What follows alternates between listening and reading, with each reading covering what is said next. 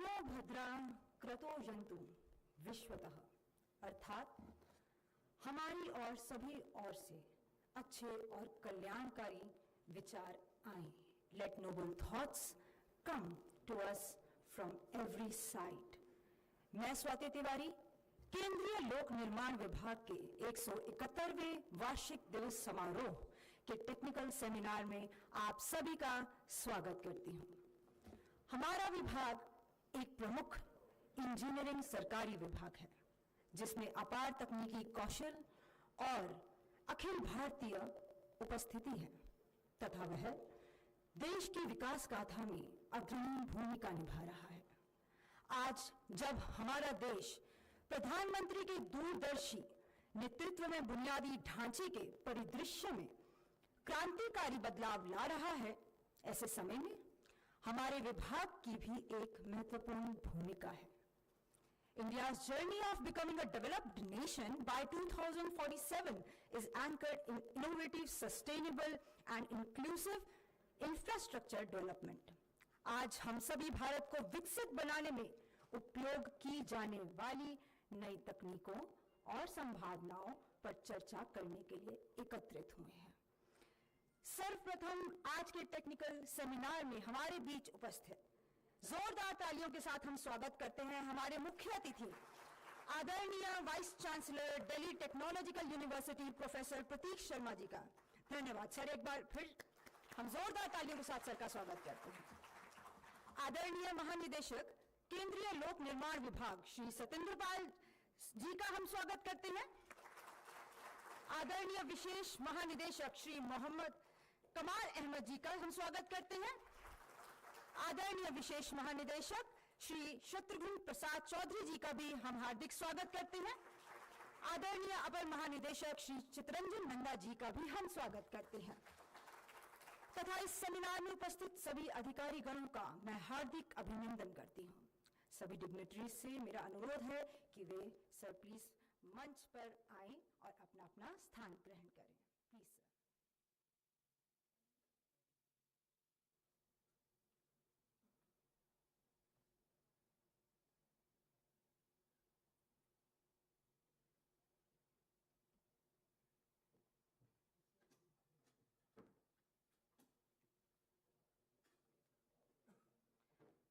सर्वप्रथम अब हम मंच पर उपस्थित अति विशेष अतिथियों का स्वागत करेंगे। इसके लिए मैं माननीय अपर महानिदेशक श्री चितरंजन नंदा जी से अनुरोध करूंगी कि वे मुख्य अतिथि प्रोफेसर प्रतीक शर्मा जी को पौधा भेंट कर सर का स्वागत करें। श्री चितरंजन नंदा जी से मेरा अनुरोध है कि हमारे आज के मुख्य अतिथि प्रोफेसर प्रतीक शर्मा जी को हम पौधा भेंट कर उनका स्वागत करें। जोरदार तालियों के साथ हम सर का स्वागत करते हैं।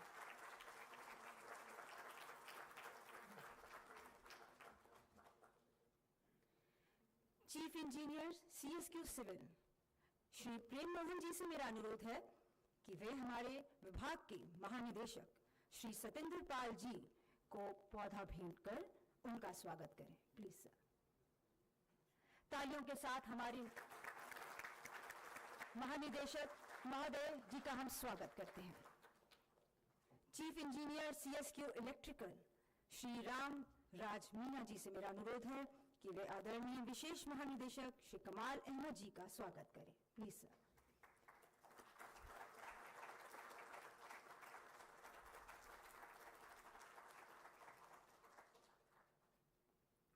अब मैं अधीक्षण अभियंता महोदय श्री मुकेश सक्सेना जी से अनुरोध करूंगी कि वे आदरणीय विशेष महानिदेशक श्री एसपी चौधरी जी को पौधा भेंट कर उनका स्वागत करें। Please sir. एसपी चौधरी जी, जोरदार तालियों के साथ हम सर का स्वागत करते हैं।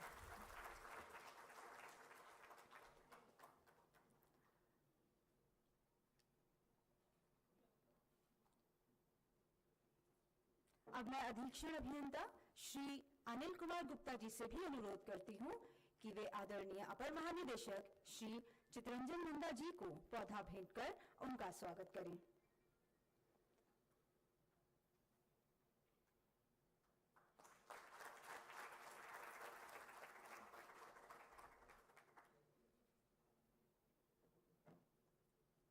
धन्यवाद सर। तमसो माँ ज्योतिर्गमय। तो चलिए माँ सरस्वती से आह्वान करते हैं कि आप अंधकार से प्रकाश की ओर ले चलें। दीपक प्रकाश का प्रतीक है, तो चलिए हम दीप प्रज्वलन करते हैं और यह भी प्रार्थना करते हैं कि अज्ञान के अंधकार को हटाकर हमें ज्ञान का प्रकाश मिले। तो चलिए इस पावन अवसर पर जब केंद्रीय लोक निर्माण विभाग 170 वर्ष पूरे कर रहा है, आइए हम सभी अपनी भारतीय संस्कृति का अनुसरण करते हैं और टेक्निकल सेमिनार का शुभारंभ दीप प्रज्वलन करके करते हैं। या देवी सर्वभूतेषु विद्यारूपेण संस्थिता नमस्तस्यै नमस्तस्यै नमस्तस्यै नमो नमः। मैं मंच पर उपस्थित सभी अतिथिगणों से अनुरोध करती हूँ कि वे दीप प्रज्वलन कर इस कार्यक्रम का शुभारंभ करें।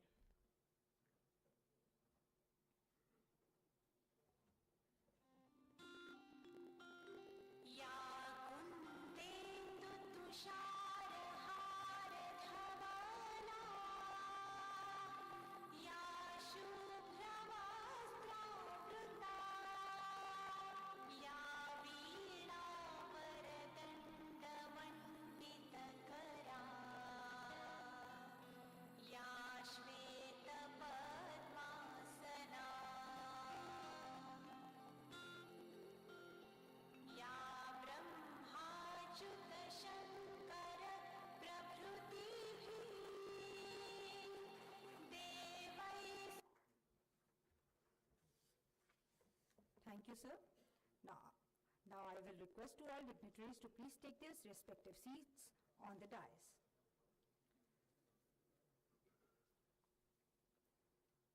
तो चलिए आगे बढ़ते हैं, परंतु आगे बढ़ने से पहले सर्वप्रथम मैं आदरणीय विशेष महानिदेशक महोदय श्री कमाल अहमद जी से अनुरोध करूंगी कि वे यहाँ आएं और समारोह को संबोधित करें। प्लीज।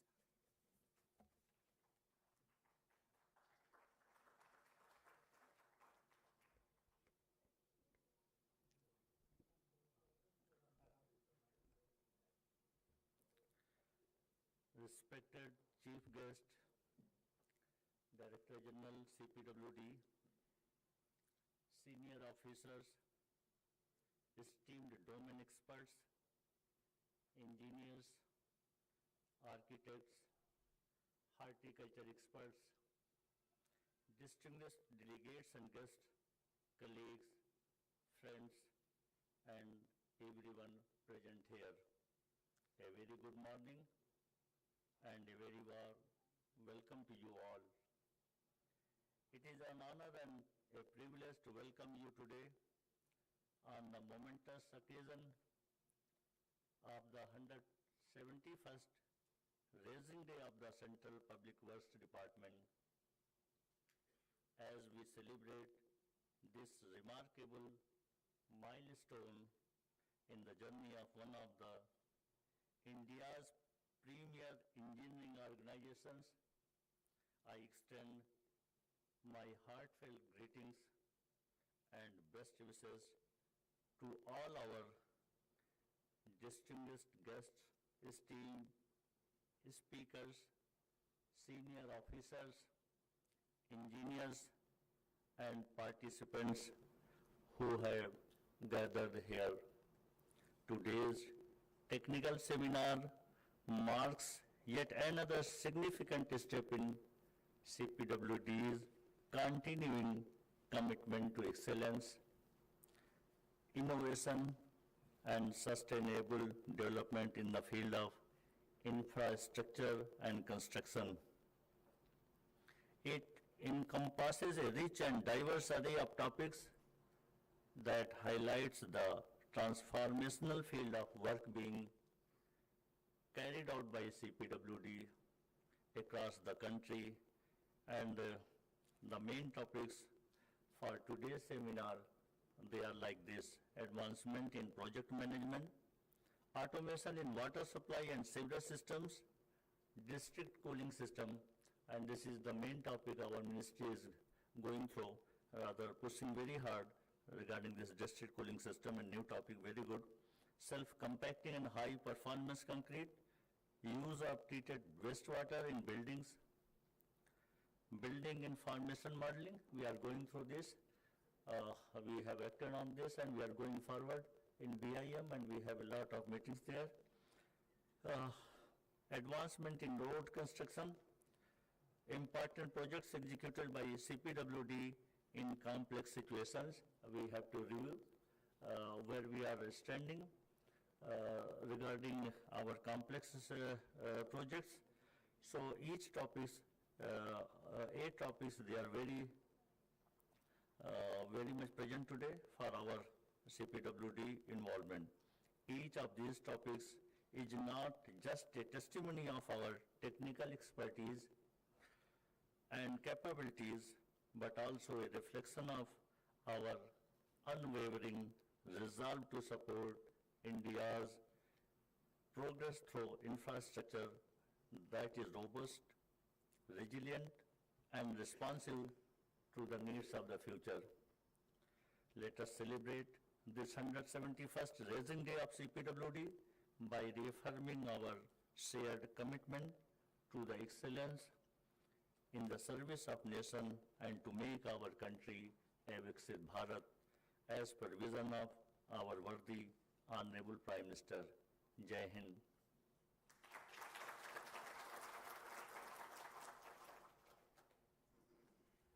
धन्यवाद सर। अब मैं आदरणीय महानिदेशक महोदय श्री सतेंद्र पाल सिंह जी से अनुरोध करूंगी कि वे यहाँ आएं और समारोह को संबोधित करें।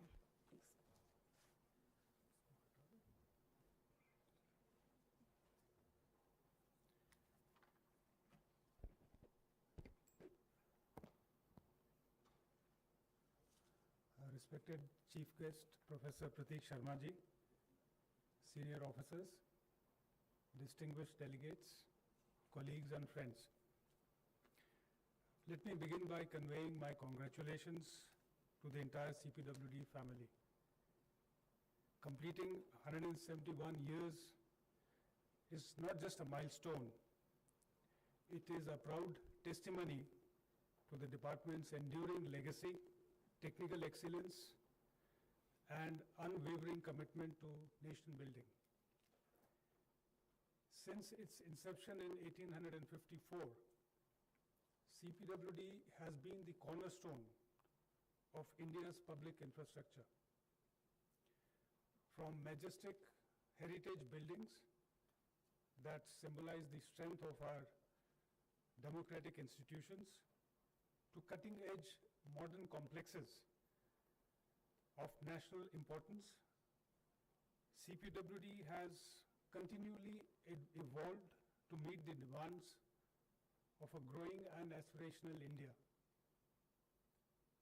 And as the country strides towards becoming a $5 trillion economy, the role of sustainable, resilient, and future-ready infrastructure becomes even more critical.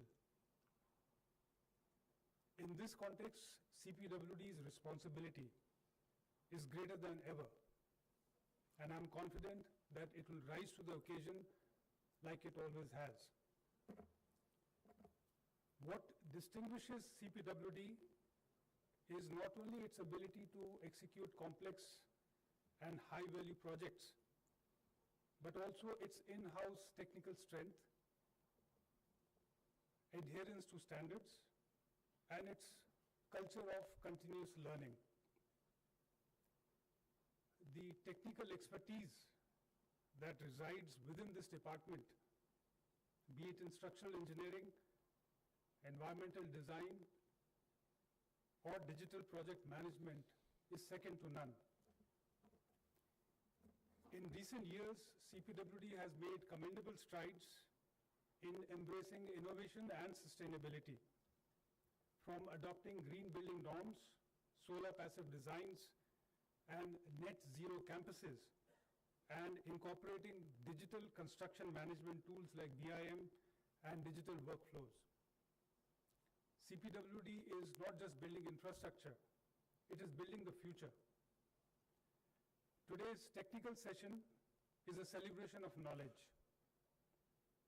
It will serve as an excellent platform to share knowledge, explore innovations, and reflect on best practices. I urge all the participants to actively engage in these sessions and bring forth new ideas and also challenge conventional thinking. The discussions that take place here help to shape the next chapter of CPWD's journey, more inclusive, more sustainable, and more technologically advanced. We must also focus on integration of artificial intelligence in construction monitoring, Internet of Things for facility management, climate responsive architecture, and materials innovation. Sessions like these should not only discuss current trends, but also should help to shape policy and standards across government departments. As we look ahead, let us not forget that infrastructure is more than concrete and steel. It is the backbone of opportunity, connectivity, and national progress. CPWD's work touches lives of millions, whether it is a school in a remote village, a hospital in a growing city, border infrastructure, or national memorials. It defines the physical and symbolic landscape in India. In regions affected by natural calamities or in projects requiring immediate interventions, CPWD has always stood out as a reliable first responder. This sense of duty, discipline, and service to the nation is what makes CPWD truly unique. So on this proud occasion, I extend my best wishes to all the CPWD personnel, past and present. May you continue to build with integrity, innovate with courage, and serve with pride. With these words, I'm happy to inaugurate the technical session of CPWD's 171st Raising Day celebrations. Thank you and Jai Hind.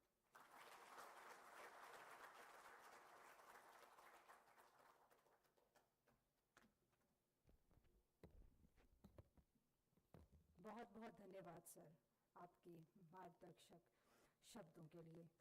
अब हम आगे बढ़ते हैं। मैं आप सभी को बताना चाहूँगी कि आज जो हमारे बीच मुख्य अतिथि के रूप में उपस्थित हुए हैं प्रोफेसर प्रतीक शर्मा जी, इनका अनुभव बहुत ही विशाल है। Professor Prateek Sharma pursued his PhD degree in environmental engineering from Department of Civil Engineering, Indian Institute of Technology, New Delhi.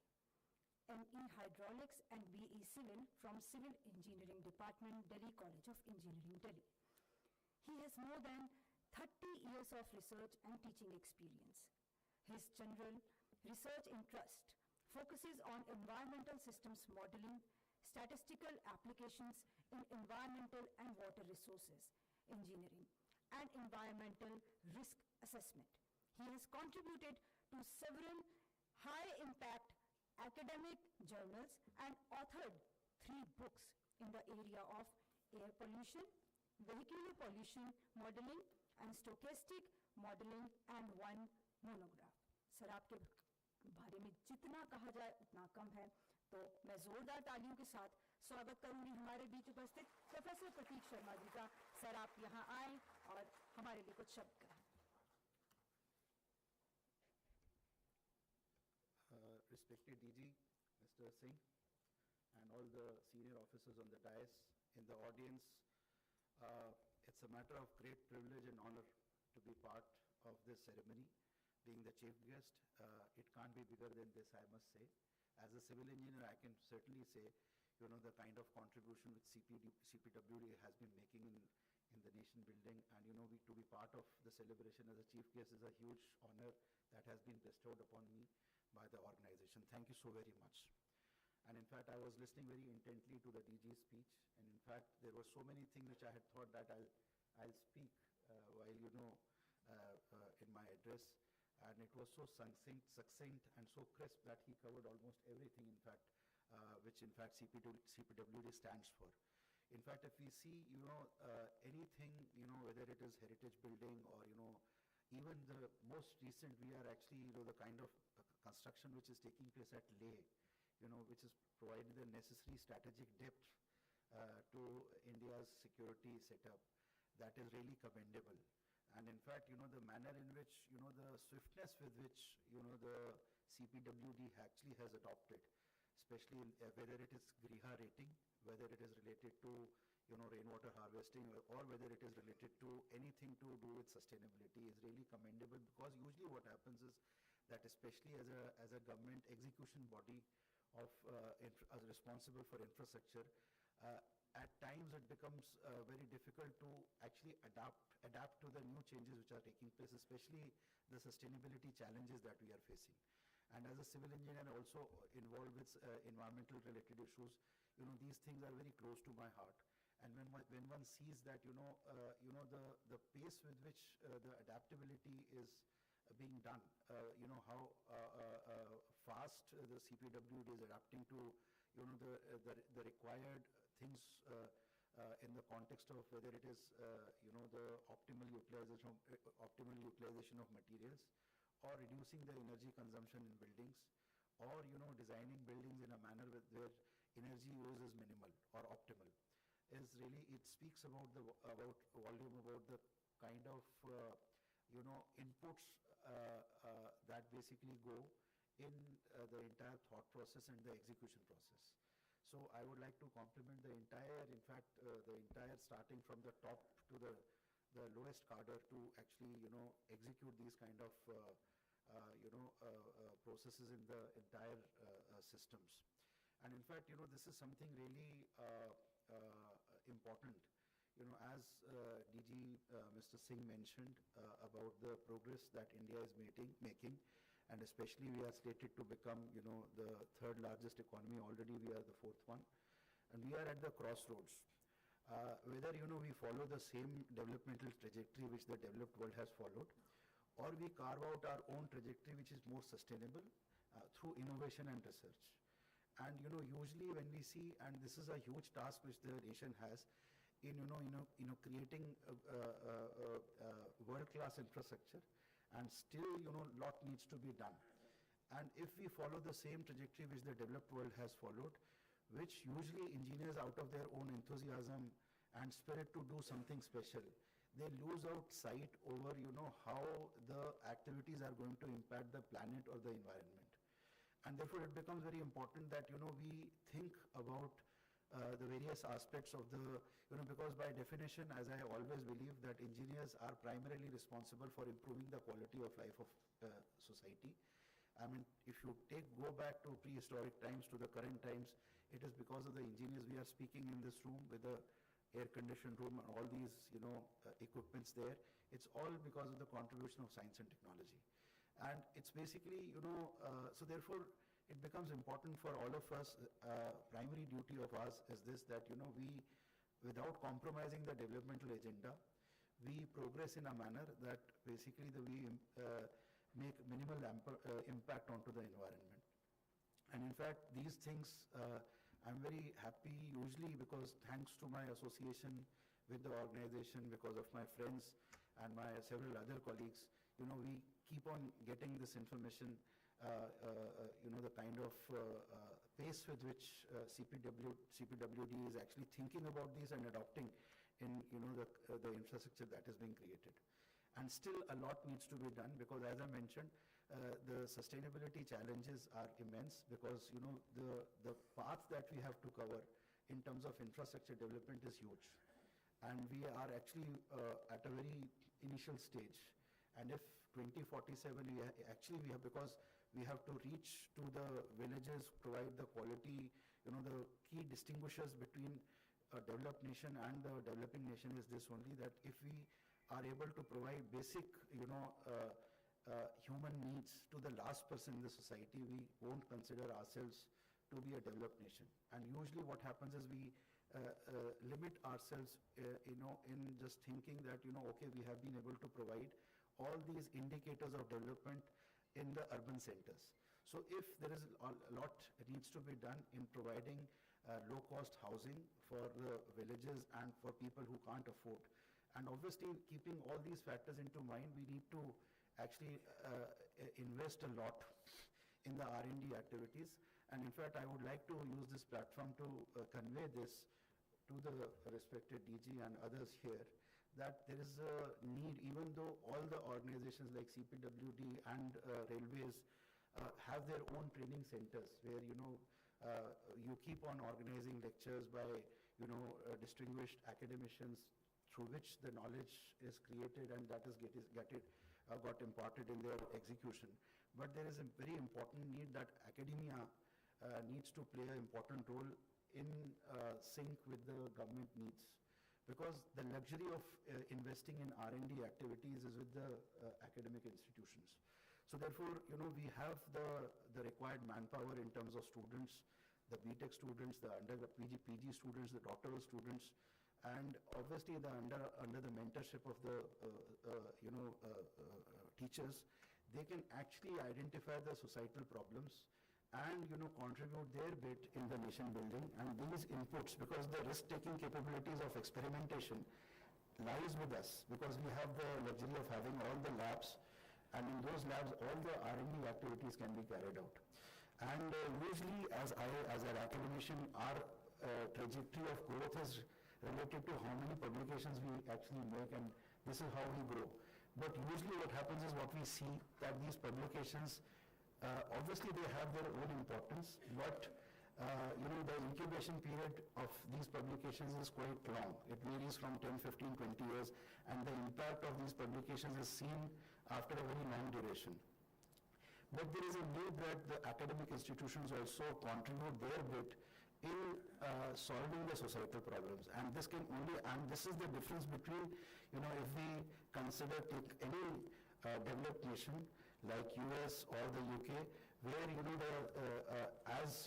were growing up as undergraduate engineers, we used to learn a lot about the US Corps of Engineers, how much they have contributed in the development of the country.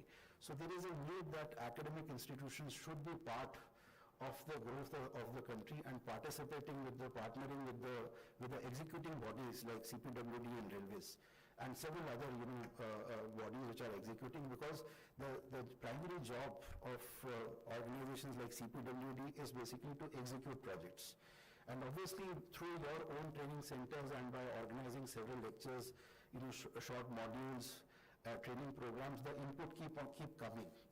But if we have to do in a more, I would say, in a systematic manner or as a process, then there is a need that academia and the government should partner, and the R&D input is basically provided by the academicians, so that the related, because at the cost of repetition, I would say there is a huge ground to be covered in our development path. Whatever we are seeing, it's basically in terms of whether it is reaching to the, as I started my address, providing the strategic depth in constructing the roads or the tunnels that we have constructed, or the big infrastructure, the academic institutions in which CPWD is involved. You name it, and you will find CPWD's presence. And obviously, good thing is this, that they are not basically restricting themselves to the old conventional way of construction. Every new project, there is some value add-on, which is related, some dimension of sustainability is always added, which is a good news. And in fact, but the incremental inputs that are coming gradually and being inbuilt in the systems need to be added in a much bigger way, because a lot of ground needs to be covered. And most of the construction activities, as all of you would know, are highly energy intensive, and a lot needs to be done in terms of material science research, so that the strength of the material is available, but with less energy resources being utilized, so that the strength is not compromised, but the energy is basically reduced, and the carbon credit of any construction activity that takes place is reduced to the maximum. So these are the things that, in fact, I wanted to share, and in fact, several of these things very crisply the DG had already covered in his address, but I wanted to lay emphasis on certain, the road that is ahead, and I would like to really take this opportunity to compliment the entire CPWD organization. It has a very proud legacy of more than, now it's a 171st year. Initially, obviously, as we know, that it was primarily, the idea was to connect, it was to serve the colonial interests. But gradually, when we became independent, obviously, the social welfare aspect, which was to connect to, to villages and to create, the institutions, CPWD has played an important role and continued the legacy with which it started. And again, it's a matter of great pride and privilege for me to be part of this celebration. And I thank all of you for the achievements and the legacy with which you are associated with. And in the end, I would like to thank the DG, Mr. Singh, and all the colleagues for giving me this opportunity to share my thoughts. Thank you so very much. Jai Hind.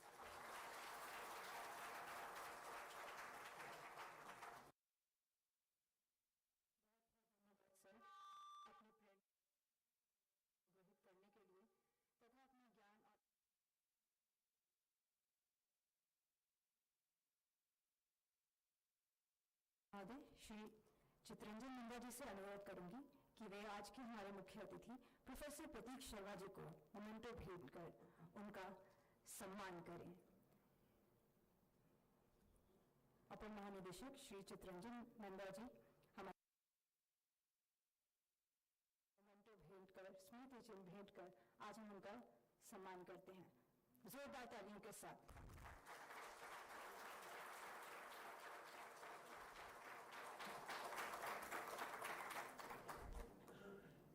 धन्यवाद sir.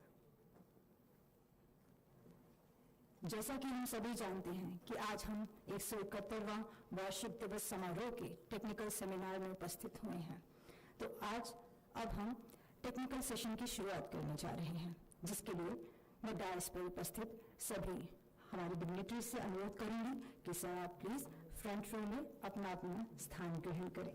विनम्र निवेदन है कि हम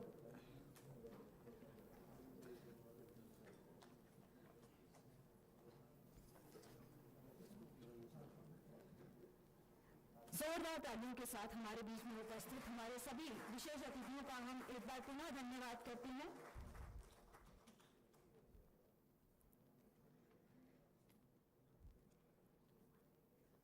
तो चलिए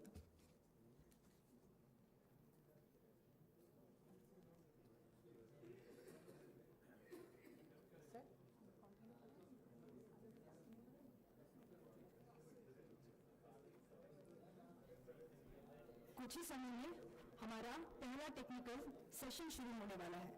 कृपया सभी शांति बनाए रखें और अपने अपने स्थान पर ही रहें।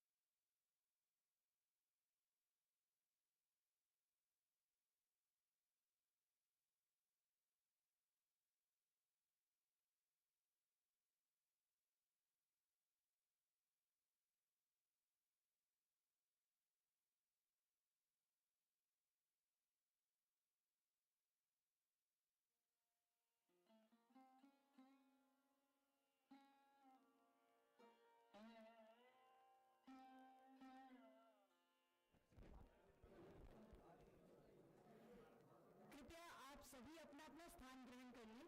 हम शीघ्र ही हमारा प्रथम टेक्निकल सत्र शुरू करने वाले हैं।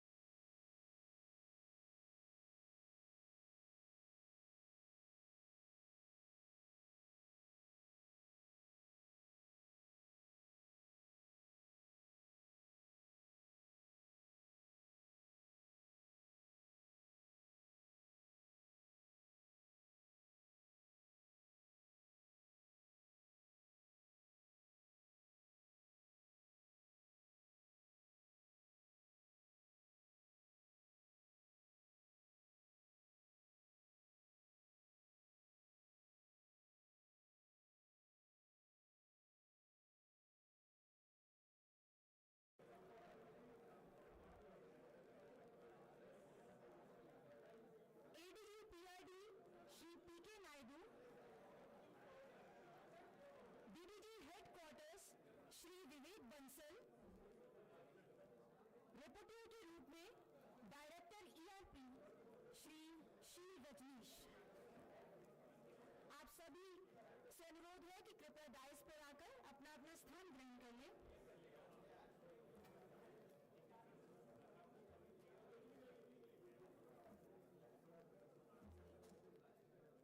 सभी से अनुरोध है कि कृपया शांति बनाए रखें, जिससे कि हम सुचारू रूप से अपना पहला टेक्निकल सेशन शुरू कर सकें।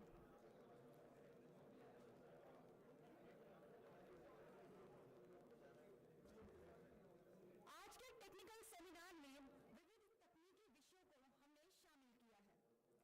इस क्रम में इस वर्ष हमने विभिन्न तकनीकी विषयों पर अपने ज्ञान और अनुभव को साझा करने के लिए कई शिक्षाविद और विशेषज्ञों को भी आमंत्रित किया है।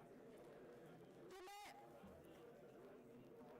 इस बीच हमारे पहले सत्र के सभी प्रेजेंटर से भी अनुरोध करती हूँ कि वे यहाँ पर मंच पर आए और अपना स्थान ग्रहण करें। सबसे पहले प्रोफेसर मेघा शर्मा, IIM कलकत्ता, जोरदार तालियों के साथ हम मैम का स्वागत करते हैं।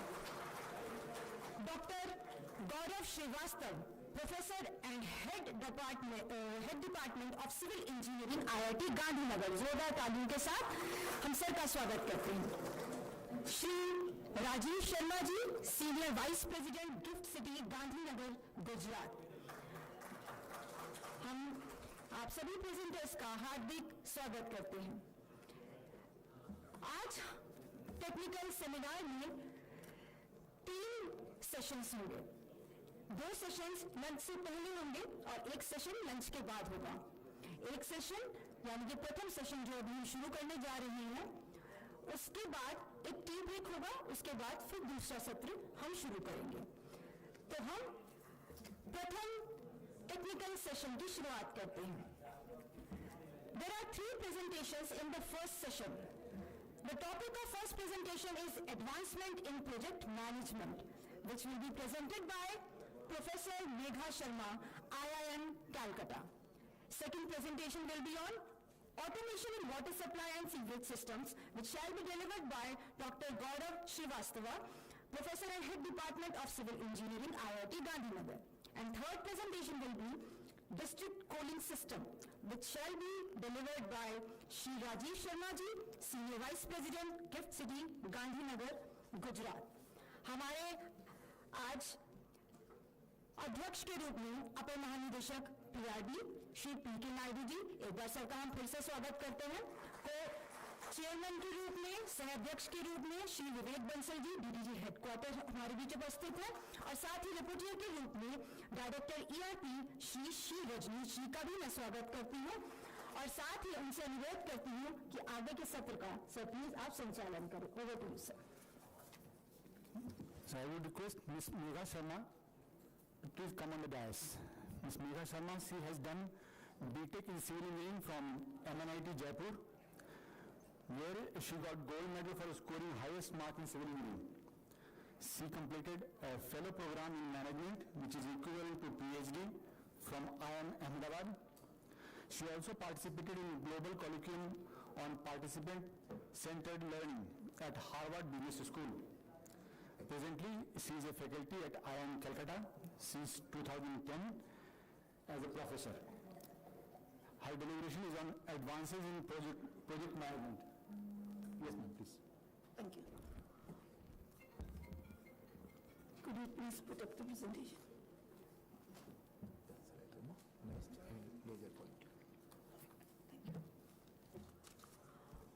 Good morning, everyone. First of all, I would like to congratulate everybody from CPWD on this major milestone as we celebrate 171st Foundation Day of CPWD. I think such a big journey, it's a right moment to take a pause and applaud yourself. In a country which got independence in 1947, till now what we have achieved is nothing short of a miracle. But it's also an opportunity to take a pause and reflect. What have we done? Be happy and proud in that, and at the same time reflect what can be done better. What's there in the future for us so that When we celebrate the 271st Foundation Day celebration, we are even more prouder. And with that, I have my talk. It's called Advances in Project Management. Having taught for about 15-20 years, that too to executives, speeches like this, while they could be full of insights, they could also be pretty boring. My objective was to keep it insightful but not be boring, so I'll start with a tiny puzzle. And you are all the masters in this. Sorry, it's not going ahead. Oh, yeah, thank you. So, suppose we have to construct a 100+ story building. A building in the middle of a densely populated metro city. The question that I have to ask you is, how long do you think it would take? Before you start reflecting on the projects you have done, and you would think about land acquisition as a major problem. It could take decades. I'll take care of that problem. Land is readily available. If we start wondering, what about the money? How's the economy doing? Is it recession? I'll take care of that as well. Land funding is not a problem. It's private investment. I see that there are talks about IoT and other technical advances, such as 3D printing. I'll make it even easier, just so that we all have the same problem context. We're talking about traditional construction, not 3D printed. I would like each of you to take a moment and think about how long would it take you to construct such a building in the middle of a densely populated metro city. 5 years? 5 years? Okay. What if I tell you there was a building which was given some time, some budget, it came out ahead of time within budget. Do we do that? Does that happen to all our projects? Maybe not all, but some do. So what's a big deal about it? The answer is in this one. This building was given only 1.5 years. It came out in only 13.5 months. It was given a budget of about $43 million. It came out in less than $25 million. That's remarkable. So the question that you have in mind is, how did that happen? And which building are we talking about? I'm sure 80% of the people present in this room have heard about this building. Maybe not in the same context. I'll show you the picture and you will know the answer. Empire State Building. Empire State Building is located in the middle of New York City in Manhattan. Manhattan is one of the most densely populated area of the United States. And this building, remember, was given only 1.5 years. It came out in 13.5 months. In which era did it come out? It was constructed during 1929-1930. 1930s are also notorious for something else that happened during that time. 1930s, something happened, affected the whole world, the Great Depression. And if you look at this building, it's an icon. It was the world's tallest building for 1930 to 1970s. It was the largest skyscraper which had more than 100 stories. And the question that I ask once again is, how could they do it so fast? And they could achieve it in less than budget. Okay? Now I'll tell you some more things about it. It used about 60,000 tons of steel. About 3,000 to 3,500 on that site. Was OSHA present at that time? Occupational Safety and Health Administration? 1930s didn't have that. And the number of casualties on such a tall building without OSHA was only 5. How did we do all of that?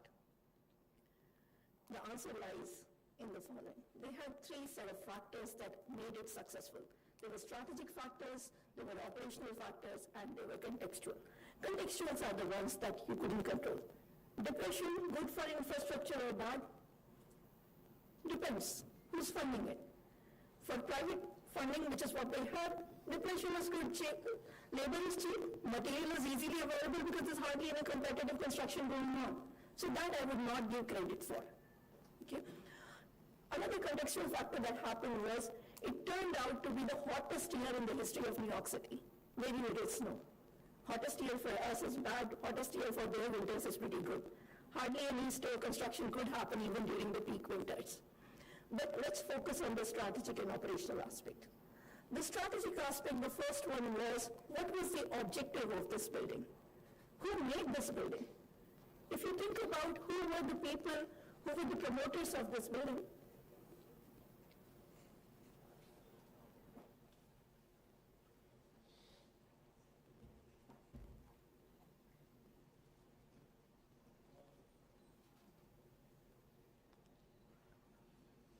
just to provide a context to the people who just walked in, we're talking about a building which was 100 and plus story, which was given a time of 1.5 years to construct, and it got over in 13.5 months. It was given a budget of about $43 million US. It was completed in less than $25 million US. And the question we are asking is, how could they do it so fast, so much ahead of time? How could they do it within budget? We are talking about the Empire State Building in New York City, and we are trying to analyze what were the factors and can we replicate some of them. So the factors I was talking about could be categorized as strategic, contextual, and operational. Among the strategic factor was the first one, the leadership. Who were these people who decided to build Empire State Building? The idea came to a person's mind, and the person was called John Raskob. John Raskob was the treasurer of DuPont. DuPont is the chemical company, still a very big conglomerate. He tied up with other similar-minded people, DuPont brothers, who were the owner of DuPont, General Motors treasurer, and many such people. The idea they all had was, we have made enough money. Now we want to leave a legacy that people would remember us by for ages, which is what we're talking about today. When they did this, they realized they have a lot of money, a lot of technical expertise. Many of them were engineers, financiers from MIT and other such schools. They realized they didn't have time to run this project day in, day out. So who did they hire?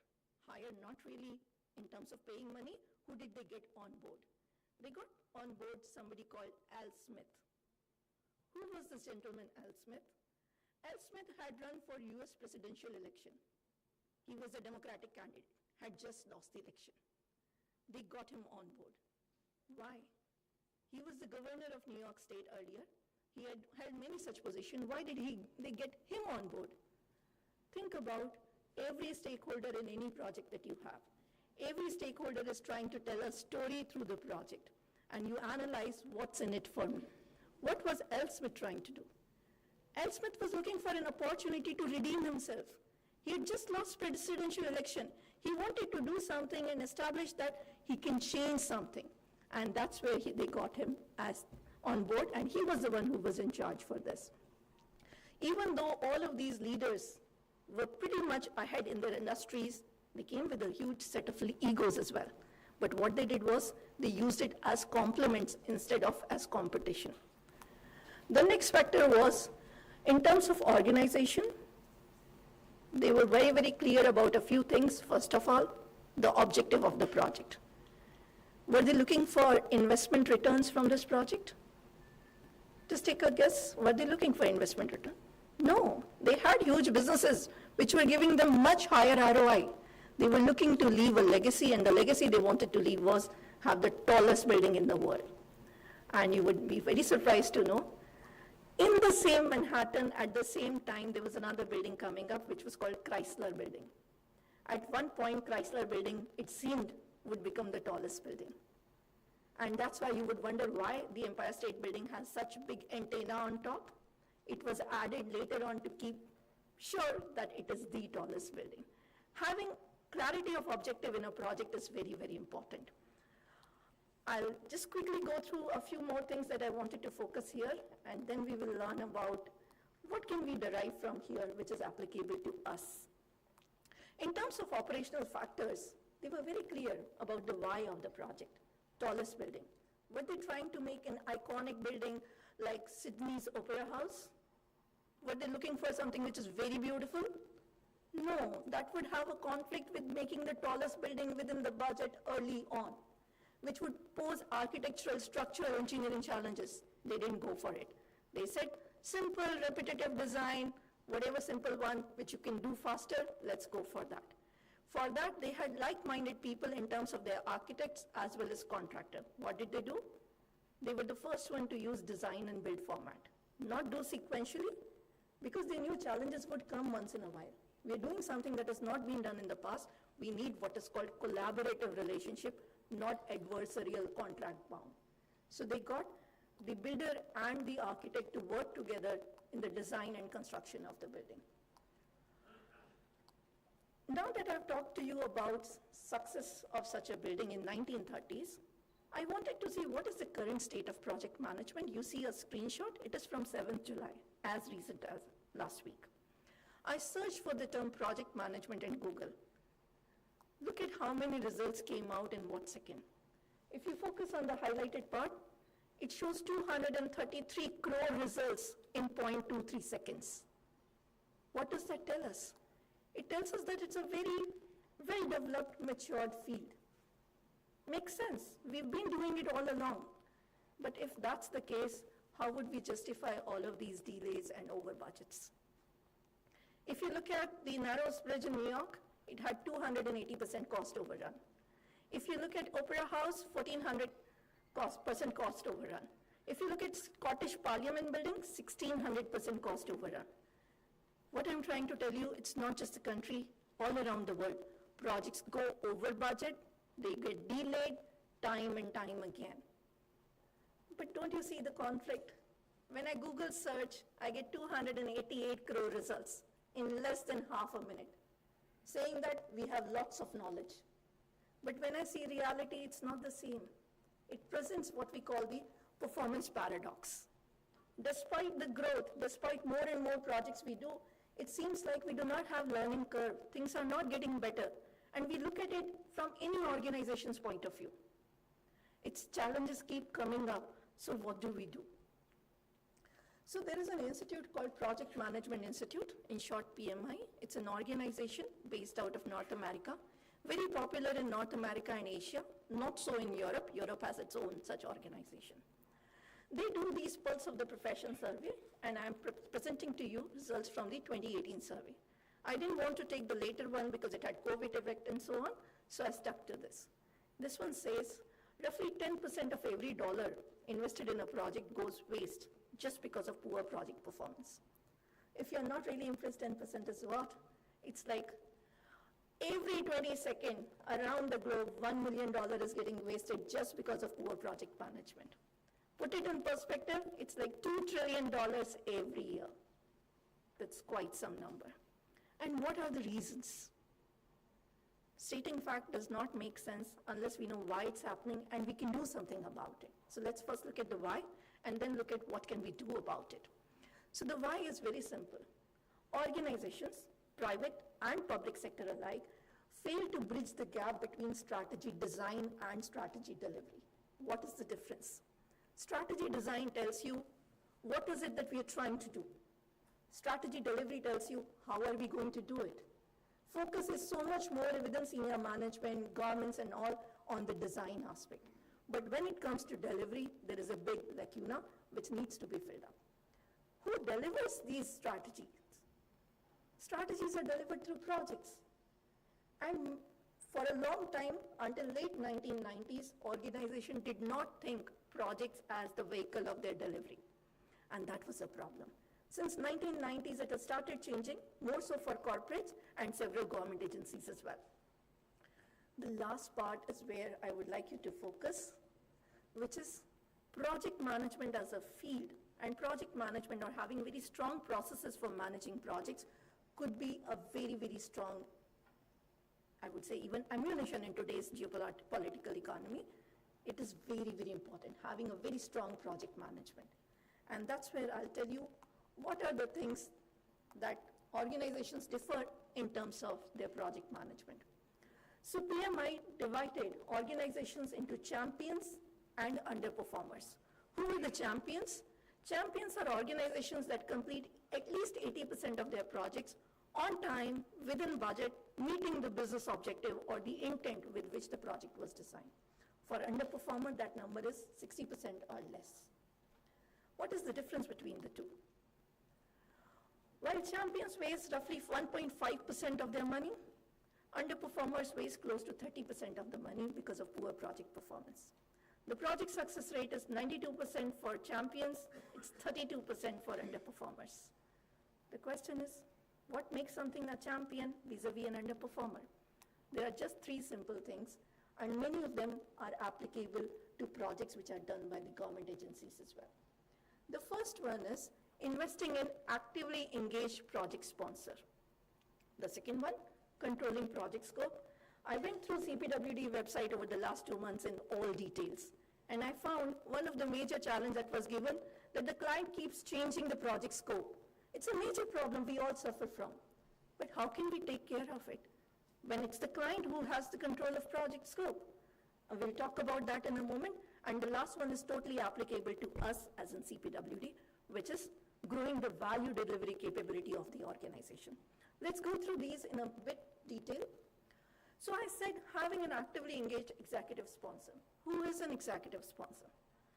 A common misunderstanding is executive sponsor is the person who's funding the money. No.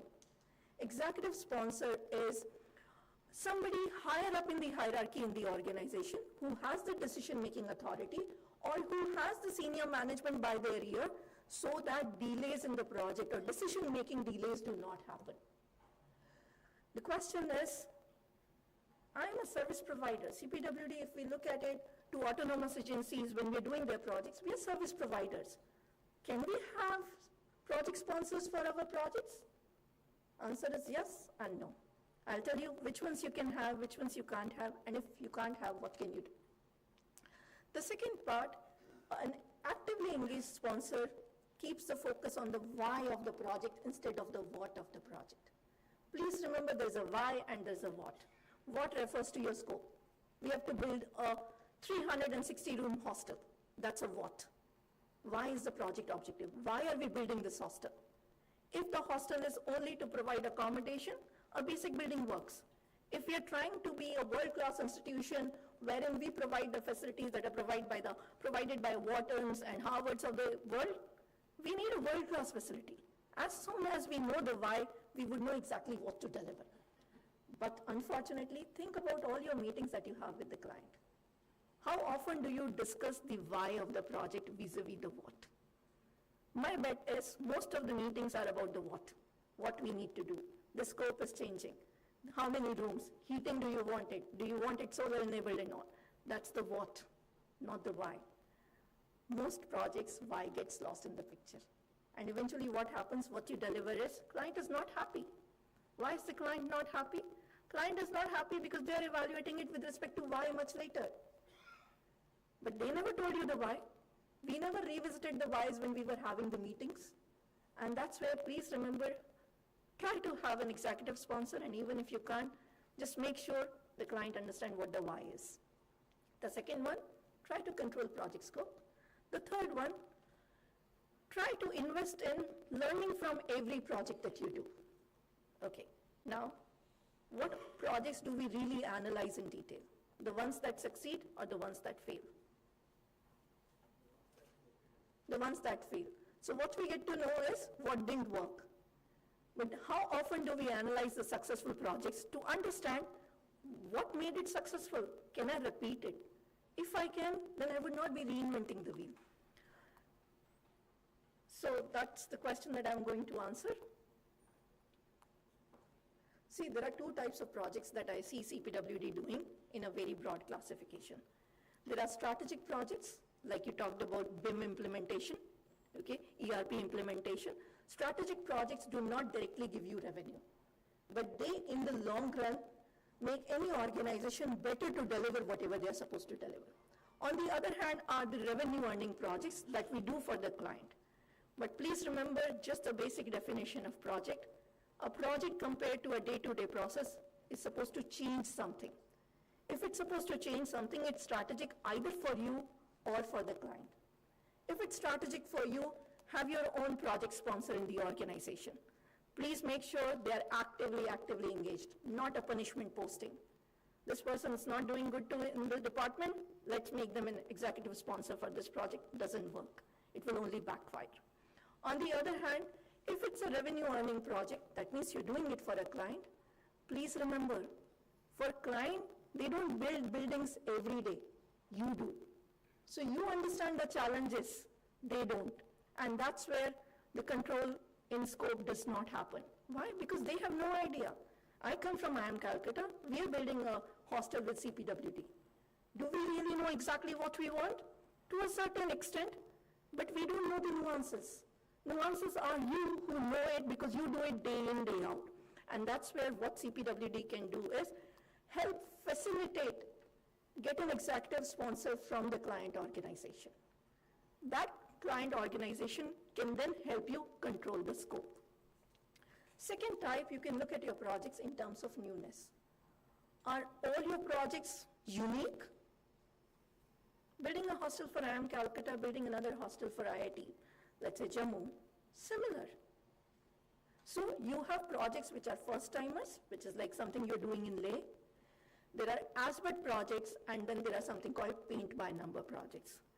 We don't have to reinvent the wheel for the later two classes. Reinvention must happen only for the first one, should get documented, and use AI, use Gen AI, so that it's available to everybody on ease. Not when somebody asks, I'm starting a new project, we have done this in the past. Don't pass on the big file. Nobody has the time. What you do is use Gen AI to get the crux, and if they want more details, they can actually look through it. How can you look at the best practices and pitfall? And I'm just summarizing. I know my time is over, so I'll just quickly summarize. For your strategic projects, find a sponsor within CPW. Try to make it a best practice. It really, really helps. I'll give you some examples from India. You would see those projects were very, very successful. Delhi Metro Phase 1 and 2. When you think of Delhi Metro, who comes to your mind for project success? Mr. Sridhar, project sponsor. NPCIL, Nuclear Power Corporation of India Limited, some of their Tarapur units came within time, within budget. Who comes to your mind? Mr. V.K. Chaturvedi, the MD at that time. Okay. Think about many such projects. As soon as you have a project sponsor who's actively engaged, what happens? There is somebody who knows exactly what we are looking for and cuts down the decision-making delays. For projects where your clients are starting the work, try to facilitate having a project sponsor, help them. You will have to handhold them for some time. How do you help them? The answer lies in the last 4 bullet points. The first one is, try to bring them back always on the why. Try to start your meetings with the project objective. Have the project objective visible in the project office so that everybody knows why we are doing this. What if the organizations themselves don't know why they're doing it? They're just doing it. There is a very standard tool used in management which is called the 5 whys. Any statement you keep on asking. So for example, if I am Calcutta and I ask you to build a hostel for 900 students, you ask me, why do you want to build it? I say, I want to expand. Why do you want to expand? Because I want to compete with the best institution in the world. Now that gives you an answer. If you're trying to compete with the best institutions in the world, your facilities have to be comparable.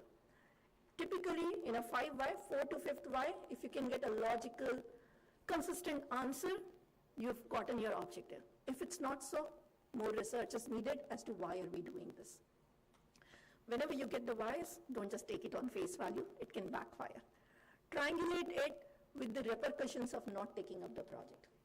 Suppose I ask any of you, what if we just terminate your project prematurely? How happy would you be?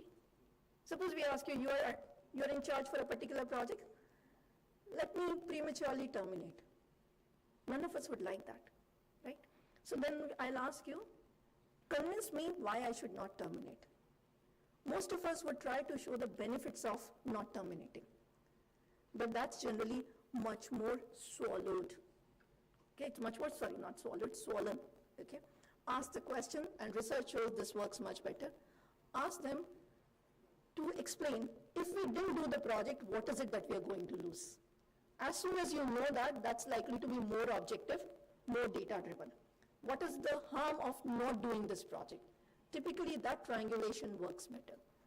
Second part I would like to say is, anytime you have to make any scope changes, any trade-off in project's decision-making, always revisit it with respect to the project objective. Does it really help the project objective? And there you may find this part very, very useful. Just one sec. There is something called a project priority matrix. Do we create a project priority matrix? For all your projects, do you create a project priority matrix? If not, think about it this way. I ask you, don't look at the slide, just answer the question. What is more important for a project? Time, cost, or scope? Some would say time, some would say cost, some would say scope, some would even say all three. All three, right? As soon as you say all three, it's a recipe for disaster. In no project, all three can be equally important. If all of three were equally important, we would have delivered projects all the time, on time, within budget, meeting all these scope requirements. We don't. Eventually we get late, we go over budget, we also have to cut down on scope. So please, let's be realistic about it. Not all three can be important. If your client says so, please ask them that's not possible. If we had to make a trade-off, which one would you like us to go in favor of? And that's what we do in the project priority matrix. It happens during the project definition phase, even before you start planning. You set up the project objective, you do the project priority matrix. What is a project priority matrix? We have the iron triangle here, time, cost, and scope. And on the column, you see there are three phrases: enhance, constrain, accept. What does it mean to enhance any of these parameters? Enhance means doing it as best as possible. In terms of time, enhance means doing the project as early as possible. In terms of cost, it's doing it as cheaply as possible. In terms of scope, it's doing it as elaborately as possible. Okay? Now think of a single project, I'll give you which all of us can relate to, COVID vaccine development project. What did we want to enhance? Time. We wanted it as early as possible. Constraint means whatever is given, that's written in stone. In case of COVID vaccine development, what did we want to do? Did we want the vaccine to also give us immunity against malaria and dengue? No. It should provide us immunity against COVID. So that was the constraint. Did anybody talk about the cost of vaccine development at that time? So cost was to accept. This is what a typical project priority matrix looks like. Imagine if it was available to every engineer which has to make any decision in terms of procurement, in terms of the methodology to use. If you had this available, wouldn't it be much easier? And that's where do one more thing, which is a best practice. Try to estimate, if time is important, try to estimate the cost of 1 day delay. If you know the cost of 1 day delay, you would know how much trade-off to make. Have you heard of any Indian project which did this? In one organization, when you joined the services, initially, you were told cost of 1 day delay of the project. It's related to Delhi. DMRC. Delhi Metro, it was told to Mr. Sridharan would have a half-an-hour meeting with the people who initially joined the services, and he would emphasize what is the cost of 1 day delay. Why? Because then you have to make a trade-off which is a few thousand rupees. You can easily justify it. So, the last one that I would like to point out is, because many of the contractors that CPWD works with, they work with them on many, many projects. And that's where it makes sense to have what is called a collaborative relationship vis-a-vis an adversarial relationship. I'll end the presentation with just two puzzles to end it on a high note.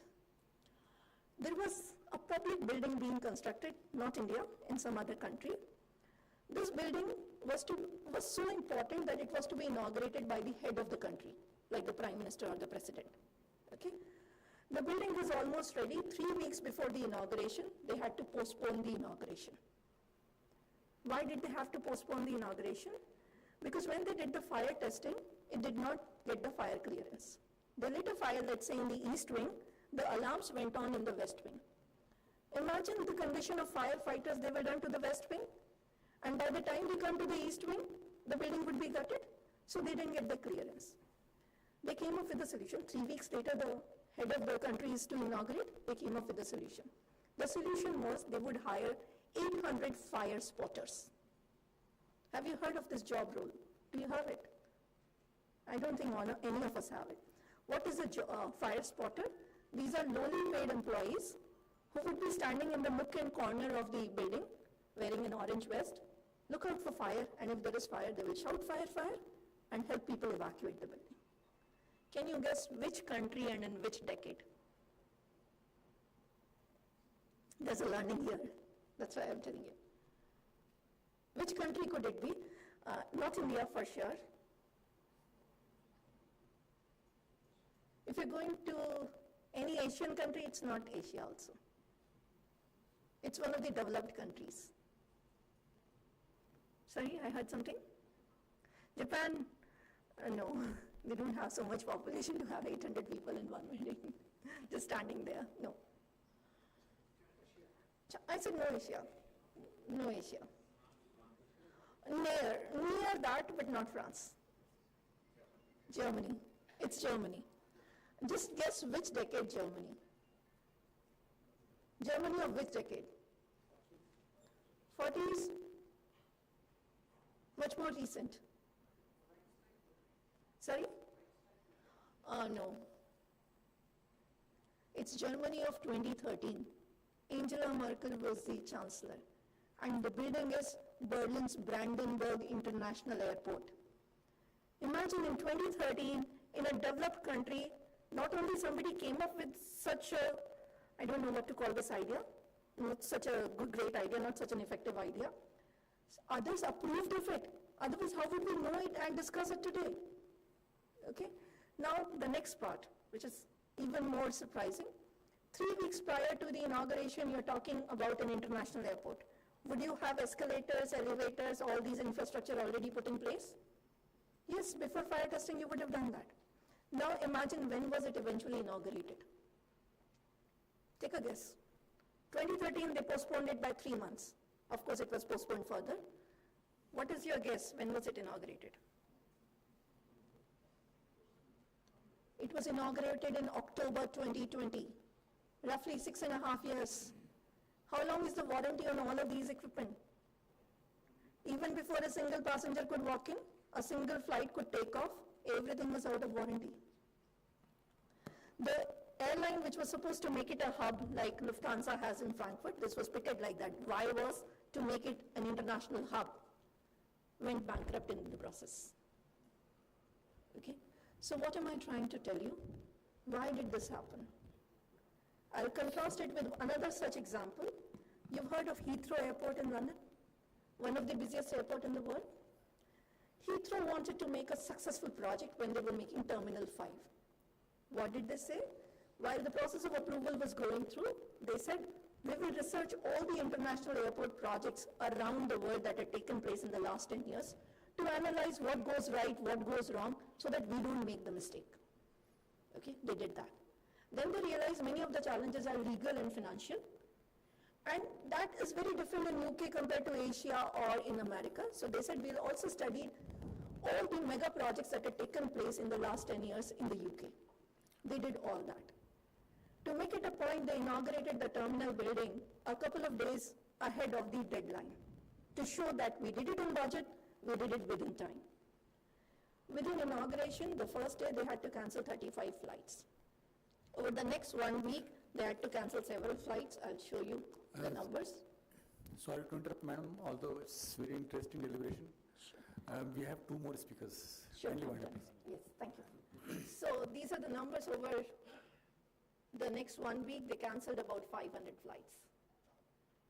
Why did they have to do it? And why am I telling you these examples? While Brandenburg, after getting postponed, took about 6.5 years, Heathrow Airport, if you look at their press briefings on YouTube, I've added the links also. If you look at their press briefing, there was no blame game. Not even once they said who was at fault. The head of BAA is British Airports Authority, which is something similar to AAI. It does not exist anymore. Their head always came on the press briefing, said, yes, there is a problem. Second set of statements were, we have identified the problem. Now we are fixing the problem. Within 12 days, everything was as smooth as it could ever be. The difference is, in Brandenburg, the relationship was more on contract-oriented, or what we call adversarial. This is your legal responsibility, you are responsible for it. In case of Heathrow, it was what is called a collaborative relationship, which is where, once they figured out a problem, it was everybody's responsibility to fix it. So what I'm trying to tell you as CPWD, particularly with the contractors that you work with very often, try to develop collaborative relationship. They give more success compared to failures. With that, thank you so very much, and I'm sorry for taking so much time.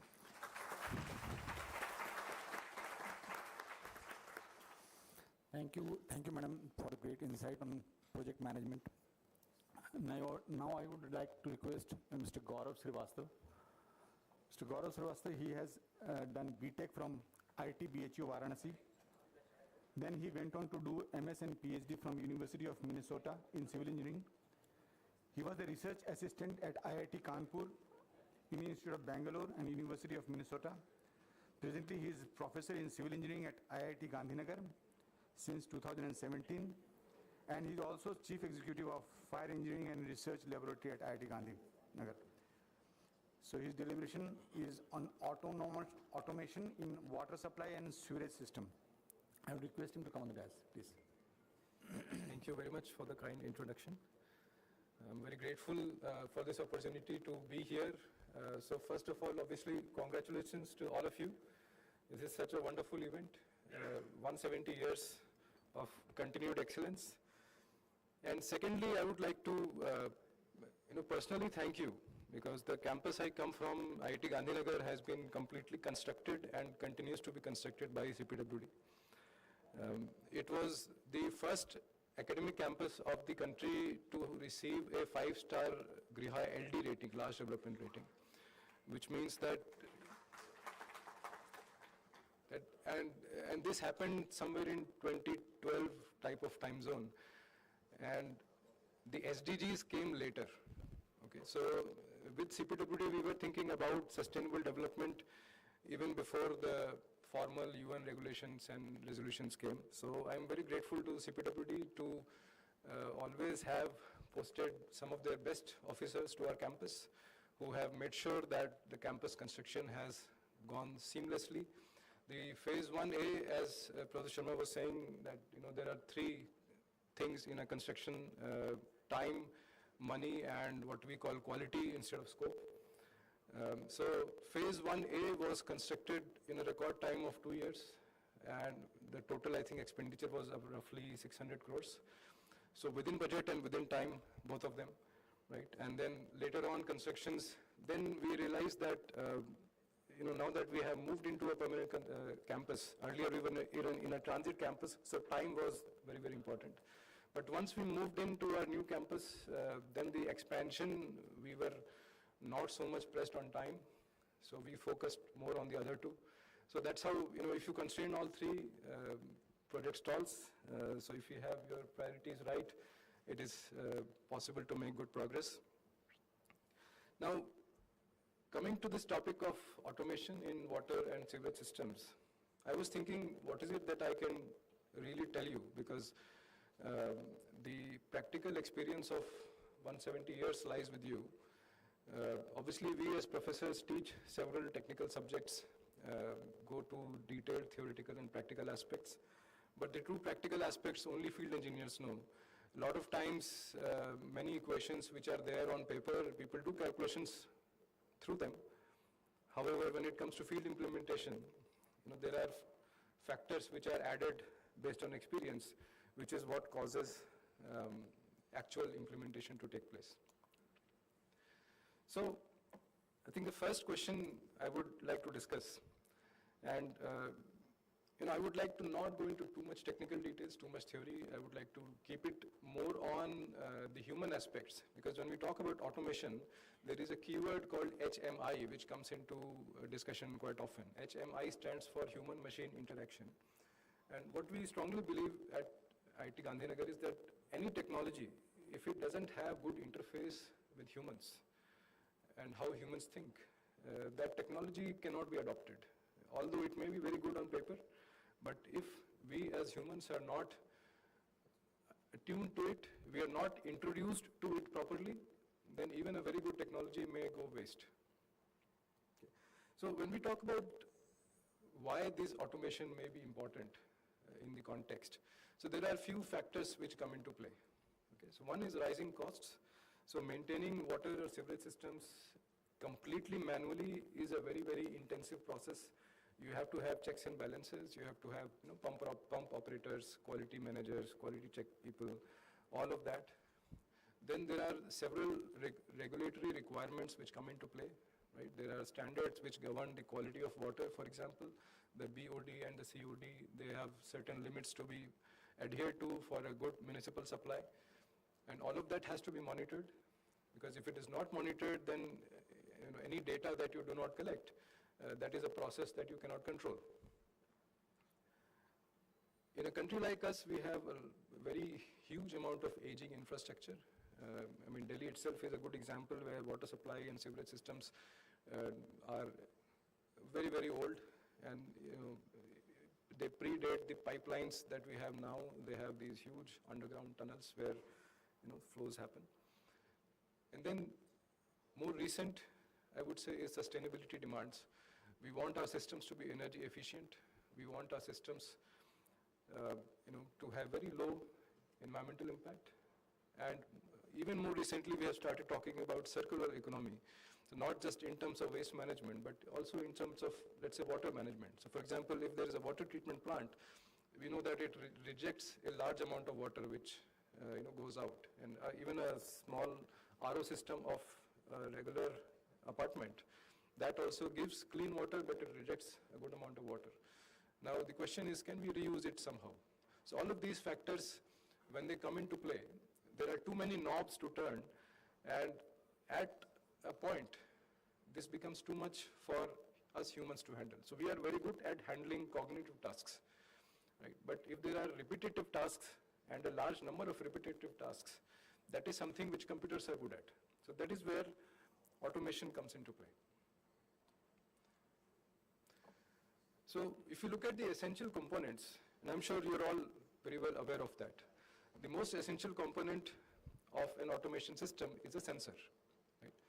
So when things were not automated, these sensors' roles are being played by humans, right? So for example, that airport example that Professor Sharma gave, fire sensors were not working, so human sensors were put, right? So similarly, here in automation, we are trying to achieve the reverse. We are trying to reduce human sensors, or a human who is going to look at the quality, pressure, flow, all of this, through automated sensors. But what these sensors will do, they will generate a lot of data.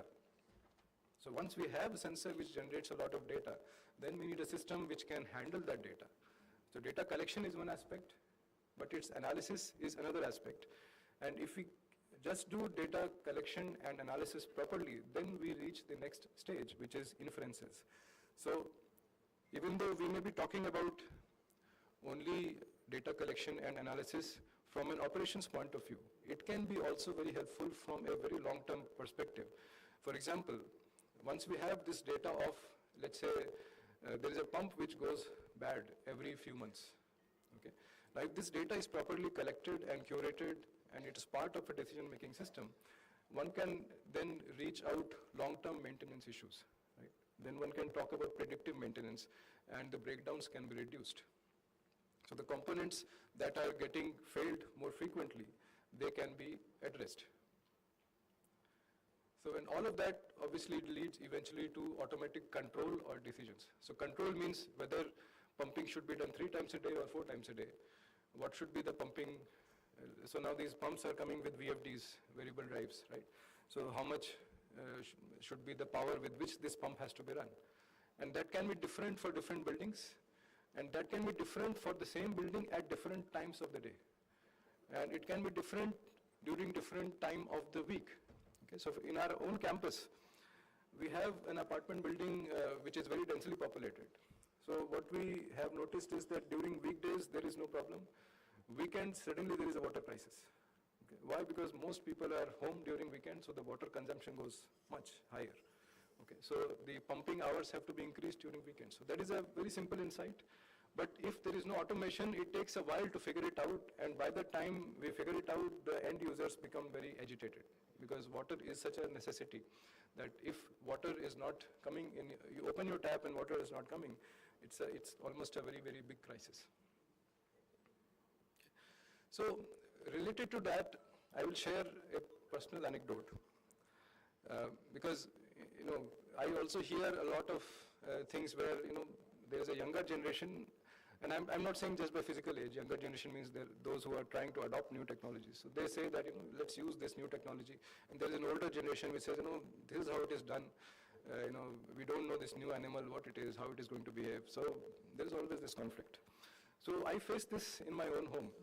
My father has an apartment in Lucknow, right? So we were facing issues that suddenly, once in a couple of months or once in a month, the water tank will be completely empty. So the water tank which is on our apartment, that is completely empty.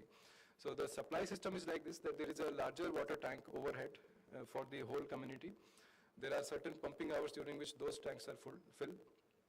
Then from those tanks, the water is supplied to individual houses, and then individual houses have their own tanks which are getting filled through that.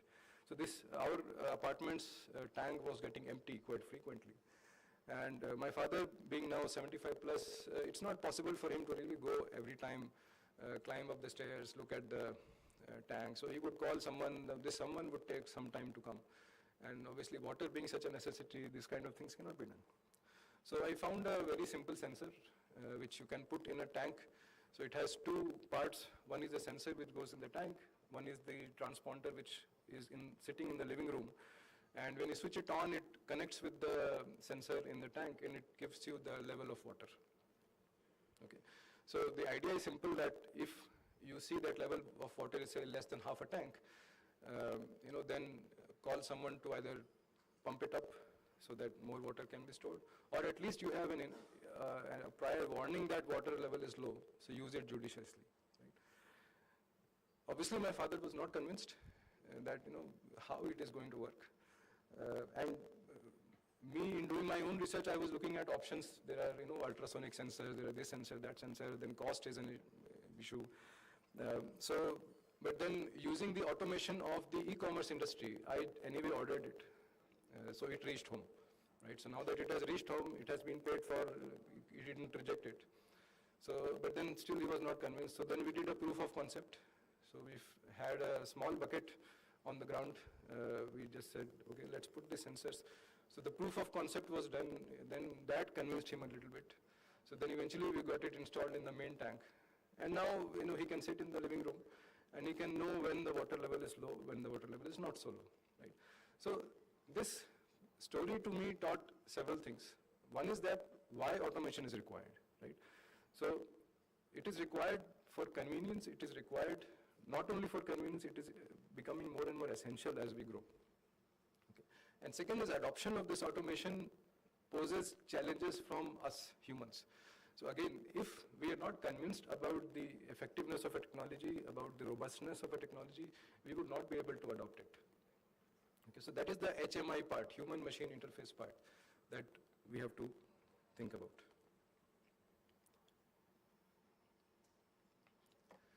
Now these components of community-level water systems, I think we are all aware of, right? So I will not go into these details, but what I will talk about a little bit is the backbone of any automation system, which is sensors. Okay? So the primary sensors which are used are listed here. So the most important being the flow sensor and the pressure transducers. They tell us how much water flow is there, whether water flow is there or not, right? And then you have level sensors. So the example I showed about my home, that is a level sensor, right? Then there are water quality online measurement systems, because we have to ensure BOD, COD, pH, all of these parameters, right? There can be other sensors also, for example, temperature sensors. So if you have a municipal supply in regions where temperatures go below zero, you may require temperature sensors to ensure that pipelines do not burst, right? So pressure sensors can be intrusive type, flow meters can be intrusive type or non-intrusive type. So one of the issues we faced with intrusive type sensors was that, these are intrusive, means they are installed inside the pipeline. So they are eventually then prone to corrosion. Okay. So after a while what happens is that, they have these gates which can come down and go up, and they are linked in a way to valves.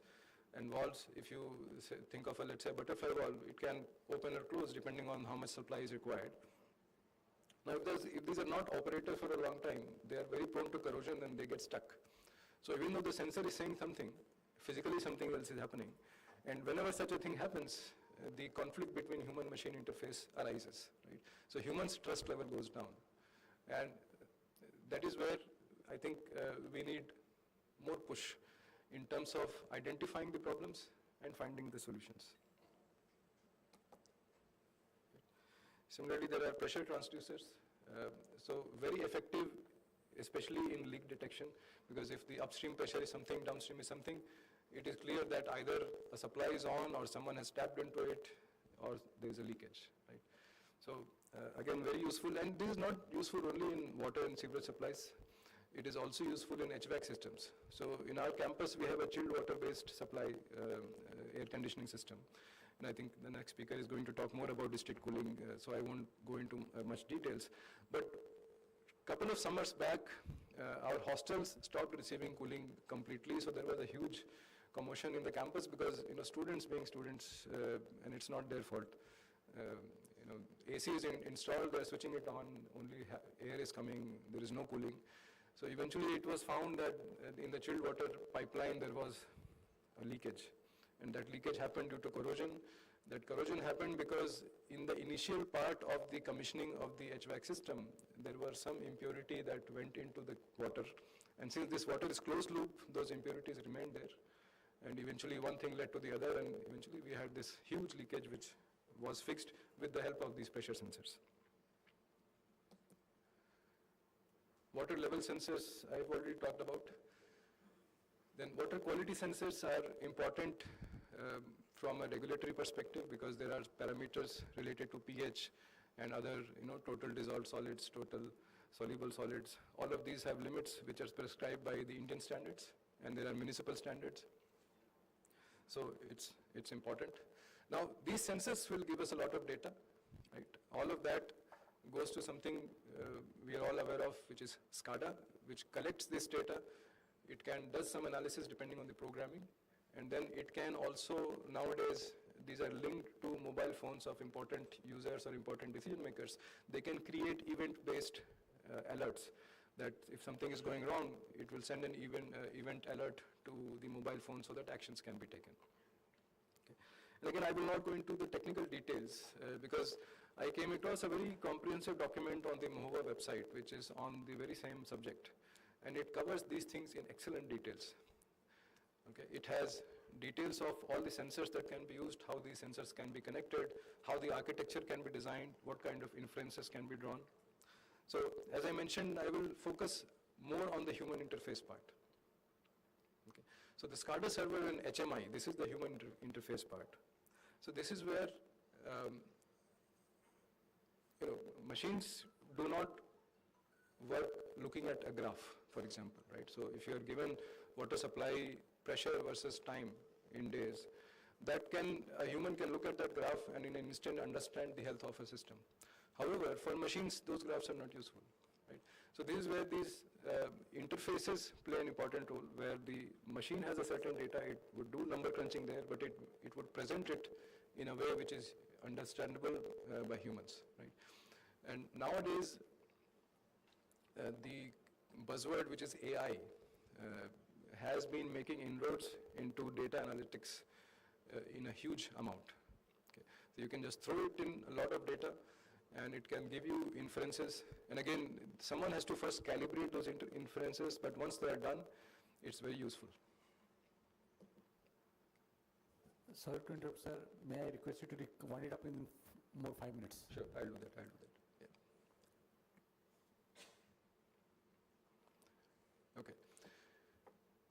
So now, since we are short on time, let's talk very focused on the confidence part. So there is an automation system, how much confidence humans have and how they can build confidence. So the last part where I've written training GIGO, this is something which I teach quite a bit when I teach programming. Okay, so GIGO is a principle just like FIFO. So FIFO stands for first in, first out. Okay, it is applicable to elevators. GIGO stands for garbage in, garbage out. And it applies to computer programs, right? So what it implies is that if you input parameters are garbage, the output, whatever computer will give, will also be garbage. and whatever inference is made out of that will have no value. Okay. So we have to make sure that the sensors are calibrated properly, their data is validated, and the whole chain works properly. Okay. And when I teach this programming, we also do experiments and we also do computer simulations. So the experiments, we use a lot of sensors to generate data. So what is generally true about such things is that whenever we do experiments or measurement through sensors, okay, everyone else believes in that data except us. Because we know that this sensor had that problem, this wire was loose, this was out of calibration. So experimental data is like that. Except the experimentalist, everyone trusts that data. It is completely reverse for the computer simulations. Okay? If I write a computer program, I obviously believe it works. But except me, no one believes. Right? So that is a problem. And this problem can only be resolved by having computer programs which are validated from time to time using real experimental data, and sensors which are calibrated from time to time using reference data. Okay. So let's say we have a pH meter. There has to be, it's regulated also that you have to have a certain frequency of say 3 months or 6 months when this has to be taken to a master for calibration where you have a pre-known solution where you put it, right? So calibration is important, which links these experimental data and computer analysis. And unless these two are talking to each other properly, confidence cannot be built. So again, as I mentioned, data analytics and predictive maintenance can be achieved if we have a good, robust, automated system. However, one threat I would add to such automated systems is cybersecurity. Because all of these sensor-based systems necessarily have to operate on a network. And whenever there is a network, there is a vulnerability. So we have to make sure that the vulnerabilities are taken care of, so that someone sitting outside the country is not controlling my pump. It comes with a lot of challenges as well as opportunities. Okay, so I think water management system in IIT Gandhinagar campus, I would not go into much details.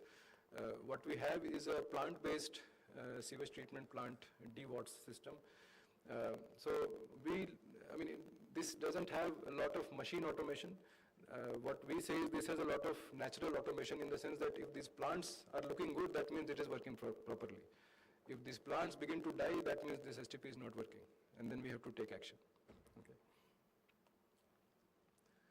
We have a rainwater harvesting system called Jal Mandaps. These are huge underground tanks where rainwater from roof is collected and eventually it is pumped back to the main supply through the water treatment plant.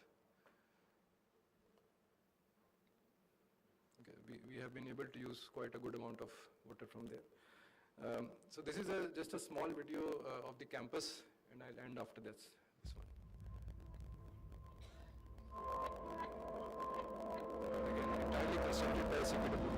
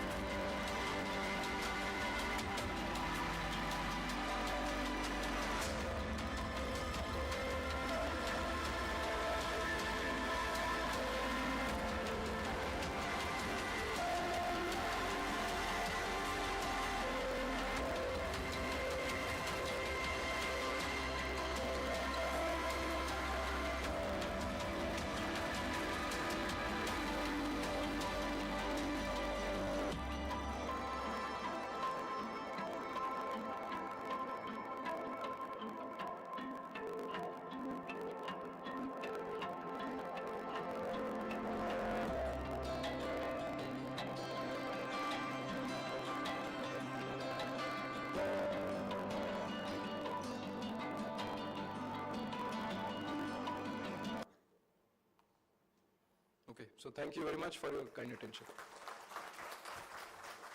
Thank you, Professor Srivastava. Your topic is very relevant to us. Now I would request Mr. Rajiv Sharma. He did BE from Jamia Millia Islamia, Delhi in mechanical engineering. Then he completed MBA from Ford School of Management, Delhi in finance and marketing. And he completed 3 TP Leaders program from IIM Ahmedabad. He worked as a specialist in energy resource management and air quality monitoring and mitigation at US Embassy in India. Presently, he is Vice President of the firm Engineering and Construction since 2017. With a long 30 years of experience in HVAC, his topic today is district cooling system at Gift City. Yes, sir, please. Good afternoon, everyone. Thank you for waiting for this long. I will introduce you to Gift City and to a very special technical aspect, one of the technical aspects. Gift City is located in Gandhinagar, Gujarat. It's a city of 886 acres, out of which we are developing 62 million square foot. And it has a couple of new technologies. One of them is district cooling. Besides district cooling, we have underground automatic waste collection system. So we don't have trucks to take the garbage through the city. All the garbage in the city goes through the underground pipelines, and there is no truck to take the garbage. It happens automatically and all the buildings are connected. And then we have an underground tunnel, roughly on an average about 7 meters by 7 meters. Large size is 9 meters by 9 meters. We will see a photograph here. And all the services go through this tunnel. So there is no digging. Any leakage, anything, the occupant or the users of the city would never know if there is anything wrong. At the same time, the service provider would know within minutes if something is wrong. And then we would start attending to the problem or a leakage, or and then we can quickly manage it, because many things are sensor driven. So even before a drop of water would practically fall on the ground for a HVAC pipe, much earlier than that, we in our SCADA room would know our leakage has started to emerge. So that's what the technology is all about. And this is, of course, the future of the new India that's going to come. And rest assured, if you want some more assurance, anybody, everybody is invited to Gift City, Gandhinagar, anytime, any day, and we love to show people. So many people around the world, not only in India, every day come to see district cooling and the city itself. So there we go. It is a project conceived by our visionary Prime Minister in 2008-2009. You will have to believe it. At that time, there was no district cooling. What to talk about it? We used to have ravines, and there is a picture here. At that time, somebody thought about it. You need to have a lot of mind power to decide that is what is to be done. I am comparatively a young Indian. Most of my time has been spent in my country, besides working abroad. I am pretty impressed by people who thought about it at that time. So today we have a district cooling in India, in our country. All the district cooling is a old technology.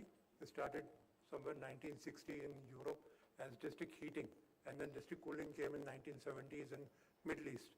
Anyway, this is one of the first and the largest district cooling plant in India, having a capacity of 180,000 tons. So ton, you all may be aware as you are engineers. So introducing Gift City quickly. 2011 ravines. We and sir are from the same area. So our ravines are around 15 to 20 feet deep, and that's the photograph. We Indians converted this to this. This is a real picture. Both are real pictures. So today we have converted it. There is no foreigner going around walking into our plants or our facilities. No American, no Britisher, no one. All Indians. Everyone Indian. So that's something to be proud and visit. So designers, workers, construction, everything is Indian. That is very important. That is very important. 14 years I have spent in US system, Department of State. It is a very, very important thing to be Indian and believe in Indian system. And so we see everything is being done by Indians. So at that corner here, Gujarat, this is a city. So we look into this further. So 886 acres, 62 million square foot. And then we have segregated for taxation, DTA, domestic tariff area, a special economical zone. And then currently there are 24 numbers of building operational. 120 meters is each building supposed to be made. You cannot make smaller buildings than that. And about tunnel length is 16 kilometers underground. As I said, 7 meter, or 9 meter, 9 meter.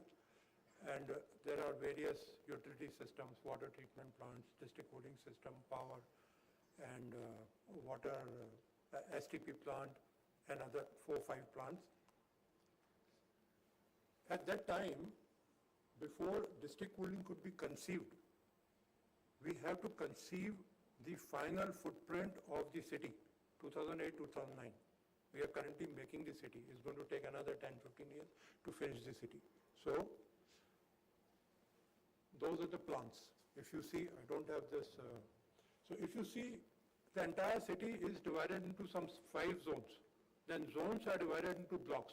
And then blocks are then, if you see the blue dark numbers there, 55, for example, 56, these are blocks. And then each block has a footprint of the building. At that time, before the city was started to be built, we knew exactly 240,000 tons was required to be installed. So we have the capacity. So this is what is the primary requirement of a district cooling, that you must know what is going to come. And then there is a little leverage to change. So 240,000 was the basic plan in case if you would have done the conventional AC system. Total area, 67% is commercial, residential, and 11% social. This is important to know what's the use of your facility, what is the use of your city, how do we distribute our loads. We are talking about HVAC. This is the underground tunnel. Each building is connected to the underground tunnel by a branch tunnel. So overall there are 110 buildings of 120 meter high, and then every building is connected with the underground tunnel or a branch tunnel. The blue is completed tunnel, the red is either to be completed or under construction. It's a mammoth task to complete roughly 9 meter by 9 meter tunnel underground, 16 kilometer day and night. We are progressing. By 2028, there will be 60 buildings that will be ready for functioning. Cross section. If you see, this is a road level, and then below on your right hand side, there is an underground tunnel. The tunnel is divided into 2 parts, the dry section and the wet section. The wet section is a larger section. The dry section is the upper, both end section, where the electrical cable goes. In the lower section, where can you see the car, the tunnel is too big to imagine as if a truck can go. Today a truck can go, but subsequently as the load will come, pipes will be there more. Then probably it will not be possible. Small trailers can still go because these pipes are large. Their pipes are 900 mm dia, 600 mm dia. To service them, we have various entry points where the ramp goes in and the small trawlers can go in to bring in and out our utility repair works. And then on the branch tunnel, and then how it gets connected to the building. I'm going a little fast, so this is the actual picture of the tunnel. The space that you see in between will be filled up later on in future pipe, by the future pipes. So the lowest one is the chill water pipe, and then there is a sewage. There is no sewage and gas in the tunnel, but then there is a waste collection pipe, by left hand side. And then there are water pipes, and then on the top there are ICT pipes, internet and all. And on the 2 blocks on both sides are the electrical sections which are not openable from the wet side and can be only opened from the top. That contains 11 kV and 33 kV power. Some building photographs. Most of them are completed and built. Some of them are still models. All buildings are LEED certified. Either they are silver, gold or platinum, but essentially they are all certified. Some photographs of utilities, district cooling, utility tunnel again, and water treatment plant and waste collection system. Now coming to district cooling. So cooling is a vicious circle. The more you cool, the more you actually heat the environment, and then more cooling is required. So there is no option. We will have to continue to do that. But there are some options. One is district cooling. If we reduce the carbon footprint or the energy consumption to cool, at least we can retard the cycle of demand of power to cool. I hope you got my point. So district cooling plays a very important part in supporting the climate, mitigating their climate crisis, climate change crisis. And so we talk about district cooling. As we all must have seen, this is a Indian Cooling Action Plan chart. By 2037, the requirement of the comfort cooling will go by 8 times higher, and district cooling can play a very important role. We will come to more important aspect on this. So, in case if you have a large area which have clubs, hotels, metro stations, hospitals, post office, schools, commercial towers, what would you do? Are we still going to do conventional split unit systems? That practically is not possible. We cannot do that. It is not going to work. Even if we talk about individual water-cooled system in individual buildings, that is also not going to work. The only option now is to come to district cooling with larger cities or larger complexes or larger municipal areas that are coming up. District cooling is the only option today with minimal footprint, minimal carbon footprint, and that is a proven fact. So if we would have put all this split units in Safdarjung or South Delhi, I am from Delhi by the way, so this is what would have happened. In the evening we cannot walk out into our societies because the heat goes up so much. But this place is not like that. You walk, you would not feel the heat. All greenery, all birds, flora, fauna, intact. Because we take the heat from the city and dissipate it at the boundary of the city. And that is what is very important to live in this city. This system, the city consists of commercial, recreational and residential. And so there are a lot of residential buildings. In the morning, evening, people jog. You do not have any pollution or nothing like that. You love to be in the city all the time. So that's how district cooling works. There is a central plant, and then supply and return pipe get connected to the ETS. ETS is a heat transfer station or a plate heat exchanger station. And then the heat gets transferred to the building, gets cooled, come back to the main plant. So main plant is just like your AIMS. We have AIMS, I think 8,000, 7,000, 6,000 tons. District cooling is similar to that. It's a huge, big plant. So in GIFT, we have 3 plants to cater to 160,000 tons, 180,000 tons. So we will come to why 180,000 tons. So each plant is 60,000 tons, and then no other thing. And then we connect our system like this. District cooling actual photo. This is a plant. So you see the remaining green area, that is all the plant to be developed, building is to be extended, and more machines are to be kept. So this is the beauty of district cooling. As and as your load increases, you keep adding your machines.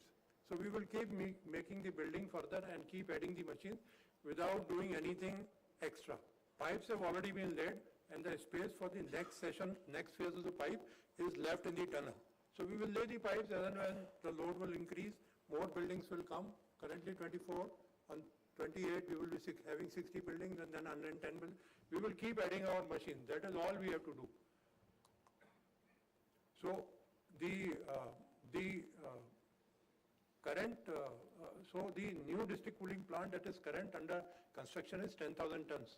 10,000 ton, currently we are operating with 10,000 ton TR-HR thermal energy storage tank. This is the largest tank as far as my knowledge goes in the country, thermal energy storage tank. And we have just now commissioned another 20,000 ton TR-HR thermal energy storage tank. In the process is this 10,000 ton with 24,000 ton our TES tank. By 2028, we will be operating 30,000 ton at a single place with 54,000 ton our TES tank. This is something to be seen. We don't have such large thermal energy storage tank in a single place anywhere as far as my understanding goes, especially in India. So then this is the most important part. The calculation by basic thumb rule is that the city would require 240,000 tons of air conditioning. This is the only slide, in fact, all of you who are here to see. After that, you can leave. That is what we have to understand and see. So out of 240,000 tons, if we have to install 240,000 ton chillers plus N+1 backup. So you can calculate. It's not easy to quick. So that is what would have been the installed capacity of the refrigerant chillers.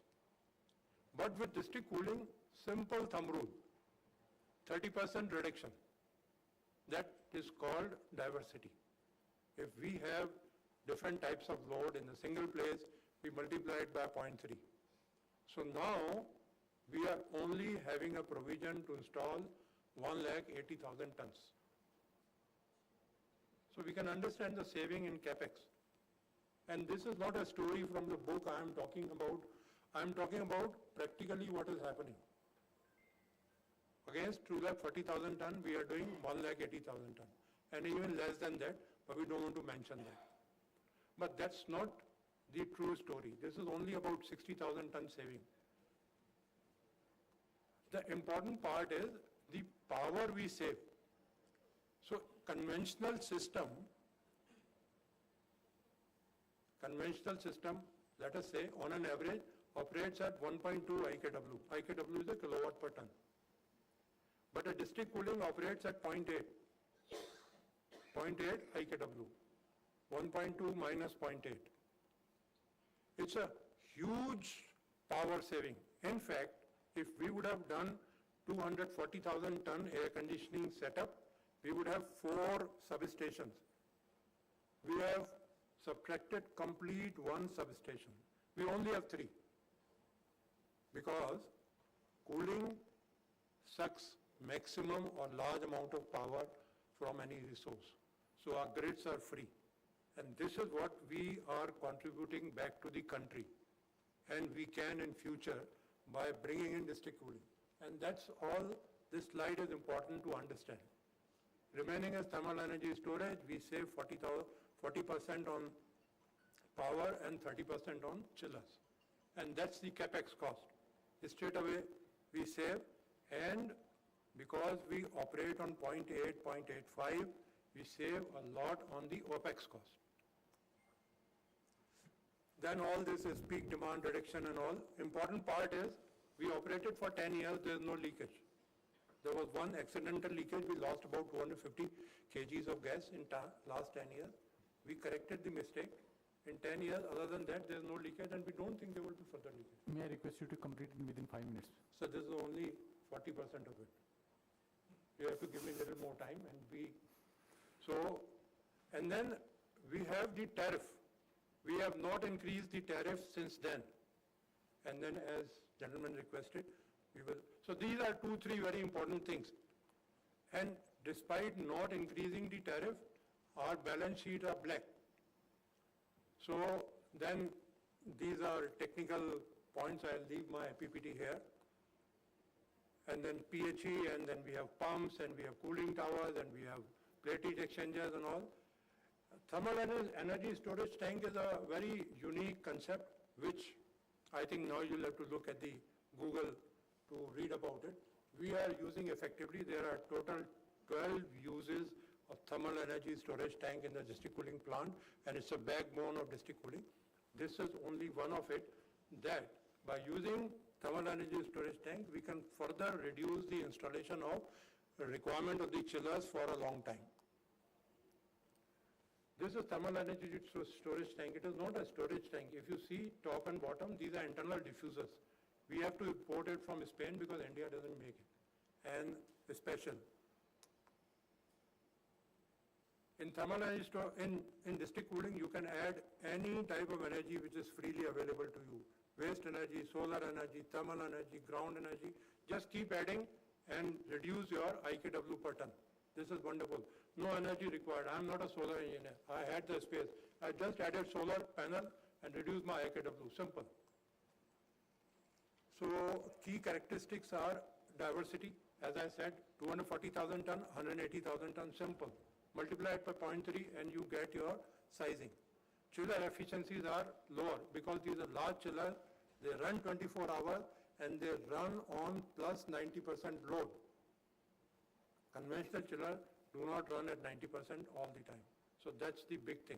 If you guys are here, you understand centrifugal chillers have to run on higher capacities to have a better efficiency. Delta T is 9. We generate water at 5 degree and return the water at 14 degree. If you don't return the water at 14 degree, there is a penalty on your bill. We bill just like your gas, power, we also bill for district cooling. If the water is not coming back at 14 degree, that means if it is coming at lower temperature than 14 degree, there is a penalty.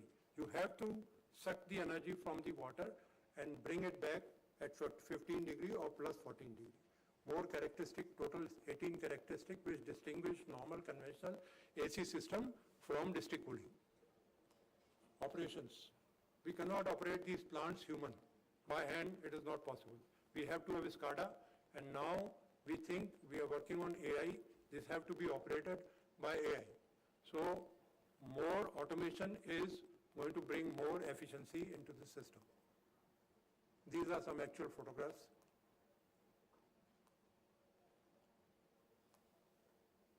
So this is our load profile.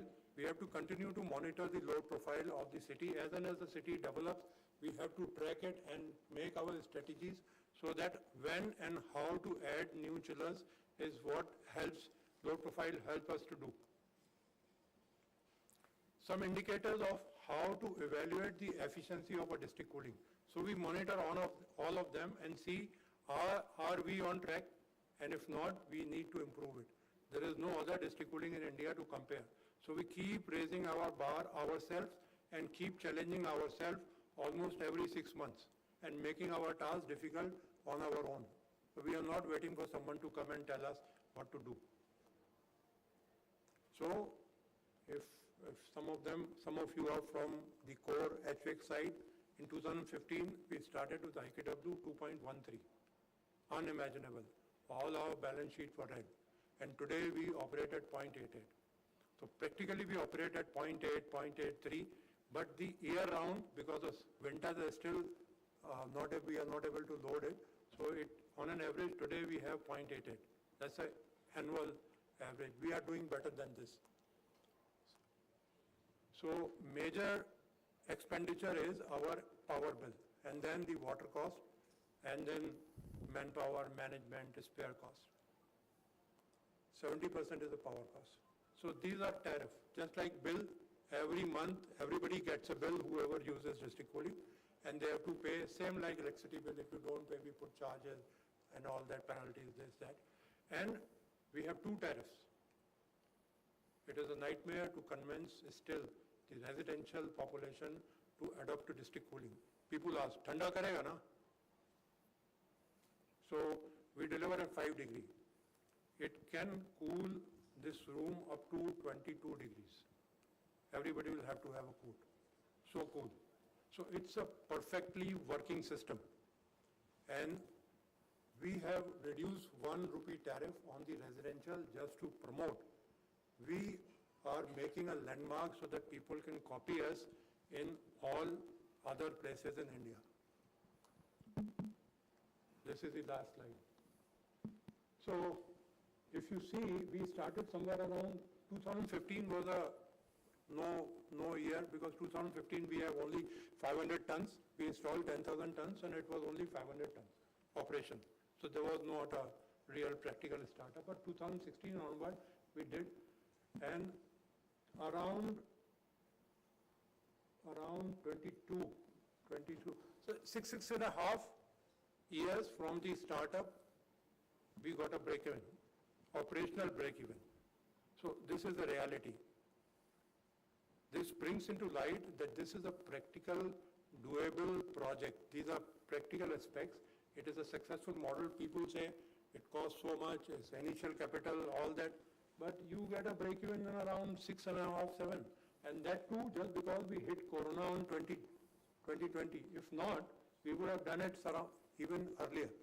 So it's a working model, successful model, and it's still functional. Anybody wants to come, see, please come, welcome. Business model, there are two types of model, but I'll leave it here. Time is short. Our model is supported by government. So government gives us land, and then to build up plants, and then government gives us tunnel to take our pipes. In a normal municipal case, you will have to have a right of way to lay the pipes underground. So this model is a little different than the normal other model. And the capex money we get from the company which is owned by the government by selling the land. And after that, it's our baby. Rest all replacement of chillers, replacement of pipes over 20 years, 25 years, cooling towers, pipe, everything will come from our billing that we do regularly. So that's a single time shaken, and then we survive. So so this model is workable. I'm just sharing this, and this is a business model owned and governed by public sector. Other advantages. Some challenges that we faced. We did not have the loads. So much of the initial years, we didn't have the load. Had it been so, if the load would have, our break-even would have been even earlier. So that is important. Second is, we realized that we should have talked to a DISCOM and have a long-term agreement for initial 5 years for a discounted power tariff. That we missed out, and now we don't need it because now we are in the black, so our balance sheets are okay. And after 6-7 years, we realized that there should be some regulatory framework. We have our own policies that we have written to work. So there are separate policies for residential, separate policy for commercial buildings, but maybe a larger network of regulatory bodies would be required that we are working on. This is the actual picture. Thank you. Thank you, Mr. Sharma. It was very interesting and enlightening presentation. Now we are open for question hour. Since we are running short of time, 15 minutes time is there for question and answer.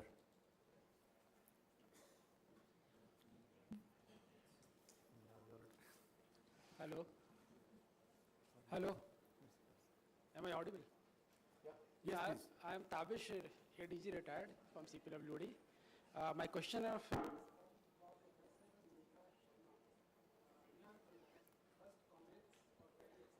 Sir, please keep mic close to your mouth. Yes, sir.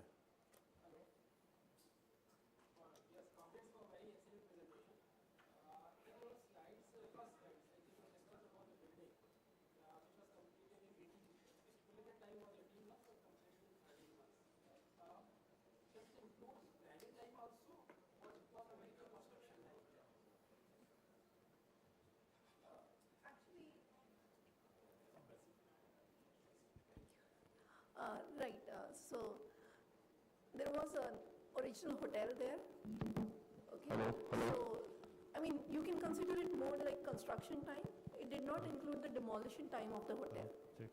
So there was an existing building there. While the planning was happening, they were demolishing the hotel. So that time is not included. Right, so that planning. I am asking the planning time for that building. Right. So planning, there were two types because it was design and build, and they kept on changing it. So that time was included, but the absolute initial beginning planning time was not included. Not the very beginning planning. Any estimate how much it was? It actually started, they got the land only about 6 months prior to that, so you can add about 6 more months to it. There is a wonderful article in California Management Review.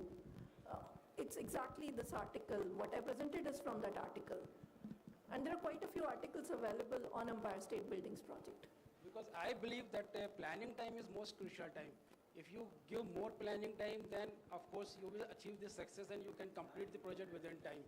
Like in a Roger Miller, if you look at this, he has studied around 600 projects, 60 projects, mega projects. And he says that around 3 times the construction time, if given to the planning, then only we can achieve the success. You're absolutely right. Even Bent Fluberg, who is a master of mega projects, he also says that. But for this project, it wasn't that long. It kept happening in parallel because they wanted to beat the Chrysler building.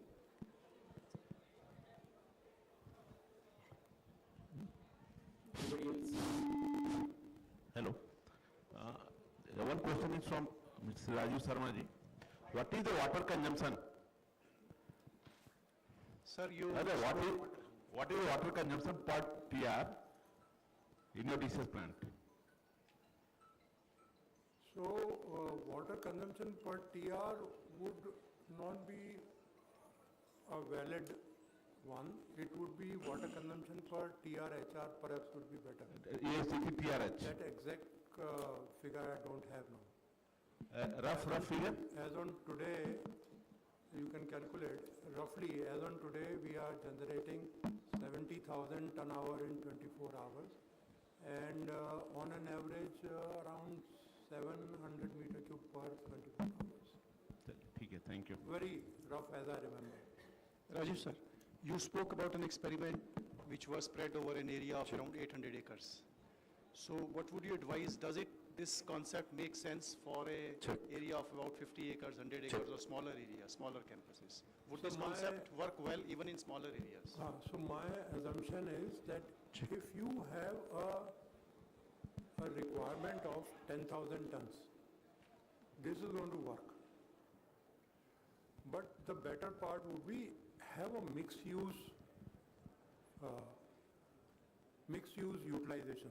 So for example, if you take a educational campus, so everybody will be there only during the first day, 6 hours, and then it will lock off.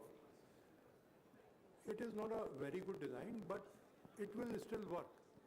The whole point, if you understand about district cooling, is to bring in efficiency. Efficiency means IKW. And then that is going to come with more diverse loads. But it doesn't really calls for that there will be no district cooling if similar loads are only there. Because in GIFT City, there is no residential operation as of today. It's very meager, only 2 buildings are connected. But almost all loads are commercial. And there is a very little nighttime function. Although we know it will convert into it, but still we have our break-even. It took 6.5, 7 years, but that's what I said. If it would have been like we would have started with residential, commercial, and then 20% up and up every year, this would have been much earlier. So when I started, I did not know I'll get my break-even. But eventually we learned. It was a tough time.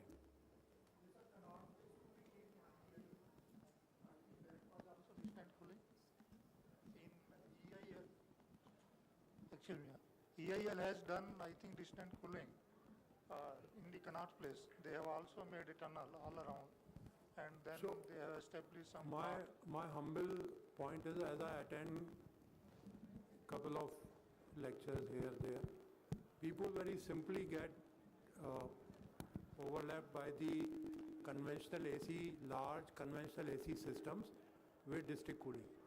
So those 18 points that I mentioned here were to help everyone understand how to distinguish district cooling from normal large conventional HVAC systems. Total cost of this project and whether, what will be VRV are generally we are using due to water crisis in the future. So we have started using VRV system also. So where VRV system will go and whether air cooling is also possible in these chillers wherever is installed. And number 3, from where all these equipments have come from, whether in Make in India policy has been followed. So you have to hold your questions and bring them one by one. Where all these equipment come, they come from the similar sources where normal HVAC systems chillers are coming. Your Carrier, Hitachi, Mitsubishi. India doesn't make large chillers, unfortunately. These chillers capacity is 2,500 tons plus, working on 11 kV. Now large chillers are required because we are making we are mass producers. So smaller chillers normally are not the ball game here, right? Second part you said was VRV. So the whole point is that if your large manufacturing of cooling is or can be manufactured at low IKW, that's a win-win point. So if it is a air-cooled system or if it's a conventional water-cooled system, doesn't matter. But the district cooling is planned with some more technologies like TES, thermal energy storage tank, series counter flow, all those, delta T9, 1.5 GPM per ton flow rate. It all boils down to your low cost of operation and your low IKW. If that is so, it defeats all other type of AC. However, district cooling is not a solution for everything. You have to have loads larger than 10,000 tons to start thinking about district cooling. Preferably. Otherwise, one of the factors is utilization factors. 25 years, this horse will go old. So before the horse goes old, these machines have to be utilized to the maximum. Otherwise, your cost, capex, your lifetime calculations, lifetime cycle calculation, they will not fit into the... I think it should be a composition of residential, official, commercial area. Then only it is feasible for round-the-clock use. No, as I just answered, our balance sheets were read when we started in 15th April 2015. We used to operate only 500 tons per day. Can you imagine 500 ton hour per day? 10,000 ton chillers. You would not imagine what to do. So since then we are here, nothing much has changed, and we have not increased the tariff also in last 10 years. Just to see and present to the country, are we making a sensible experiment? We wanted to do that. Tariff increasing is our prerogative. We are also we function as a small municipal corporation. So nobody asks us. But it is successful. We have not increased the tariff. And we don't intend to increase the tariff perhaps in another 5 years because we don't need to.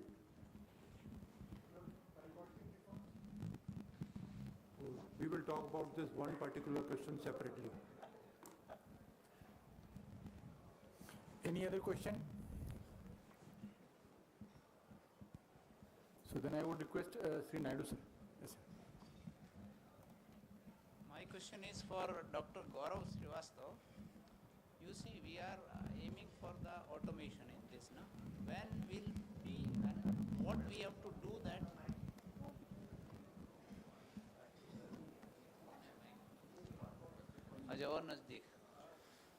What we should do that one day we can drink the tap water in India? What is lacking there? We are afraid of drinking tap water. We can't this, but if you go to the USA, we can drink the tap water. In our campus, we drink tap water. Okay? Yes. So please visit our campus, we can discuss. Sir, in Gift City also, you can drink water from any tap. Yes, sir. So for our residents, we have issued an advisory of they should not install any RO, because when they install RO, the TDS goes below 50, and that becomes unhealthy on the other side.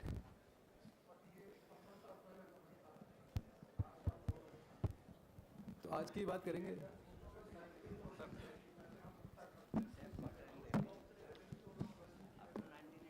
नहीं ऐसा नहीं है.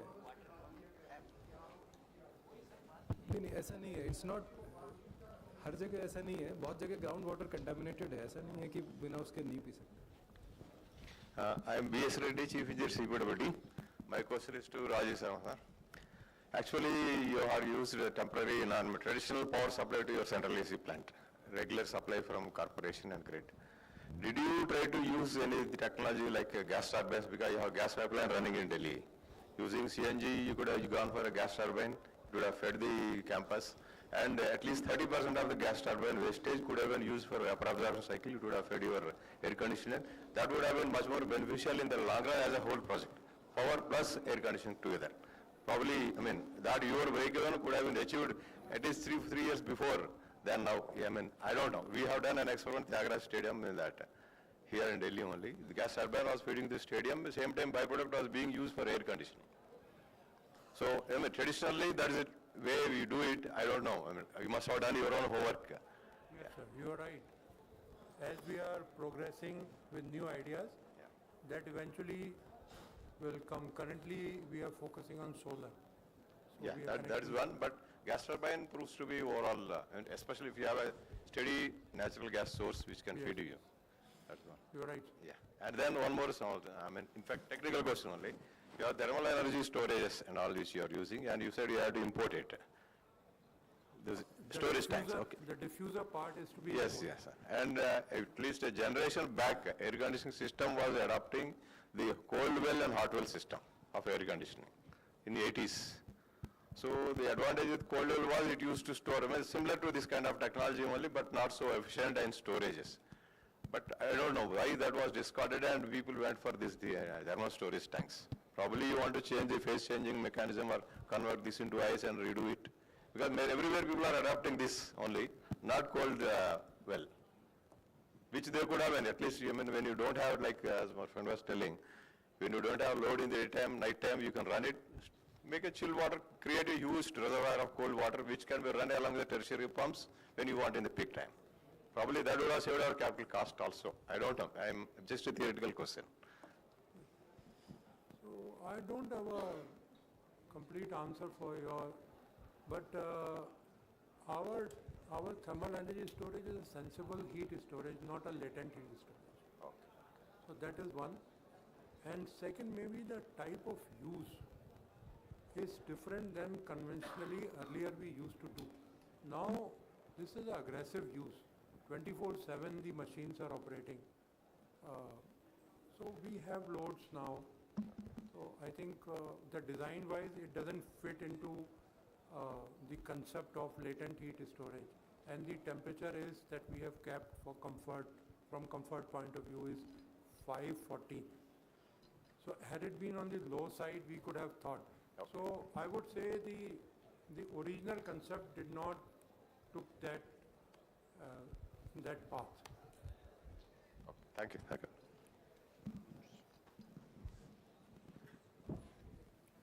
So I think we are running more than half an hour late. So we'll take 2 minutes to summarize and we close. So the most recent presentation we had regarding district cooling system by Sri Raju Sharma. Since he is from Gujarat, he has spoken about district cooling system. So similar way, we may have district heating system also for places like Leh or cold places. This refers to the centralized system of cooling. It paves energy efficiency from 25 to 30%, leading to low carbon footprint, reduced environmental impact, reduced heat island effect, space optimization. Most importantly, we can save space in the buildings, do away with AHU rooms and terrace spaces from outdoor units, More importantly, the system is more reliable and flexible. Days are not far away when we get chilled water supply at our doorstep, even in other cities too. And in CPWD, it will be more importantly, we can use them for campus buildings, institutes of higher education like IITs, gated communities, and satellite townships. We had another topic on automation in water supply and sewerage system by Professor Gaurav Srivastava. So we have learned that these systems require use of sensors, SCADA systems, IoT devices to manage and control water resources, treatment of water and distribution more efficiently. However, we have to see cost effectiveness of these devices, their durability and longevity before we start using such systems in our projects. Then we had a topic on advancements in project management by Professor Megha Sharma. She has spoken about strategic, operational, and contextual successful factors, champions and underperformance, constraints in delivery and focal points, best practices and common pitfalls. We also are aware of, in our department, we have lot many success stories and failure stories. Lot of projects were done ahead of the schedule, and lot of projects have eluded us with the delays in completion. The advancements in project management across the world are taking place through integration of artificial intelligence and machine learning into the project management platforms. Improving the tasks like resource allocation, resource assessment, predictive analysis, enhancing decision making and optimization workflows are happening. Days are not far away when developers bring in more and more advancement into the project management like blockchain technologies, hyper automation, emotional intelligence, change management, cyber security, etc. into the project management systems. But what is important is how effectively we can use these advances in project management. In my view, these are more important for manufacturing industries like flight manufacturing or helicopter manufacturing, car manufacturing, which are organized sectors. Construction industry in the country is still an unorganized sector where the project delays are linked to the availability of manpower, trained manpower, and the abundance of the manpower. However, we need to still use the whatever advancements possible in this to calculate risk assessment and to work out our delivery dates effectively. I thank all the three speakers. Their presentations were very informative and thought-provoking. The kind of questions which have come from the audience is an evidence for the same. Thank you so much. With this, we conclude.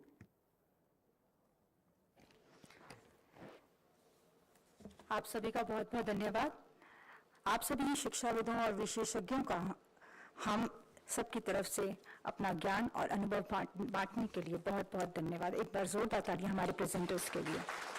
निश्चित तौर पर ही सभी श्रोतागण बहुत ही धैर्य से इस सत्र को सुन रहे थे, उसका लाभ उठा रहे थे। इससे यह पता चलता है कि आपका अपने क्षेत्र में आपका ज्ञान और आपका अनुभव बहुत ही विशाल है। तो चलिए आगे बढ़ते हैं और सर्वप्रथम हम इनका सम्मान करते हैं। अब सभी प्रेजेंटर्स के हम आभारी हैं, उन्होंने यहाँ आकर अपने विचार प्रस्तुत किए। अब मैं अपर महानिदेशक श्री पी.के. नायडू जी से निवेदन करती हूँ कि वे हमारे प्रेजेंटर्स को मोमेंटोस देकर उन्हें सम्मानित करें। Sir please. Professor Megha Sharma, operations management, IIM Calcutta. जोरदार तालियों के साथ हम मैम का सम्मान करते हैं।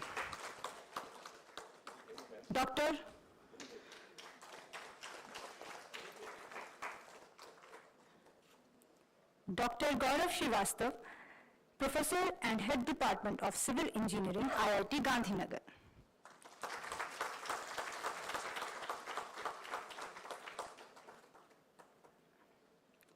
Shri Rajiv Sharma ji, senior vice president, gift city, Gandhinagar, Gujarat. जोरदार तालियों के साथ सर का हम सम्मान करते हैं।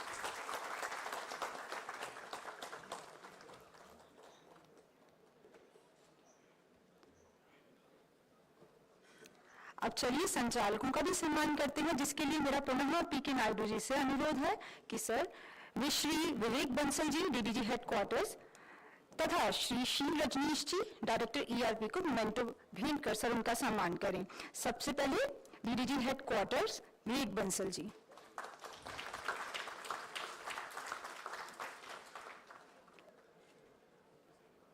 श्री शील रजनीश डायरेक्टर ईआरपी।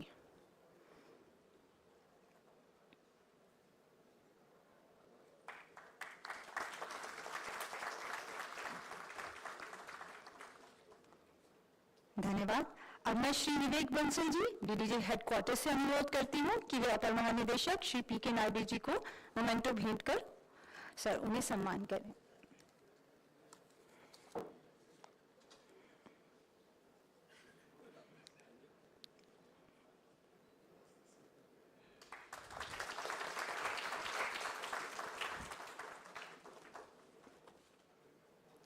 धन्यवाद सर। यह सत्र बहुत ही ज्ञानवर्धक रहा। अब आप सभी के लिए जलपान की व्यवस्था भी हॉल नंबर 6 के बाहर लॉबी में की गई है।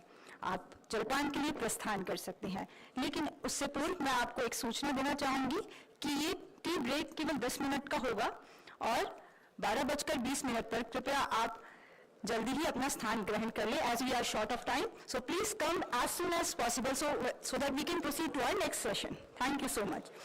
एक अनाउंसमेंट और है, CPWD Officers Wives Association dinner coupons for today's cultural event is available outside. So, sir, please. Thank you.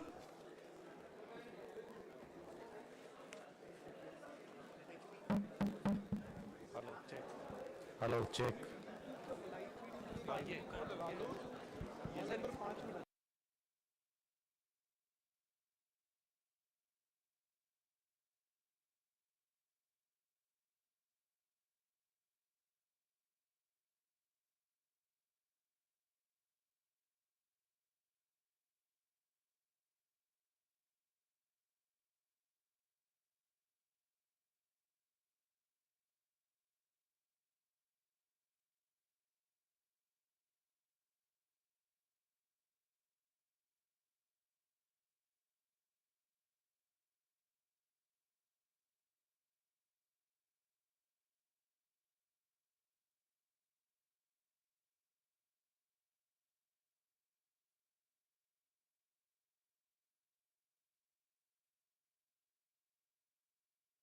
Hello, hello, check. Hello, hello. Check 1, 2, 3. Hello, hello.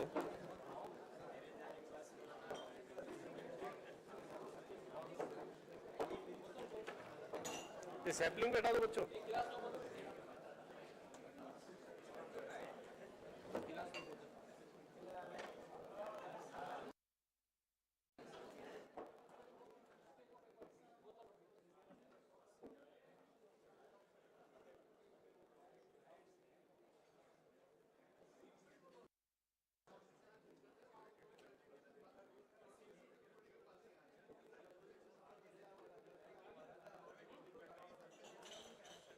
Mic check, hello, check 1, 2, 3, hello, hello, check 1, 2, 3, 4, 5, 6, 7, 8, 9, 0, hello, mic check, hello, mic check, check 1, 2, 3, hello, mic check, hello, check 1, 2, 3, hello, mic check, check 1, 2, 3, 4, 5, 6, 7, 8, 9, 0, hello, mic check, hello, hello, check, check, hello, hello, hello, check.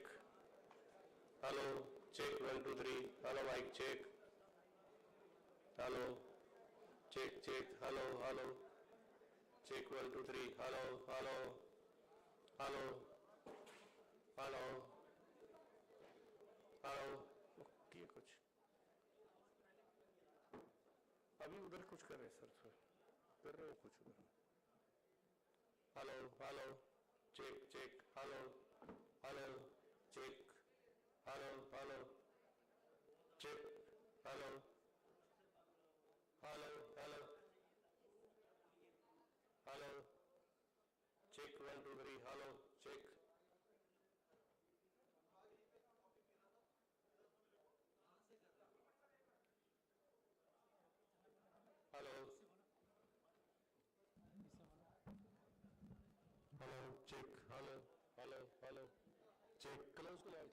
Hello hello check check इसको check करो सारा सारा एक एक देखो conference बड़ा hello hello बड़ा बड़ा हेलो हेलो हेलो कॉन्फ्रेंस बड़ा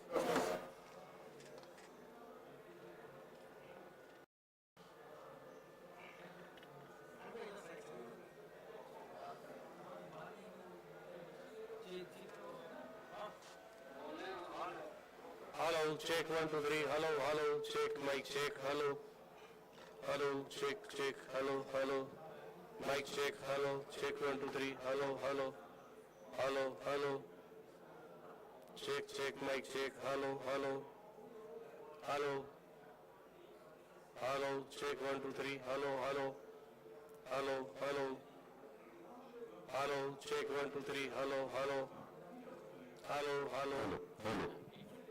Hello. Check, check, check, mic check. Hello. Hello, hello. Check, check, hello. थोड़ा कम कर दे. कॉन्फ्रेंस को भी कम कर. Hello, check, check. Hello, hello. Hello, check, check, check, check. Hello, hello, hello. Check 1 2. Hello, hello, hello. Hello, hello. खोल दे. खोल दे इसको. हाँ. Hello, check. Hello, hello, hello. Hello, check, check. Hello, hello.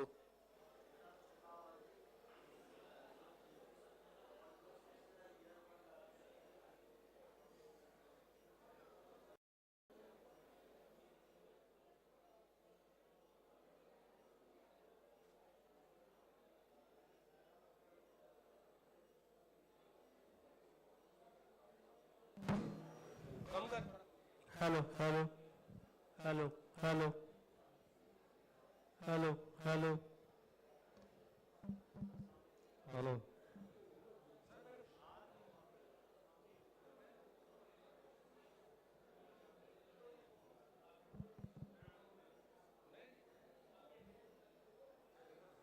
Hello, hello, check, check. Hello, check. बड़ा थोड़ा. Hello, check. Hello, hello. Check 1 2 3. Hello, mic. Check, check, check. Hello. Sagar, check कर आप. Hello, hello. Check, check, check, check. 1 2 1 2. Hello, hello. Hello, hello. Check, check. 1 1 2. Hello, check 1 2 3. Hello, hello. Eh? Check, check, check. 1 1 1. 1 2 1 2. 1 2. Hello, check. Check 1 1 2. 2 1 2 1 2. Hello, hello, hello. Hello, hello, hello. Check, check. Check, check 1 2 1 2. Hello, hello, hello, hello. Check, check, check 1 2. Check, check. इसका देख, podium वाला देख. Check 1 2 1 2. Hello, hello, hello. Check, check. Check. 1 1 1. 1 2. 1 2 1 2. 1 2. Hello, hello, hello.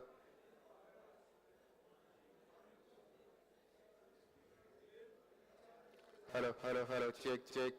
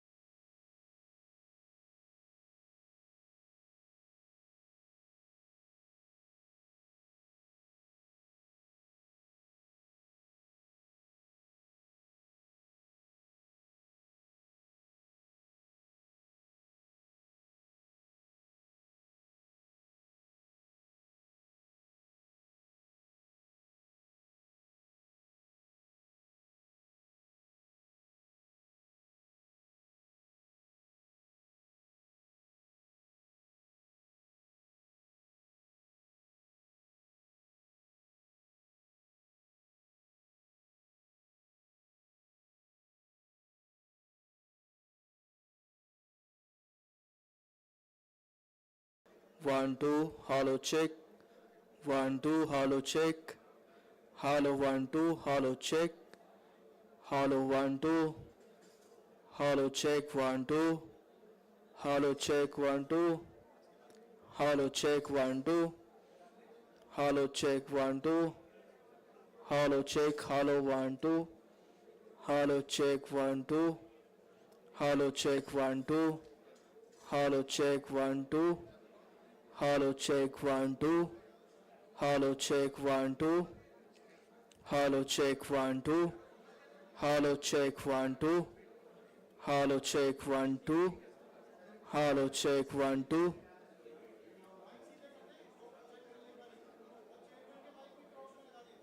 Hollow check.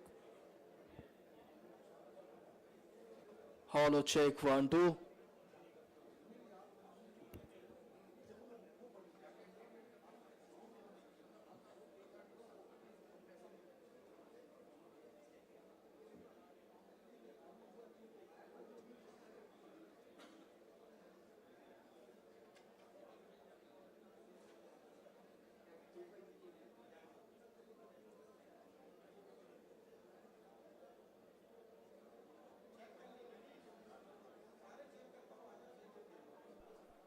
Hello, check. Hello. Hello, check. Hello, hello.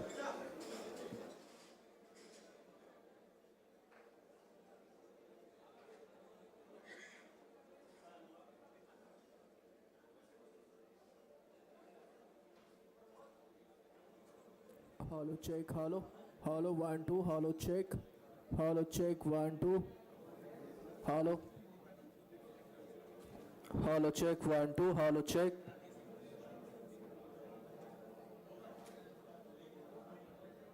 Hello, check. 1 2. Hello, check. Hello, hello. Hello, check. Hello.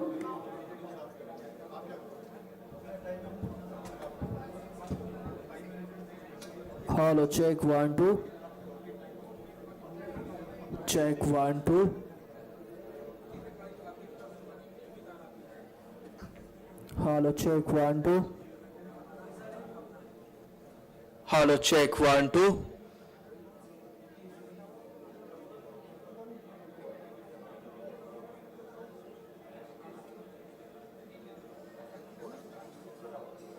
Hello, check. 1 2. Hello, check. 1 2.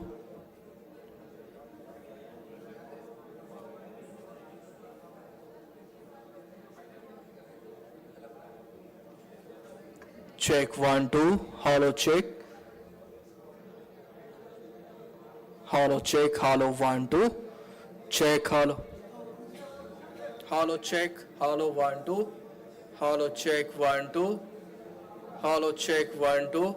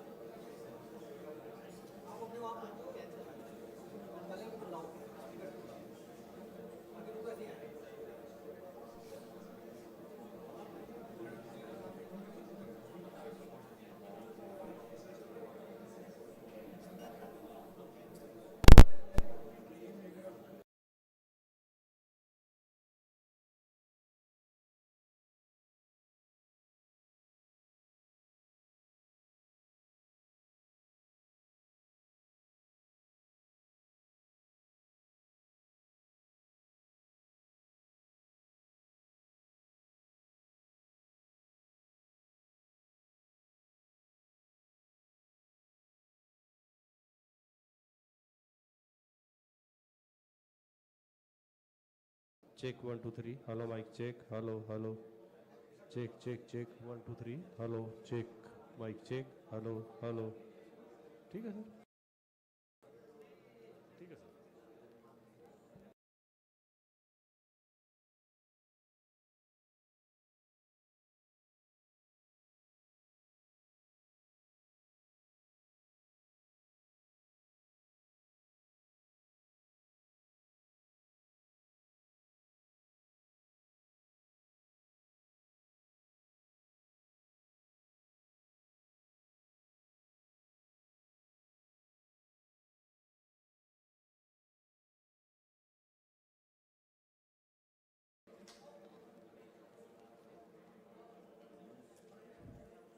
Hall से बाहर lobby में जितने भी हमारे officers हैं, आप सभी से निवेदन है कि आप शीघ्र ही अंदर हॉल में आ जाएं, जिससे कि हम दूसरे सत्र की शुरुआत कर सकें.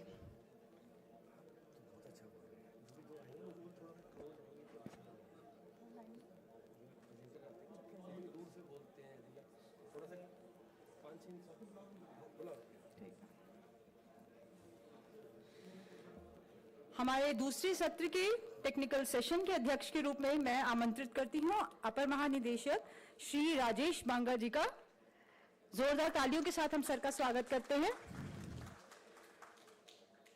सह अध्यक्ष के रूप में DDG ERP Shri Manoj Kumar ji. Sir बहुत बहुत स्वागत है आपका. और रिपोर्टर के रूप में निदेशक DNDM श्री अनुराग कुमार जी। सर, आपका भी बहुत बहुत स्वागत है। साथ ही मैं सभी प्रेजेंटर से भी अनुरोध करूंगी कि वे भी डायस में अपना अपना स्थान ग्रहण कर ले।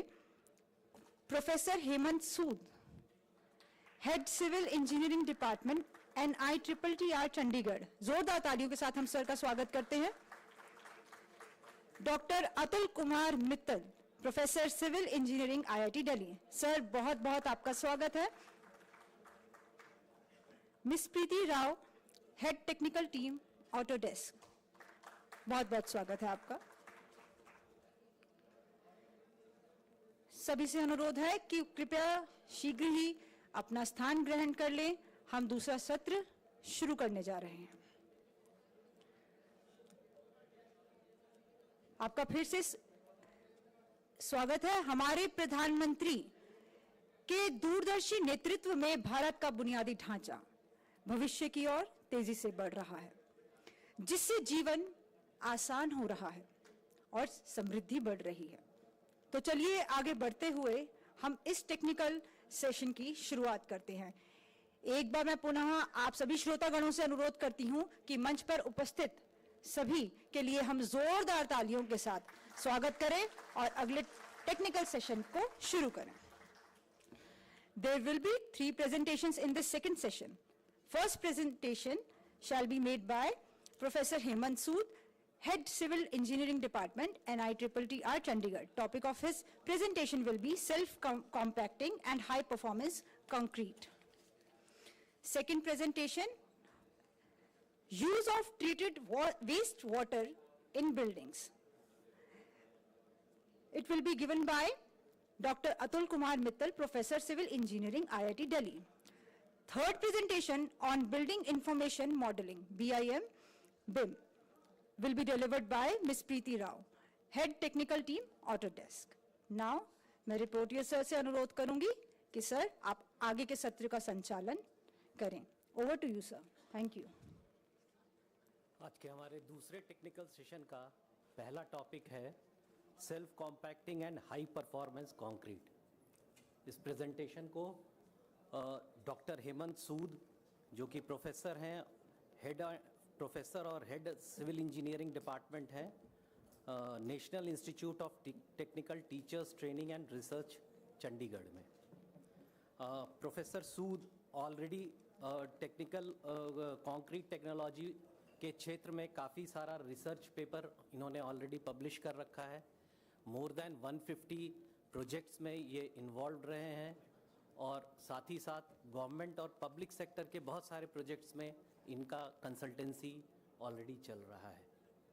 और इसके साथ ही साथ बहुत सारे फॉरेन रेपुटेड जर्नल्स में भी इन्होंने अपने टेक्निकल पेपर्स प्रेजेंट किए हैं।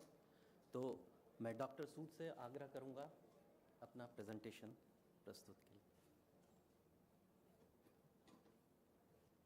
So we plan to finish. Good afternoon and welcome to all the participants. I welcome you all to the second session and a special welcome to our seniors, retired officers who are here to guide us. And we have 3 speakers with us. All the 3 dimensions and topics are of great relevance to us. I'll only request that this session we are able to cover up the delay which we have suffered which we have encountered in the first session. So let us, my request to the speakers is that each speaker should devote 15 minutes to the topic. Although the allotted time was 20 minutes, let us restrict it to 15 minutes. And then remaining 10-15 minutes are available for us, so that the net answer is that we should have lunch in time. Very good afternoon to all of you. At the outset, I would like to thank the organizers for making me a part of the celebrations of CPWD Foundation Day. And great gratitude to you, sir, for a very humble introduction. And rest assured, I'll not take more than 10 minutes. I'll compensate for that 10 minutes. This topic on HPC and self-compacting concrete. In fact, I was specifically told to talk about high-performance concrete. But I thought self-compacting concrete is a modern-day concrete what we are using for our multi-story structures. So I thought I'll add a little component of self-compacting concrete, as I've been handling number of CPWD projects where I've been designing concrete resorting to SCC characteristics. So high performance concrete, since unawares, all of us, we are manufacturing, we are constructing, we are using high performance concrete, but we are not subjecting that concrete to certain tests which we are supposed to put it to. Concrete, as such, all of us, we know, I mean, since it's a very age-old product, and we have been talking of concrete just by mixing 4 ingredients, that is the cement, the fine aggregate, coarse aggregate, and the water. And it's very recent that we have added a 5th and the 6th dimension to concrete manufacturing, that is the mineral admixture and the chemical admixture. See, concrete, when we send it to the laboratory for the purpose of designing, we resort only to one component of concrete design, and that is the compressive strength of concrete. Because all of us, we talk of the strength in concrete. Little we talk on the durability and the serviceability aspect of concrete. So looking into the hardened properties of concrete, we have got only 4 or 5 major properties of concrete when it is in a hardened state. The first is the strength component, then comes the durability aspect, then it is the permeability, dimensional changes, and the unit weight. But when we talk of the strength component, we resort only to one component of the strength, and that is the compressive strength. Little do we focus on the flexural part of it, little do we focus on the bond strength part of it, and on the abrasion of the concrete. Because when the concrete is put to use, it has to be put to use to different aspects, depending upon the situation, what infrastructure element we are about to design. And when we come to the durability part, it is the, the serviceability, the workability, the resistance to its abrasion, resistance to its chemical attack, resistance to higher temperature and fire.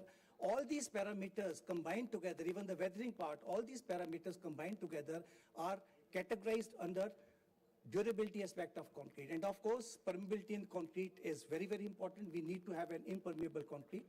So all these things put together, we have got almost 15 to 16 parameters which we should be designing when we design a concrete. But we resort only to one aspect of concrete, and that is the strength, and that too only the compressive strength part of concrete. A small example, when you have to design concrete for a spillway, it is not strength that is important to us. It is the abrasive property of the concrete that is important to us. And we have to look into all the parameters which resist the abrasive character of concrete.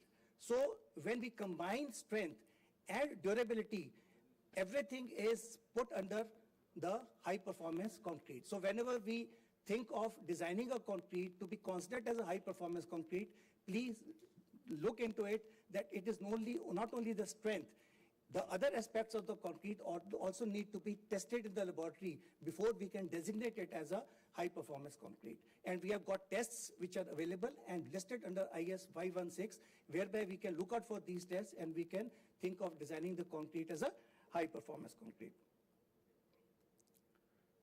So I'll not read, all this thing. I'll just stop my slide where I would like to focus more on. So key properties and characteristics of high performance concrete are listed over there. It is the strength, the durability, the workability, the permeability, and the increased density. So these are the 5 parameters which we must look into when we think of getting our concrete to be designed as a high performance concrete. A very simple example again. Suppose if I have to design my concrete for a structure which is going to be underwater. Let us say seawater we want to design our concrete. So seawater contains lots of salts. So mere designing my concrete for characteristic part won't serve the purpose. That durability aspect need to be studied.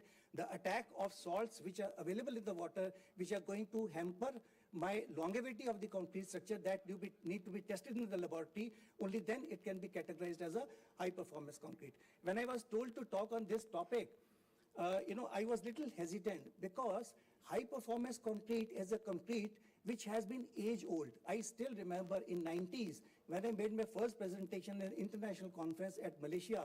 That was my first research project, what I did on high performance concrete. And now we are into 2025. So I thought it would be more appropriate if I take more time on discussing self-compacting concrete, which is a modern concrete. And I say, since I deal with the number of projects where I get a requirement for the designing of SCC, and it's very recent that Indian code has come up with certain parameters corresponding to which we should be designing our SCC. I mean, prior to this, we were, following only NFAC standards, European codes, for which when we have to design SCC, we have to refer to those codes. And at that point of time, we were not having equipments available to test the SCC concrete. So now, since the code has come up, certain parameters they have given to us, so we should be designing, we should be focusing more on SCC, because HPC becomes a subset of SCC concrete. So I'll skip these. These are applications. Since I've got the presentation given to the organizers, they can, share this copy with you. So these are the key components of high performance. It is the quality cement, the aggregate, the mineral mixtures in terms of fly ash, silica fumes, slag, and then chemical admixtures in terms of SPs. So these are the benefits. It has got an increased service life, reduced life cycle cost, improved sustainability, enhanced performance. Now, this is SCC. This I'll be focusing more on because I've done lots of projects, with respect to designing of SCC, and it is a very difficult design to do and very difficult to handle it at site as well. So you have to be very, very careful. Whatever parameters we are giving for the design purpose, those parameters should be in conformity with the elements which we intend to construct using SCC grade of concrete, because SCC, any small slippage, any variation in the properties of the ingredients which are being used for designing SCC, it is so sensitive. Any change is going to be getting reflected in the actual concrete construction when we go for the field part. So this is SCC. So a brief on SCC. What is SCC? It is a concrete which flows of its own. It doesn't require any external vibration. The air which is eliminated from the concrete, it is by virtue of its flowability in the element in which we are going to place SCC. So that is the basic component. And for that, we need to have a very reduced quantity of coarse aggregate, because the concrete will flow only if we have got a sufficient quantum of fine aggregate into the concrete. And when I'm talking of fine aggregate, I'm talking of fine part, it is not only fine aggregate. I'm talking of the component, the finer part, which is less than 125 micron sieve. So that component will be contributed through fine aggregate, and it is going to be added on by adding fly ash to the concrete. Why SCC? In this kind of element, you cannot think of vibrating it using any kind of vibrator. In this type of element, you ought to have your concrete which has got a property conforming to SCC. That is very, very important, because every nook and corner of the reinforcement need to be encapsulated using the aggregate using the concrete what we are designing. So these are the key benefits. Again, you can go through it.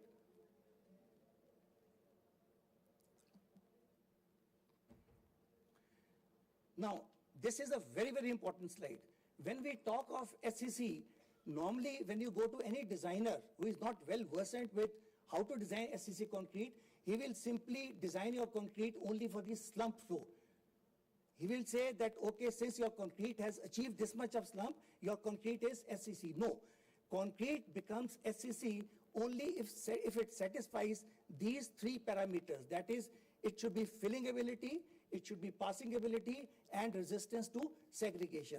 Unless or until these three components are designed and these three components are tested as per the Indian Standard Code, we cannot categorize our concrete as SCC grade concrete.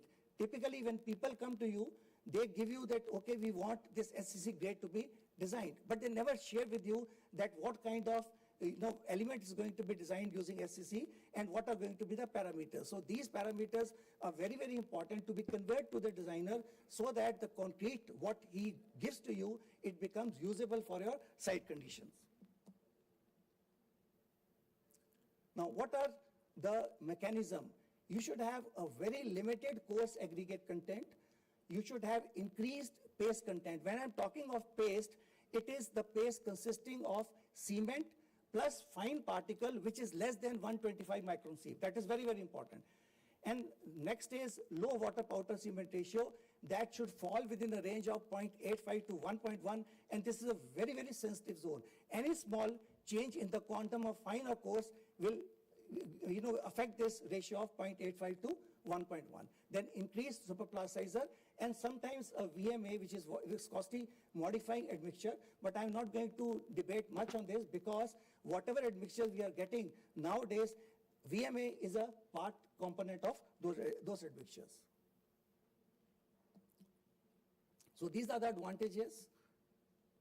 The work is very fast. So these are the materials. This is a very, very important part again, a very important slide. The cement can be 53, it can be 43. Aggregates maximum size is 20, but always I prefer if you use aggregate of size 12.5 and down.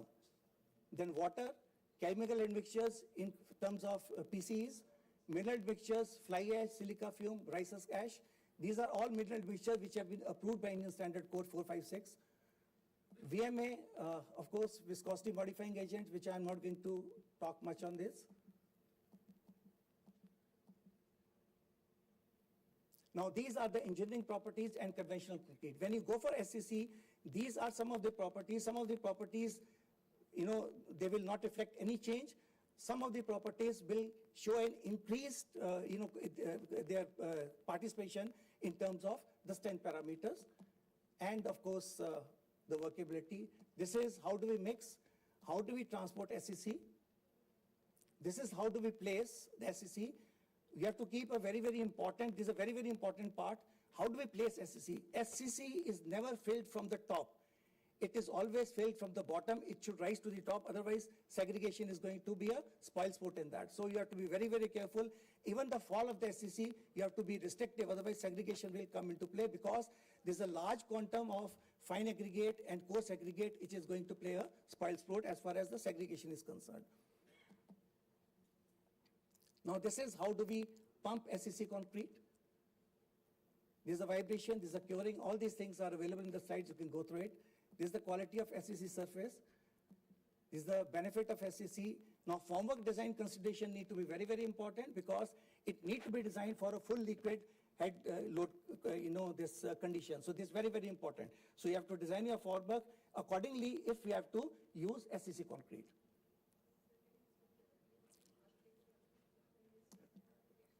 Okay. This one? Just take a minute. When this is available, you can take a copy of this, please.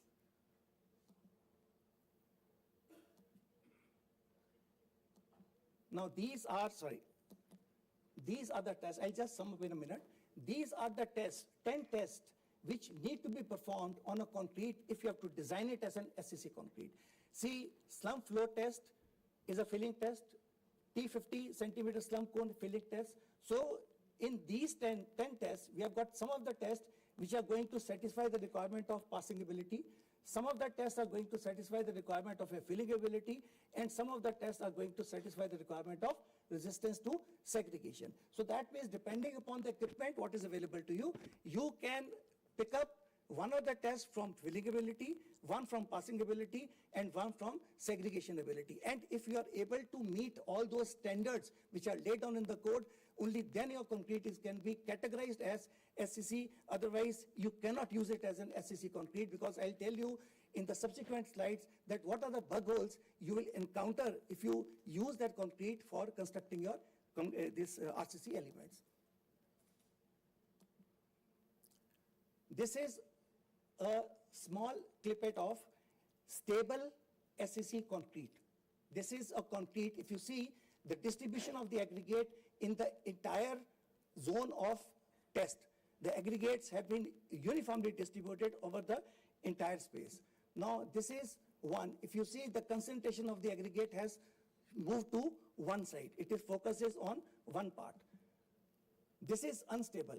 If you see the edges of this, the small liquid, it is coming out of the edges. So it is unstable. You cannot. Some people will say that this is a SCC concrete.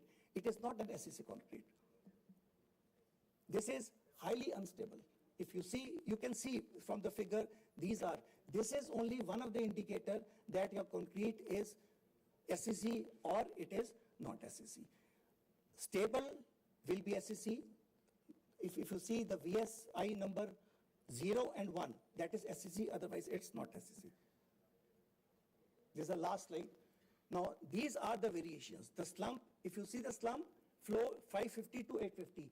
Even in this slump, we have got 3 categorizations. If it is SF1, it is 550 to 650. If it is SF2, it is 660 to 750. And if it is SF3, it is 760 to 850. So all these categories are depending on the element which you intend to cast. So this is very, very important. So you can see all the ranges are given. All these ranges are as per the latest code which has been given by Indian standard, and the nomenclature of that is 10262. You can refer to that code. All these data is given over there.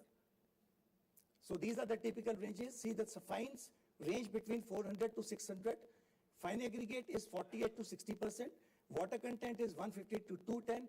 And water reduction is greater than 30%. So these are the parameters which you have to resort to while designing your SCC. So at times when you have to design SCC for, let us say, 40 and beyond, you have to do almost 20 to 25 trials in order to come up to that proportion whereby you can categorize your concrete as an SCC concrete.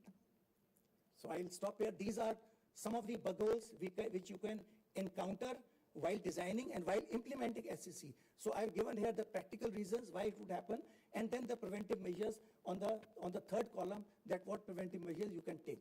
These are the bug holes. These are the troubleshooting for honeycombing if it happens. This is for the color change if you encounter. This is for the surface cracking if you encounter. So this is the last slide. And one thing more, it is very, very important to have an apt amount of formwork release agent when you are designing a SCC concrete, because this agent should have a very strong bonding with the formwork. Otherwise, because of the action of gravity, this bonding may bring out all these variables, all these parameters you can encounter if your formwork release agent is not up to the mark. With these words, thank you so much, and thank you for being a very patient listener. Thank you.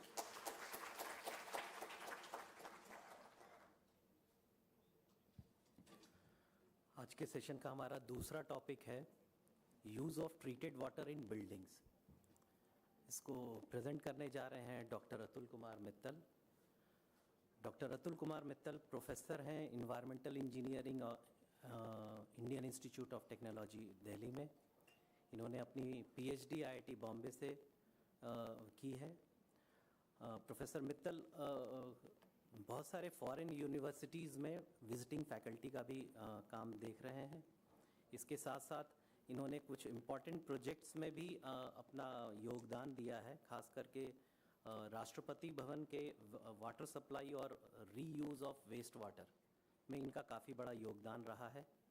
और साथ साथ इन्होंने Delhi metro के लिए भी एक 137 MLD sewage treatment plant के project में ये इन्वॉल्व रहे हैं। ऑलरेडी इन्होंने more than 120 research papers international journal में पब्लिश कर रखा है। तो मैं रिक्वेस्ट करूंगा डॉक्टर मित्तल से प्रेजेंट करें। Thank you very much, sir. And I'm really grateful to CPWD for inviting me. And I have this privilege to interact with the top brain of the engineers of the country. Very nice occasion for me. Little odd man out. Rather than construction, I will talk on sewerage and sewage. And, I had this association with this is a very unique project of CPWD, which IIT Delhi and CPWD work together. And, this is a project probably conceived by, that is why I am here, by President Kalam. And, you're really surprised, even today when you go to conferences, people say not a drop of water should go waste. But Dr. Kalam said, not a drop of sewage should go waste. So this is a whole rethinking. Sewage is a big liability. I was talking in a conference discussing having the government. They were saying 1 MLD sewage may cost around 2 crore. So if you have 20,000 million liter per day, that is a unit, MLD, milliliter per day for sewage, probably 40,000 crore. So government was planning how to plan at the center school. World Bank was giving around 20,000 crore of loan. One thinking. Another thinking. Reliance has a SPZ, 10,000 acre in Haryana. They don't have water. Now Reliance went to Haryana government. They say, give us your STPs in Gurgaon. You don't have to pay anything on operation and maintenance. We will operate free of cost. Plus, we will give you royalty. So probably in this talk, I'll try to say that sewage rather than thinking as a liability, it is a big resource. Why big resource? Water is a natural product, and no factory produces water. So this becomes a new source. You consider sewage as water. Now the talk of this talk is basically water in building. But before that, you don't need water only to operate the building, but we need water to construct the building also. And you have the standard, some of the standards for water for construction. Probably they're very unique. One of the parameters is very important, but I'll not go on that side. That is another topic. So let me. So, you can see here, the project almost took 10 years. And before I go further, this is unique in the sense, unique in all the IITs and unique probably, you may correct me, for the CPWD because we did the tendering. This is the first time IIT sold the tenders, did technical bids, financial bid, selected the contractor, and once it was awarded and we signed the agreement, then it was handed over for that. So now I think, I'm sorry, maybe here you can see this. So basic whole concept is treat to meet. Whole concept of sewage is treat to meet or treat to meet the standard. There is a regulatory framework from Central Pollution Control Board or ministries or this big headed, and you have to construct the sewage treatment plant. So if you look over here, even the standards have evaluated. 1986 was a landmark regulation, EPA, Environmental Protection Act, that gave some standards. And down the line, if you see 2017, they revised and they brought the first time. If you see, probably I'll read it. I can understand most of the people are civil engineer or electrical, mechanical, not from sewage. So that is the coliform, microbial quality. There was no standard for microbial quality till 2017 for almost 30 years. And I tell you, this is the standard not in Europe, not in France, not in Germany. Only in India you have a standard for microbial quality. Why? It is only in India that Kumbh happens. It is only in India that part of our social and cultural life we go and take dip in Ganges or other rivers. So microbial quality, that puts the people's health directly at risk. So if you estimate the risk, high risk, that is why it was brought in 2017. Now you have thousands of sewage treatment plants and suddenly you make another standard. It means your plant has to be changed. You have to upgrade that. Another big standard came from ammonia, nitrogen. It was not there.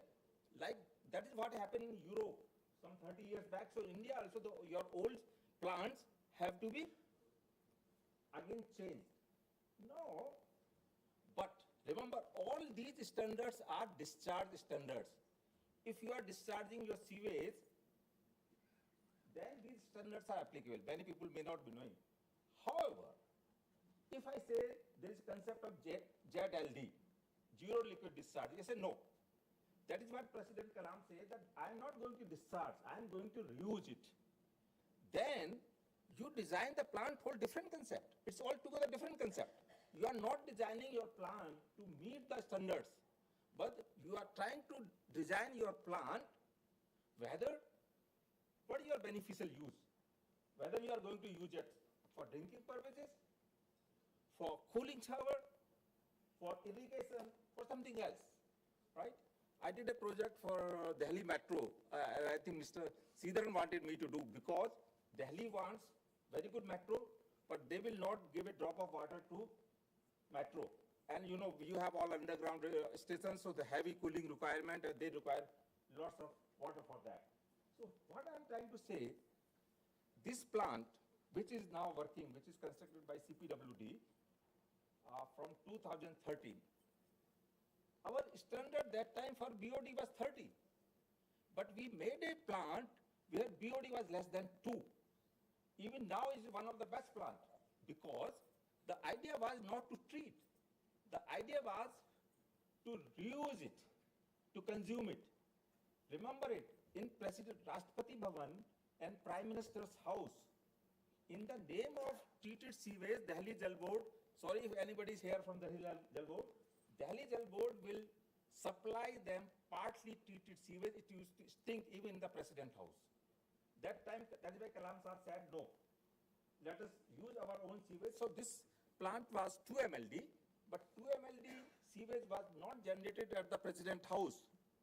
So what we did, we took extra sewage from North and South Avenue, MP flex, so that we have sufficient for 2 MLD. And this was a fully automated plant. Now, another thing. So the whole concept here in this slide, I'm trying to emphasize that we change from regulatory regime to the resource generation, where you consider water as a resource and try to generate or produce water from the sewage treatment plant and use that in the building.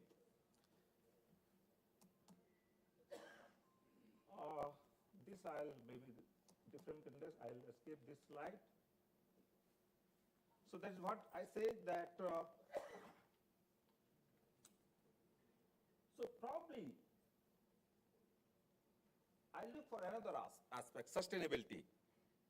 Many of you, probably which you may be constructing a building, that small STP for buildings, many of the operators, they go for chemical treatment. The worst thing which can happen is to use chemical treatment or any kind of chemical.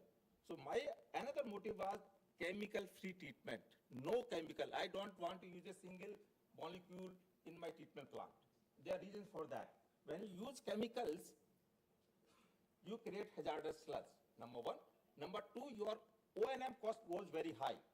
You will be spending in tens on 20, 50 lakhs rupees for the per annum cost. But if you do chemical-free treatment, for that you have to have a pretty good understanding of the microbiology, but you can do that. Number three, the third cost is energy cost. You have, because generally you have to supply air, so there you have blowers and maybe 50 horsepower, 100 horsepower, depending upon the capacity. So if you can cut down on that, that is what we did in the President House project.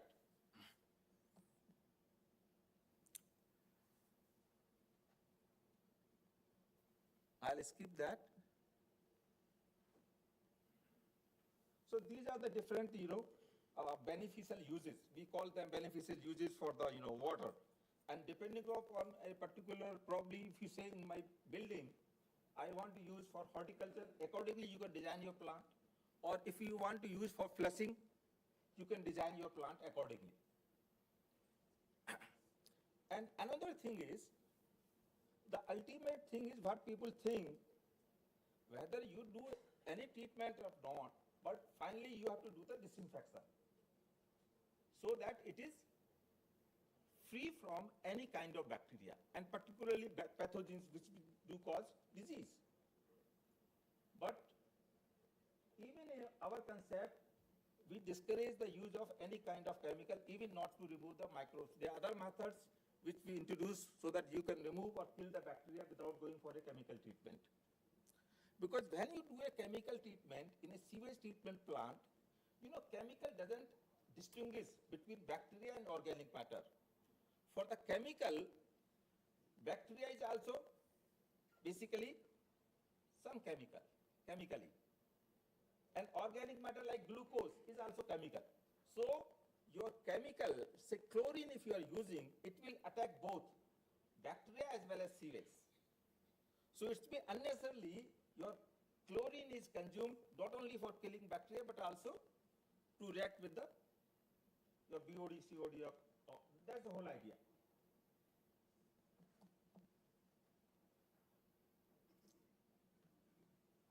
this is another way, concept that when you use in buildings your treated sewage, first, very importantly, how you design your plant.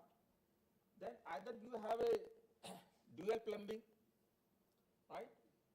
Or is it possible you put everything into the water body and supply through that? I'll give you here another example. I worked with a team from Berlin, and it will be a surprise to you, the water supply of the Berlin city is through a lake, which is around 30 kilometer, 40 kilometer from the city. And this lake receives around 50-60% fresh water and around 40% of the treated sewage from the Berlin city. So it is mixed in the lake. And this lake is the water source for the city. So I asked that person that what treatment are you doing? I was surprised. He said, we are not doing any treatment. And they are taking this water directly and giving to the citizens in Berlin. I'm finishing, basically. So, what they were doing, in their water distribution network, they had miniature sensors which were randomly distributed, and if anywhere there is a leakage, they will get a signal, and so engineer can go and correct it. But they say, Professor Mittal, we don't want to inject even a single molecule of, chlorine. That kind of, this is around, I'm talking of 50 years back. Now, these are the different, people's liking. When you go for different uses of the treated sewage, how people prefer. Nobody, of course, will say that we can use it for drinking purposes, definitely. So you can use for firefighting and golf. In President State, it was basically for the golf course. These slides I'll engage. This you can see, this is what the President State, and in the Dali Khana was the project.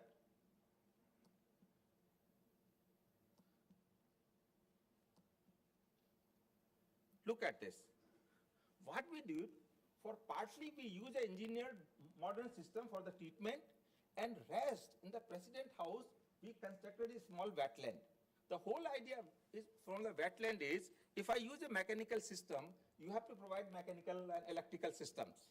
But here, these plants will supply you oxygen free of cost. So my lots of energy cost is transferred to natural system. So we integrated nature with the modern system.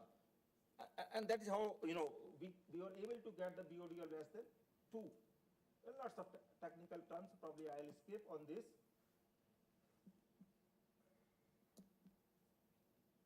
So this you can see probably a slide, give the summary of the system.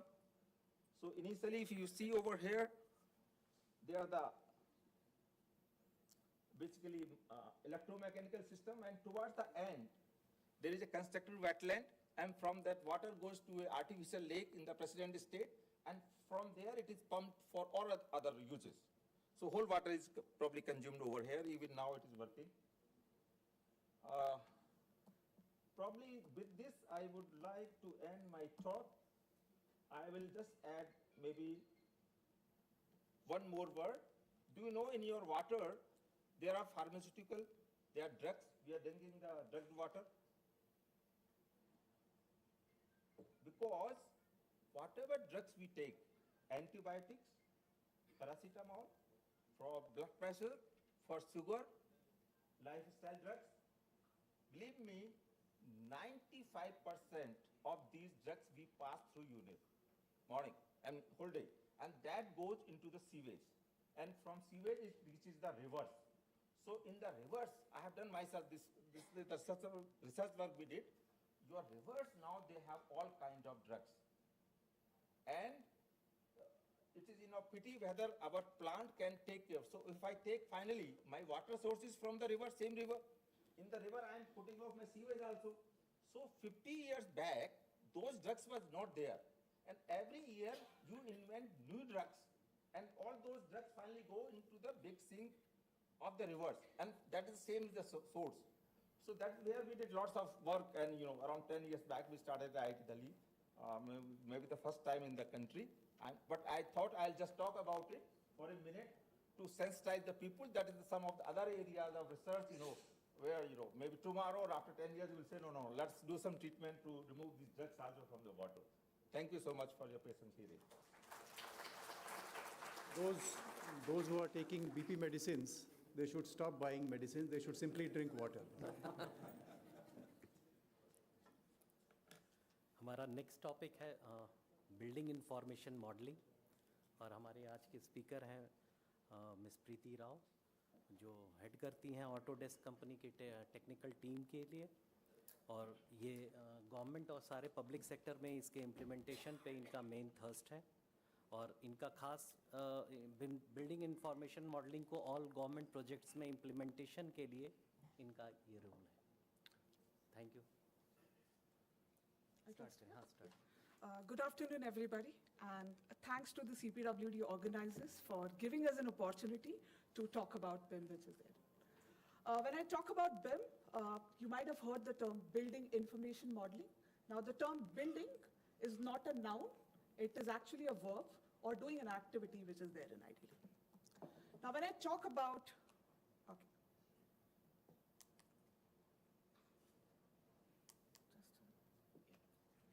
So when I talk about Autodesk, it's been 43 years that we introduced computer-aided design to the industry. And since 2000, we are talking about something called as building information modeling, which is there. Now, building information modeling comprises of multiple pillars. It comprises of 4 important pillars, which is people, process, technology, and policy, which is there. If you're building any kind of project, whether it is an industrial structure, a commercial building, a road, rail project, even water treatment plant, water distribution systems, etc., you're using the concept of building information modeling as a part of this project. In Autodesk, it lies under the segment called as architecture, engineering, construction, and operations. Now, if I take a cue from how our project proceeds, we start from a stage called as plan, design, build, and operate. Now, each of these stages, BIM plays a very important, crucial role, which is there. Starting from the very important aspect of your conceptual design, to your schematic, to your detailed design stage, and the operations and maintenance. Now, apart from the term BIM, we are mentioning that BIM is the backbone of digital transformation. Now, in a very simplified format, if I have to talk about digital transformation, whatever you're building in real, we are building that in digital as a part of a project which is there. To ensure that we have got better project outcomes, it could be in the term of time aspect, it could be in the term of the cost aspect which is there. But the industry is also talking about a newer term, which is called as digital twin. Now, what is this new digital twin? So BIM, I could say digital twin is actually a derivative of BIM which is there, and all the stages from plan to operate all encompasses the aspect of digital twin in this case. Making it more simplified, I just want you to take a few words when I talk about building information modeling. Everyone thinks that it is a model-based process. Good for looking visualization? The answer is no. It is intelligent model-based processes which incorporates all the information which is required for that particular project. It is multi-dimensional.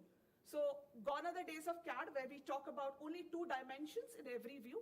Here we are talking about multiple aspects of the project which is there, which not only includes the geometry of that particular project, but the aspects of time, cost, schedule, sustainability, as well as a part of the project.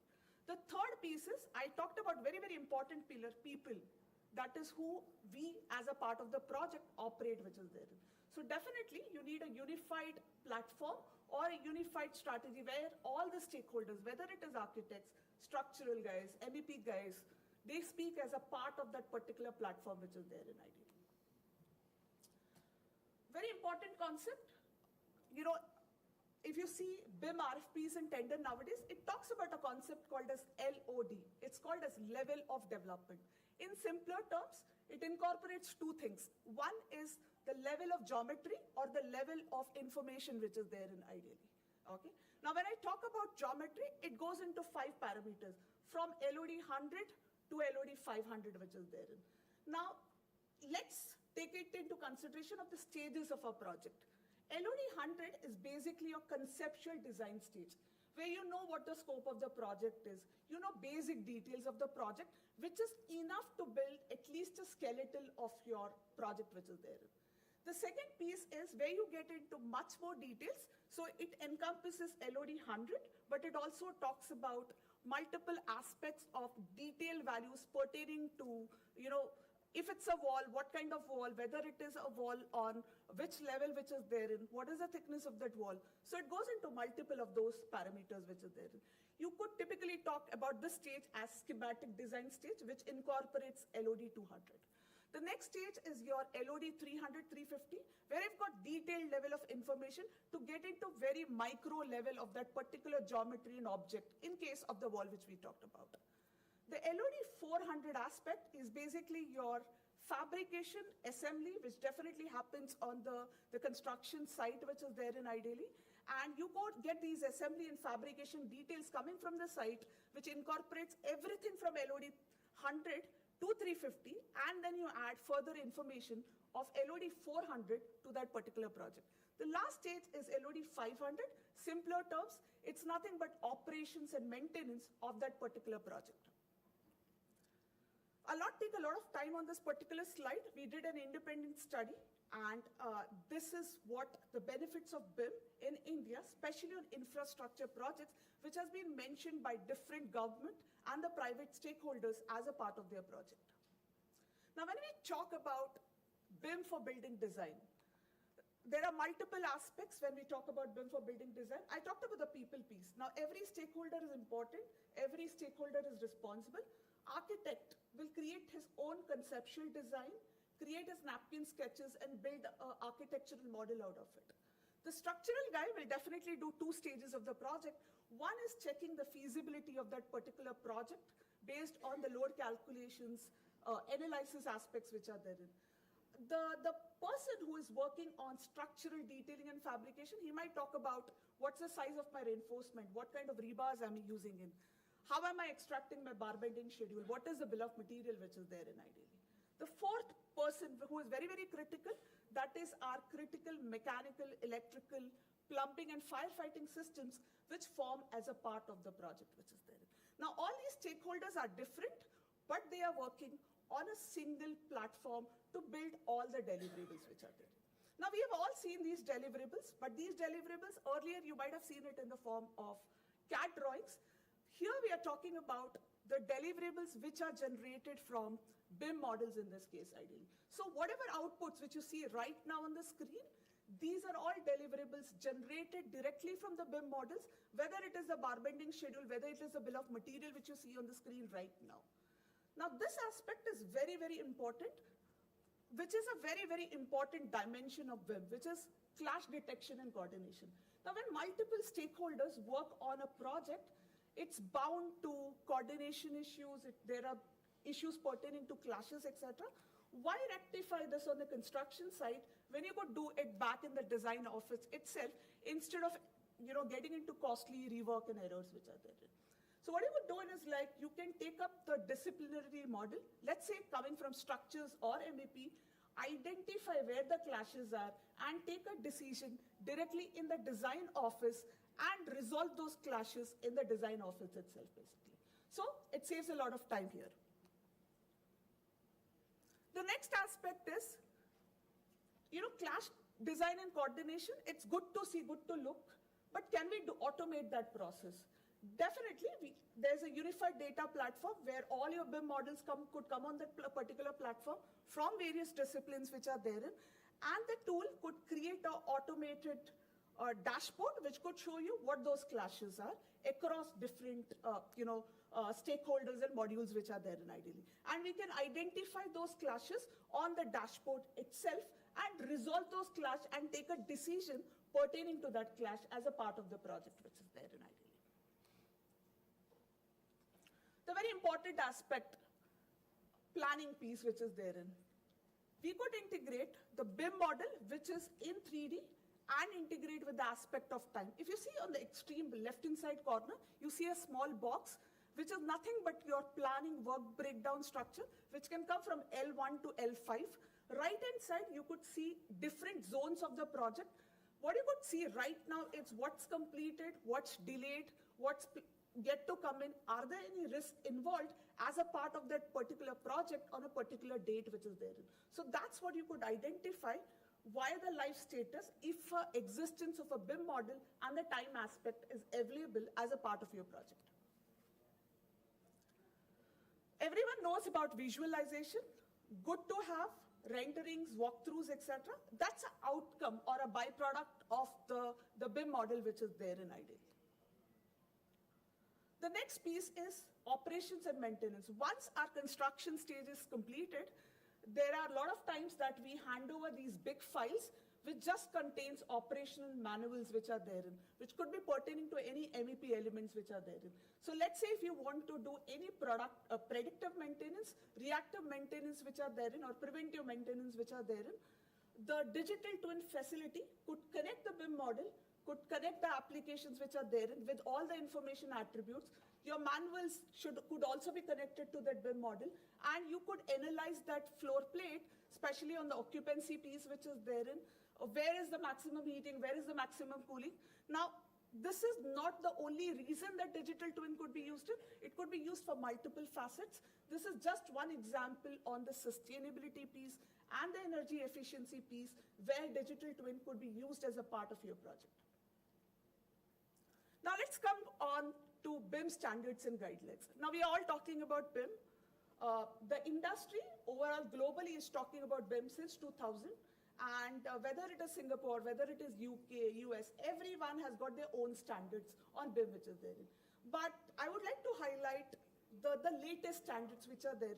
The industry is talking about ISO 19650, which incorporates different standards which could be incorporated as a part of a BIM guideline which is there. Now, given that, India is not far away, and we have got the example of CPWD, and we are here right now. And we are talking about the manual which CPWD released in 2024. And there are different OEMs which came as a part before these manuals on the BIM projects which are there in ideally. And I believe you might have seen these detailed BIM manual already as a part of the CPWD portal which is there. Now, these are few snapshots which CPWD itself has executed as a part of BIM project. Few of them are very renowned ones, which you see on the slide right now, ideally. Now, this brings to the most important piece, which is there. While we were building the BIM manual, and when we sat with the technical stakeholders of CPWD, we understood that, can we make the content more localized towards India, which incorporates something called as the Delhi Schedule of Rates as a part of the package. And majority of the technical stakeholders spoke about this and mentioned that it could be incorporated as a part of the BIM package. So here it is. We are talking about the BIM package for Viksit Bharat. And what do I mean by that, which is there? Every geometry, every BIM element which we use in, all the information, all the attributes pertaining to that are aligned to the DSR guidelines. And it is aligned to every element which you use as a part of the BIM model which is there. Few examples, if I could talk about the different aspects which is there. So it's not only building up the model which is there. As we've incorporated the DSR piece, it could be used for directly getting in bill of materials from the BIM model as it is aligned to the DSR cost aspect which is there. And these content is not static enough for a single project. It could be used for multiple projects as a part of your project portfolio which is there. Now here's a detailed snapshot. What we have done is we have taken every DSR code line item, and the example which you see in right now is for masonry work. We have taken every line item and built it, let's say for masonry work, if you see block elements which are there in 100 mm, 125 mm. So these are all built in, and on the right hand side, if you could see, there are DSR codes, the IS aspects mentioned as a part of the attribute. So any of your stakeholders, that is your consultant contractors, are modeling BIM, they can use this package readily because it is already connected with the DSR guidelines right now. Yeah, last slide. Okay. when we talk about DSR guidelines and when we were building it, ideally, we also got into very nitty-gritties and very micro-level elements. Let's say for a door, we could go into a level of the locks which are used in, the latches which are used in. We could get into those nitty-gritties. And similarly, for the MEP elements as well, and we have got into the details of any plumbing elements which are used as a part of that particular project. And that comes to my last slide, which is therein. Now, not every stakeholder here might do modeling. You might be reviewing the project. So how do you ensure that the project which is submitted to you comprises of BIM elements, comprises and takes care of the DSR family nomenclature, etc. So built in a checker tool as well, which could run on a Power BI, and you can understand whether the project has been modeled using the DSR features or not, ideally in this case. So that brings me to the end of this slide, which is therein. Thanks for giving us the time, and thanks for being patient as a part of this session.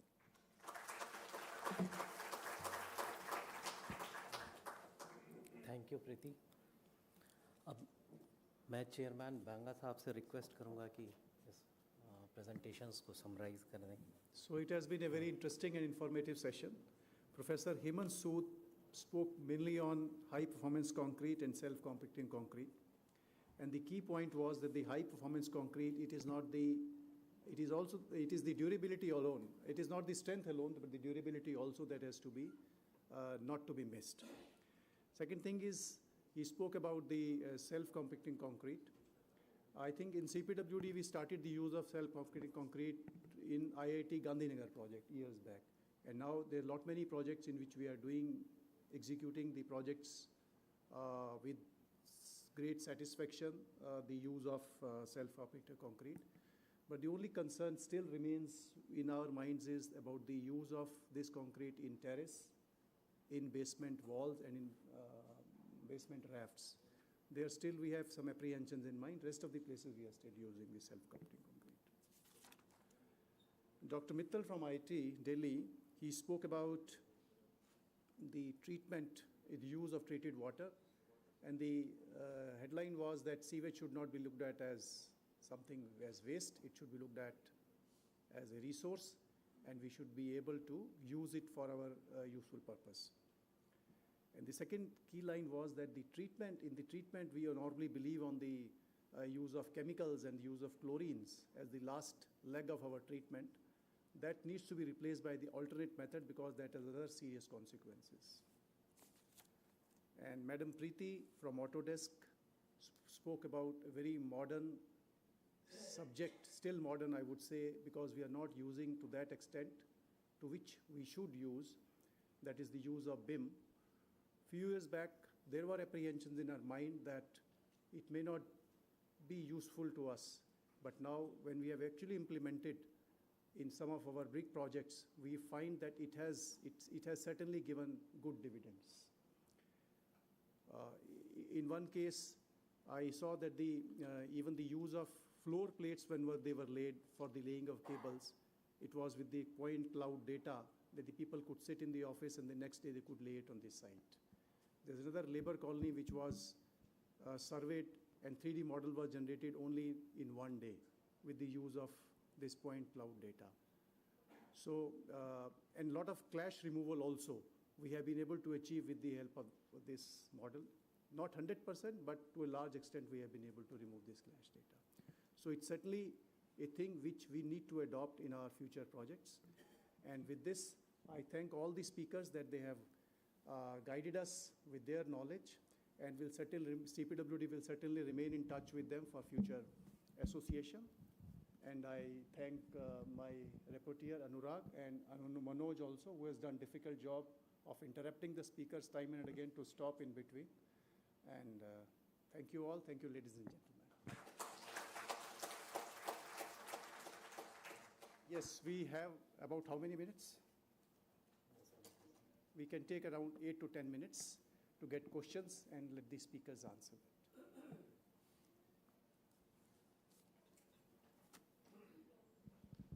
I'm Pradeep Garg. My question is to Preeti ma'am. Ma'am, we are using BIM. Two challenges we are facing. I want your inputs on it. input of data in BIMs is a mammoth job. And despite our best efforts to use BIMs, I think this becomes one of the reasons of our failure, particularly when we talk about digital twins. Advantages of digital twins are many, no doubt, but to create a digital twin is a bigger challenge. So what is your answer to that? And one more confusion which we are having, you were talking about BIM being used for structural designing. We are not clear, when you talk of structural design, are we saying it can do something what STAT and ETABS are already doing? Or is what, are these designs are now linked to our IS codes or not? Okay. To answer your very first question, where you talked about adding information to a BIM model is a very mammoth task which is there. We heard you, and what we did in is like the last part which I spoke about, that is the BIM package for Viksit Bharat. It is exactly having the information which is critical enough for that particular project, for that particular information to be added to the BIM model which is therein. You also highlighted the second aspect of digital twin which is therein. Now, BIM, as I said, it goes through multiple stages. Every stage brings in some information to the project which is therein. I agree to the fact that, the digital twin, are we still ready? The answer might be or might not be, preferably, but I think that the biggest challenge is how are we adding that information? Where is that information retained? Is it on a single platform which could be taken to the stage of digital twin, like your manuals, handover documents, etc., which is therein, in order to build that digital twin information which is therein ideally. The second question which you asked me about is structural design a part of BIM which is therein. When we talk about BIM, it is not one stakeholder.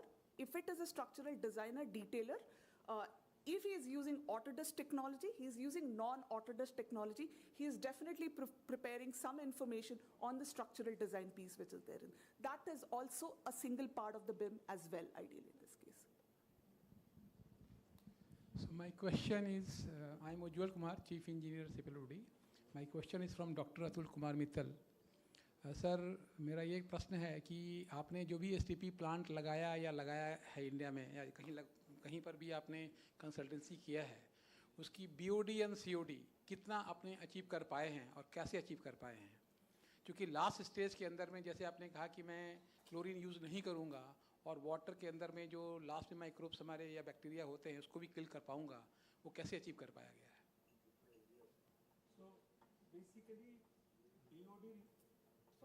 BOD remove करने के लिए तो biological process होता है. जैसे ये जो plant CPWD ने किया प्रेसिडेंट हाउस में, इसमें BOD आज भी मेजर करेंगे surprising less than 2 milligram per litre, जबकि स्टैंडर्ड है 30 milligram per litre. Let me tell you. और दूसरा जो आपने कहा 10 का दिया, BOD less than 10 as per IS code. नहीं, IS कोड नहीं है, ये मिनिस्ट्री का है. लेकिन देखिए इसमें लिखा है 20 और 10. पॉल्यूशन कंट्रोल बोर्ड का 10 है मेट्रोज के लिए और अदर देन मेट्रो सिटी के लिए 20 है, जो लेटेस्ट स्टैंडर्ड है. हाँ, लेकिन ये डिस्पोजल के लिए है. लेकिन अगर आपको यूज करना है पानी को, अगर ट्रीटेड सीवेज को यूज करना है, तो आपका रेफरेंस बदल जाएगा, कंटेक्स्ट बदल जाएगा. फिर आप देखेंगे इस सीवेज को मुझे यूज करना है तो कैसे यूज करना है. सो आप किस लिए यूज करेंगे, you can do it, and that we are doing. और अगर प्रेसिडेंट ऑफ इंडिया यूज कर सकता है सीवेज को 10 साल से, तो शायद और भी कर सकते हैं. सर मैं इसमें एक बात ऐड करना चाहूँगा कि बायोडाइजेस्टर टेक्नोलॉजी जो लाई गई है, इसके बाद में हम लोग रीड बेड यूज़ करते हैं, जो आपने जिस प्लांट की बात कर रहे हैं उससे हम इम्प्रूव करते हैं. और हमने ये पाया है कि रीड बेड अगर हम लगाते हैं और काफ़ी ज़्यादा रिड्यूस करना चाहते हैं BOD, तो काफ़ी स्पेस की आवश्यकता होती है, क्योंकि इतना रिटेंशन टाइम वहाँ पर होगा तब जा कर के हम BOD को रिड्यूस कर पाएंगे और उसके माध्यम से हो पाता है. नॉर्मल साइजेस में अगर स्पेस हमारे पास नहीं अवेलेबल है, बड़े शहरों में ये बहुत बड़ी समस्याएं होती हैं, तो रीड बेड लगाना एक अपने आप में. एक मिनट, मैं आपको जरूर करूँगा. प्रेसिडेंट हाउस की लैंड बहुत कॉस्टली है. वहाँ लैंड दिल्ली में अवेलेबल नहीं है. दिल्ली में लैंड मिलना is big thing. The cost in south Delhi is very very high anywhere in country. जो आप कह रहे हैं, मुझसे ministry of urban development secretary से नोट आया था इस प्लेस, है ना. पर रीड बेड की डिज़ाइन आप मैनुअल से नहीं करेंगे. अगर मैं मैनुअल से डिज़ाइन करता रीड बेड को, तो मुझे 2 एकड़ लैंड चाहिए थी, लेकिन मैंने 100 स्क्वायर मीटर में किया. वो डिज़ाइन है कि मैं कितना रीड बेड करूँगा, कितना दूसरा करूँगा, नंबर 1. नंबर 2, जो आप एनारोबिक डाइजेशन की बात कर रहे हैं ना, they are 180 degree apart. Self killing, anaerobic digestion is anaerobic bacteria जहां ऑक्सीजन इज जहर, और रीड बेड में आप ऑक्सीजन, वो डिफरेंट टेक्नोलॉजी है. We have to understand that. वो एनारोबिक डाइजेशन है, ये एरोबिक है. So that has to be understood. Separately, I can discuss with you. There are few very technical issues on that. Close to IIT Delhi. His office is close to IIT Delhi. नहीं, मेरा सिर्फ यही last ये था, जो कि हमने design किया है, और हमने ये पाया था कि बायोडी और ये biodigester plus any other technology, aerobic और non aerobic plus bio reed bed लगा करके वी आर बायोडाइजेस्टर मत लगाइए. Biodigester anything, not anything. It's not like anything. There are at least 100 technologies. What I want to say finally, that the quality of water coming out from the sewage treatment plant is approximately around 30 BOD. Please kindly take time off, go to President House. There is a zone, there is a division of CPWD. They are executing there. Go and visit that, which is working last 10 years. That's all I can tell you. So one more question.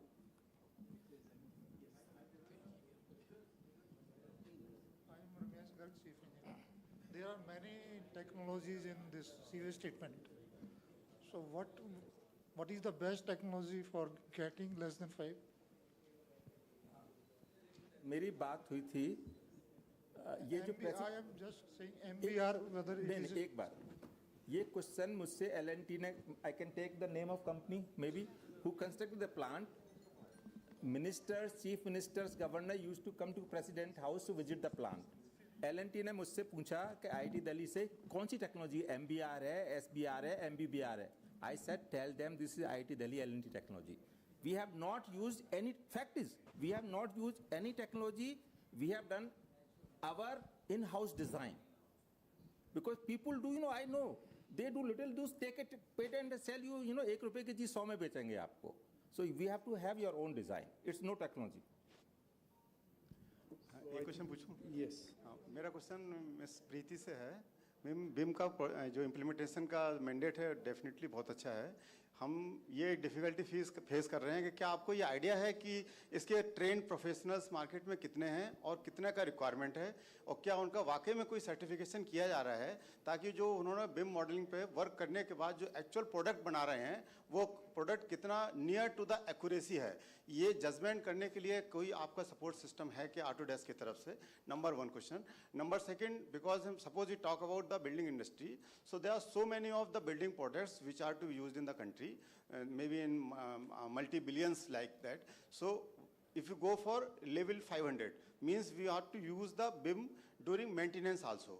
So that time we have to give input of all data of all the products used in the system. So do we have the some basic system which is creating a total library of all products available in the country and likely to be used? Some unique ID is given to the product, and whenever that product is used on any project, that unique ID is taken and that fetches all data, instead of giving individual data for individual product, that again makes the task more mammoth.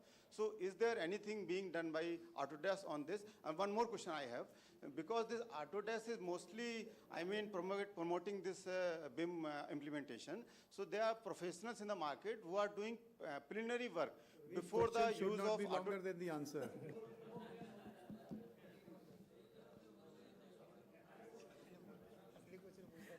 Sir, to answer your very first question on the training, are BIM professionals available? Definitely few are available, but definitely Autodesk is also doing a big play here, ideally.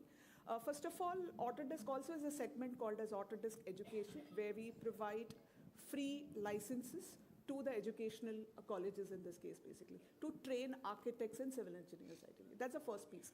Second piece is inside CPWD, since the last 2-3 years, we have conducted multiple capacity building programs as a part of the BIM implementation piece which is therein. We are happy to conduct few more in order to ensure BIM is successfully implemented inside CPWD. The third aspect is there are also a lot of educational institutions like the training centers available, which can also train stakeholders on building information modeling, which is therein. Coming on the aspect of certification, is certification available? Definitely, there are multiple certifications available. Autodesk definitely does few product level certifications as well, but then there are organizations like BIS, etc., which does certifications on BIM standards, ISO, etc., to understand what are those important aspects as a part of the BIM project which is there in ideally. Coming to your second question, if I remember and recollect it correctly, that is, how do we ensure that if we want to do LOD 500, all the components of information which is there required for LOD 500 is available as a part of that particular project? As I talked in the presentation as well, there are 4 culprits for this. Policy piece you've already bought as a part of CPWD. Technology, you're using it in some extent which is therein. People piece which is therein. Now we are adding all information which is therein, but when we talk about automated process, there's still some manual intervention. We need to see that we are pushing in a lot of information, especially during the construction stage, which is therein, which could be in the form of the site checklist, safety aspects which are therein, warranty certificates, guarantee which is therein, in order to do digital twin operations and maintenance, etc. Okay, once this information is there, definitely a lot of simulations could be performed as a part of the portfolio. I'll just answer his third question as well. The third piece is you talked about the components in the library which is there. Autodesk already has released one, but as a part of the BIM, there are certain open packages like every manufacturer. I'll give an example of Saint-Gobain, for example. If you use it as a part of your glass panels, etc., if you go on their website, they have already got their own BIM family library available, which is available for download, depending upon the type of glass which you're using as a part of your project as well. So it's just a matter of downloading and incorporating it as a part of your BIM project, sir. Hope that answers your question, Aileen. So one last question from SPC. Sir, my question is to Professor Sood. He talked about the self-compacting concrete, because there is limitation of the size of the aggregate, that is 120 micron. So there must be limitation in the strength of the concrete also. Has any experiment been done by IIT or by any other organization up to which maximum strength this self-compacting concrete can be used? I have designed M80. That's the maximum given in the code. M80. 50. That's the maximum given in the code. 50. 80. 80. 80. Okay, thank you. We are using M50. As per your requirement. Any grade can. Yeah. So, thank you. Thanks, special thanks to the speakers. And thank you, all of you. And let us have lunch. Acha, memento bhi hai. I was rushing for the lunch, so let's hold for mementos. अभी सब यहीं पर थोड़ा धैर्य रखें. अभी सब यहीं बैठे हैं डायस पर, और अभी हमें सम्मान करना है सभी का. हम सभी प्रेजेंटर्स के बहुत आभारी हैं. वेट कर लीजिए प्लीज, पीछे से जरा. Let us sit for 2 minutes, 2 more minutes. हम सभी प्रेजेंटर्स के आभारी हैं कि उन्होंने आज यहाँ अपने विचार प्रस्तुत किए. अब मैं इस सत्र के अध्यक्ष अपर महानिदेशक निर्माण श्री राजेश बांगा जी से पीछे बैठ जाइए जरा, अभी बैठ जाइए. हाँ, चलो. राजेश बांगा जी से अनुरोध करती हूँ कि वे हमारे बीच उपस्थित सभी प्रेजेंटर्स को सर स्मृति चिन्ह भेंट कर सर उन्हें सम्मानित करें. सबसे पहले मैं बुलाना चाहूंगी professor Hemant Sood, head civil engineering department, NITTR Chandigarh. जोरदार तालियों के साथ हम सर का सम्मान करते हैं.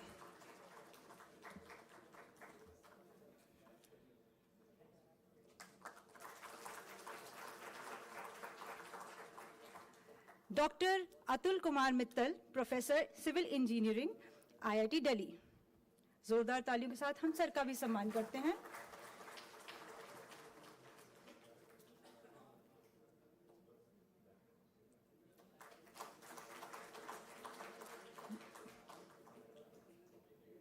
Miss Preeti Rao, head technical team, Autodesk को मंच पर मैं बुलाना चाहूंगी. मैम आप आइए प्लीज. हम मैम को भी स्मृति चिन्ह भेंट कर उनका सम्मान करेंगे जोरदार तालियों के साथ.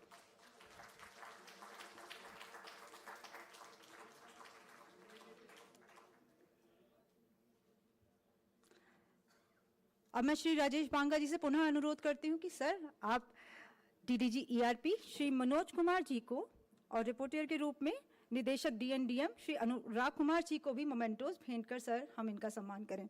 सबसे पहले मनोज कुमार जी।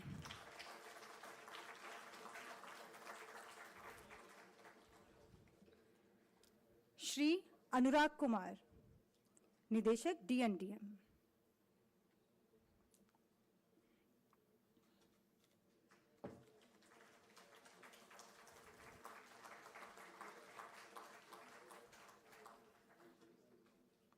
अब मैं डीडीजी ईआरपी श्री मनोज कुमार जी से अनुरोध करती हूं कि वे अपर महानिदेशक श्री राजेश बांगा जी को भी मोमेंटो भेंट कर सर आप उनका सम्मान करें।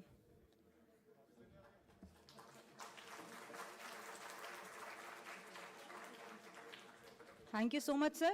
Thank you once again all the presenters for their very informative presentations. You all shared with all of us. Thank you so much. अब एक information है आपके लिए कि technical session अब से आधे घंटे बाद यानी 1:15 बजे पुनः शुरू हो जाएगा। समय पर आप आ जाए जिससे कि हम अंतिम टेक्निकल सत्र शुरू कर सकें। इसकी लंच की व्यवस्था एट्रियम में की गई है, कृपया आप वहां के लिए प्रस्थान कर सकते हैं। धन्यवाद।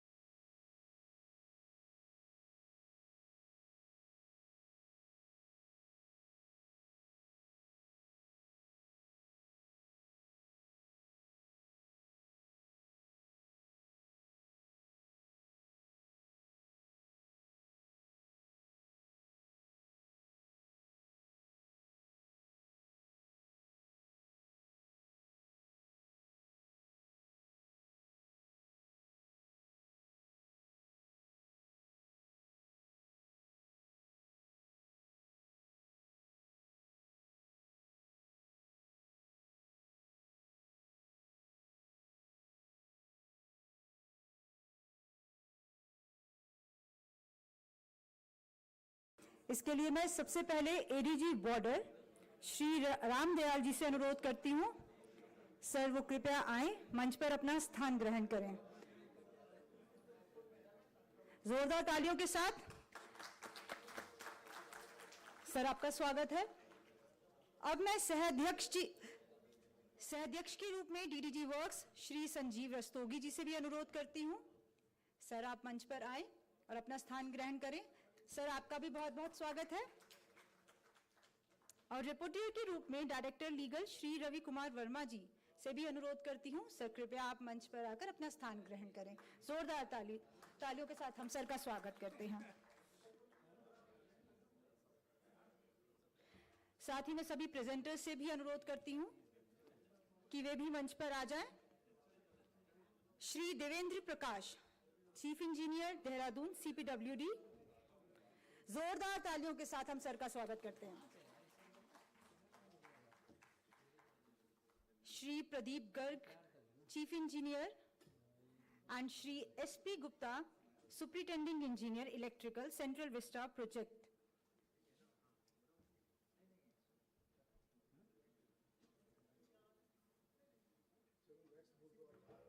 Shri Vijay Kumar ji, chief engineer cum ED, IIM IIT Jammu.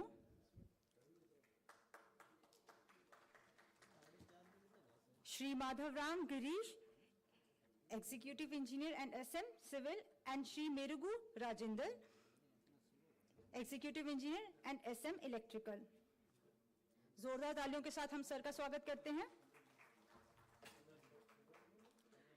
Doctor मनोरंजन Parida, director CSIR CRRI new Delhi. Sir आपका भी हार्दिक स्वागत है। भारत ने देश के बुनियादी ढांचे के परिदृश्य में क्रांतिकारी बदलाव लाने की महत्वाकांक्षी यात्रा शुरू कर दी है, जिसका लक्ष्य आर्थिक विकास को बढ़ावा देना, कनेक्टिविटी को बढ़ाना और अपने नागरिकों के जीवन की गुणवत्ता में सुधार करना है। केंद्रीय लोक निर्माण विभाग ने कुछ वर्षों में निरंतर अपनी तकनीकी कौशल और निर्माण में अग्रणी भूमिका निभाई है। CPWD निर्माण परियोजनाओं की दक्षता और गुणवत्ता बढ़ाने के लिए तेजी से नए प्रौद्योगिकियों और पद्धतियों को अपना रहा है। So now we will proceed on to the third and final session in which you all are once again heartily welcome. जोरदार तालियों के साथ अब हम ये सत्र शुरू करने जा रहे हैं। साथ ही सभी प्रेजेंटर्स और सभी संचालकों का भी हार्दिक अभिनंदन करते हैं। There are 5 presentations in this last session. First presentation shall be made by Shri Devendra Prakash, Chief Engineer, Dehradun CPWD, on Rehabilitation and Renovation of FRI Campus, Dehradun. Second presentation, Use of New Material and Construction Technology in Central Vista Project. And this shall be delivered by Shri Pradeep Garg, Chief Engineer, Central Vista Project, CPWD, and Shri SP Gupta, Superintending Engineer, Central Vista Project, CPWD. Shri Vijay Kumar, Chief Engineer cum ED, IIM IIT Jammu, shall be delivering the third presentation on the topic, Development of IIT Jammu Campus in Hilly Terrain. Thereafter, a team of Executive Engineers, Shri Madhavram Girish, Executive Engineer and SM Civil, and Shri Merugu Rajendra, Executive Engineer and SM Electrical, will be delivering the fourth presentation on unique civil and MEP services provisions in biomedical containment facilities. The final presentation of today shall be delivered by Professor Manoranjan Parida, Director, CSIR CRRI, New Delhi, on the topic Advancement in Road Construction. अब मैं सभी संचालकों से अनुरोध करती हूं और reporter sir को अनुरोध करती हूं कि सर आप आगे के सत्र का संचालन करें। धन्यवाद। Good afternoon, everyone. Now I would like to request Shri Devendra Prakash, Chief Engineer Dehradun sir, to come on the dais for presentation. Shri Devendra Prakash is an officer from the 1995 batch of Central Engineering Services. He did his MTech from IIT BHU. During his distinguished career in CPWD, under various capacity, he has been associated with the construction works of Parliament Library Project, Income Tax Building, Delhi, Tyagraj Park, INA, Central University, Haryana, Central University, Gujarat, IIT Gandhinagar, and NIT Srinagar, and NIT HP. He has also been associated with construction and maintenance works of Central Armed Police Forces in different locations of the country. Shri Devendra Prakash has also carried out the works of Indian Embassy Building, Beijing, China on deputation in MEA. Now, sir, I would like to request you to presentation. There are total 5 speakers. Okay. Each speaker is supposed to wind up in 15 minutes. 15 minutes. 15 okay, sir.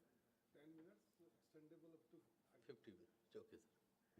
So first, I express my deep gratitude to organizer for inviting me for this presentation. So the topic of my presentation is rehabilitation and renovation of Forest Research Institute, Dehradun.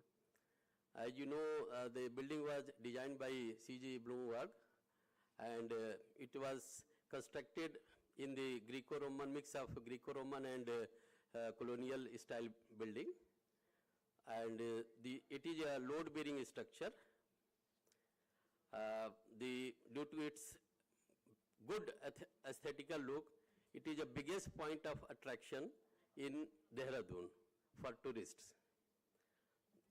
No, next. So the Forest Research Institute was established as Imperial FRI in 1906, and the building was inaugurated in 1929. The building is basically, it is a load-bearing structure having the lime mortar as a pointing material.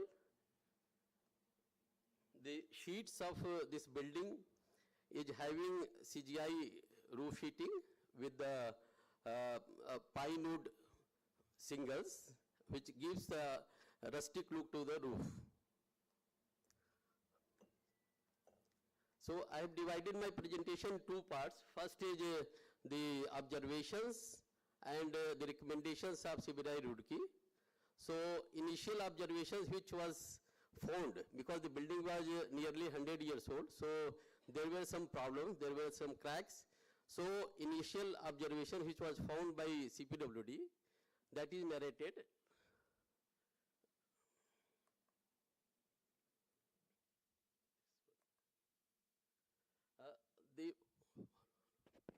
The first point was the structural cracks in the building, masonry walls and arches.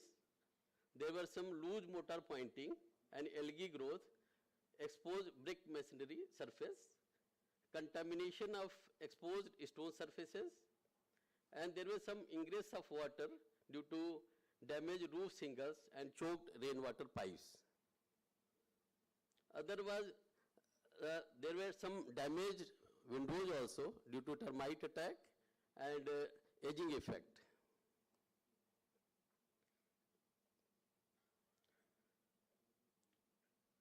Now, the matter was referred to CPWD Roorkee, and Roorkee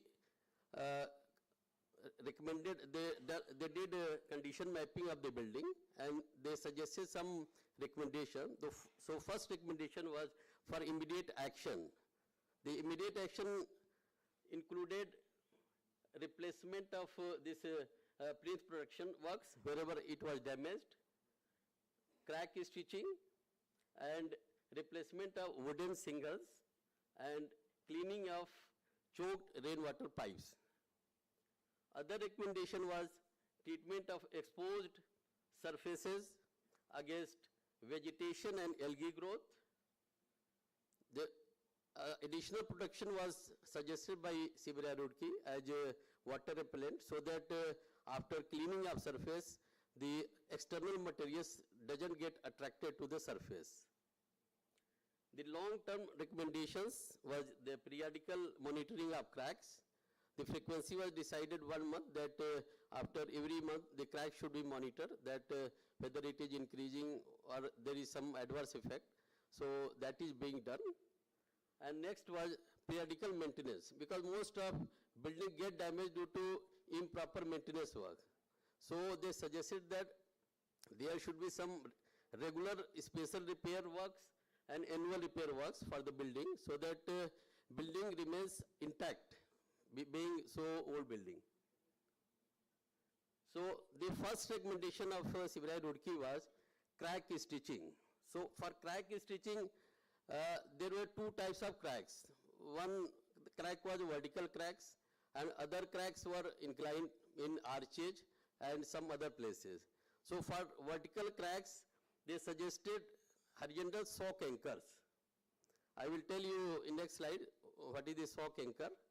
So this is just a preliminary introduction. And for archage, they suggested for cross anchors, which has been used in the building. Next suggestion of CPWD Roorkee was lime mortar pointing wherever it was damaged, and removal of vegetation and steam cleaning, because building was having so much vegetation, algae on the surface. So removal of these algae and vegetation was very necessary. Next one was cleaning and repair of roof drains and replacement of wooden damaged roof shingles. So this was the position of rooftop drains, which was totally choked, and rainwater pipes was also filled with debris. Because of filling of all rainwater pipes, the water was leaking in the building and finally in the foundation also. And next suggestion of CPWD Roorkee was plinth production work and lining up drains around the building. And the sketch was provided by CPWD Roorkee. Accordingly, the work was done. Now, the next part comes execution part. In this part, we will go for how we executed all the recommendation of CPWD Roorkee. So first part was, next slide, I will go. This is the type of crack patterns which you can see that the crack is mostly vertical in this slide, and in this slide slightly inclined. So according to a crack pattern, the stitching method were suggested by CPWD Roorkee, and all the methodology was finalized before execution of work. So this mainly we use two types of anchors, plain anchors and dissipative anchors. Plain anchors were used for mostly the vertical cracks, for stitching of vertical cracks, and this dissipative anchors were used where there was some earthquake activity, more earthquake activity. So according to crack pattern and location of cracks, we decided the anchors. The anchor is having following component parts. First is SS rebar anchor, nylon sock, grout delivery pipe, grout and grout material according to BS standard and ASTM standards. Next is, you can see how the anchors were installed inside the archage and different type of, this is pictorial representation. So you can see in this picture all inclined anchors were applied, and this is horizontal anchors. If it is hanging walls, so different type of structure, we decided different angles of anchors. This you can see, this is also pictorial representation of installation of anchors.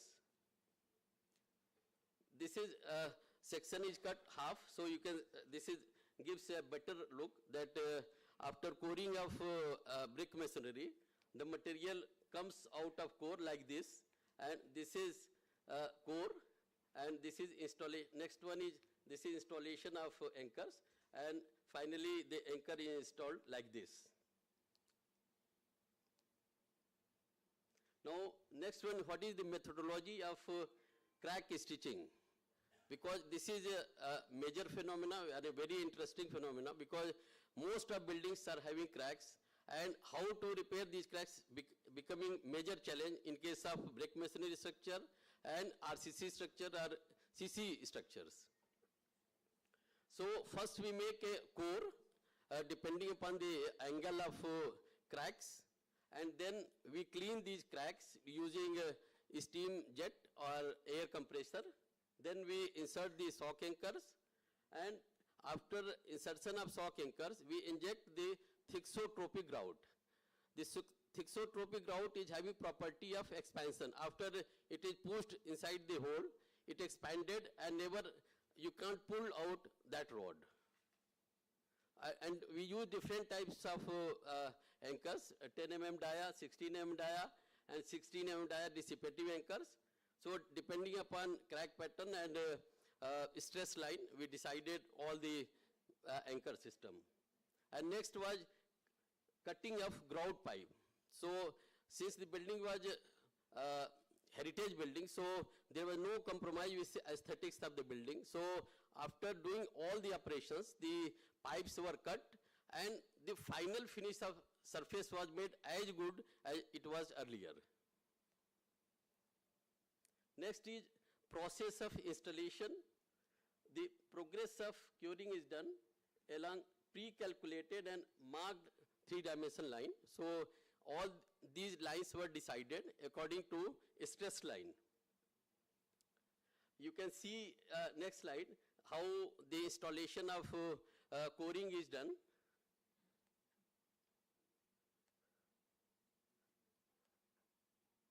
Next one. This is also installation of coring. So we use two types of anchors, as I told earlier also, the same repetition is there. This is video of installation of anchor. So this is coring, how it is being done. So we used non-percussive and self-sacrificial type of rotary drilling machine for making a core. So non-percussive means it doesn't hit structure, because if you make any hole inside the building, so there are two methods. Either you hit the structure and make a hole. Suppose like if we make chiseling, we make a hole. So if we do percussive type any drilling method, it will damage the structure. So for that we use a special type of machine for which were having property of non-percussive, and self-sacrificial means if there is any damage. So we used diamond bits for drilling the hole, for taking cores. So if there is any problem in the structure and there is any possibility of damage to structure, the bit gets sacrificed and there is no damage to structure. So this is the method of preparation of grout, you can see, and this is thixotropic grout which was used for pumping inside the hole. Next one, this is also video also, you can see. So forward next. Okay, so and this is the test parameter of thixotropic grout. You can see the compressive strength of thixotropic grout is 50 Newton per mm square, and expansion property is 4% or even more than 4%.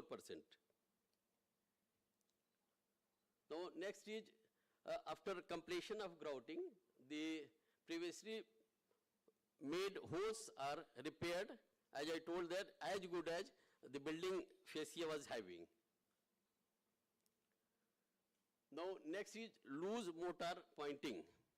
See, the building was old, most of at several places the lime mortar was damaged.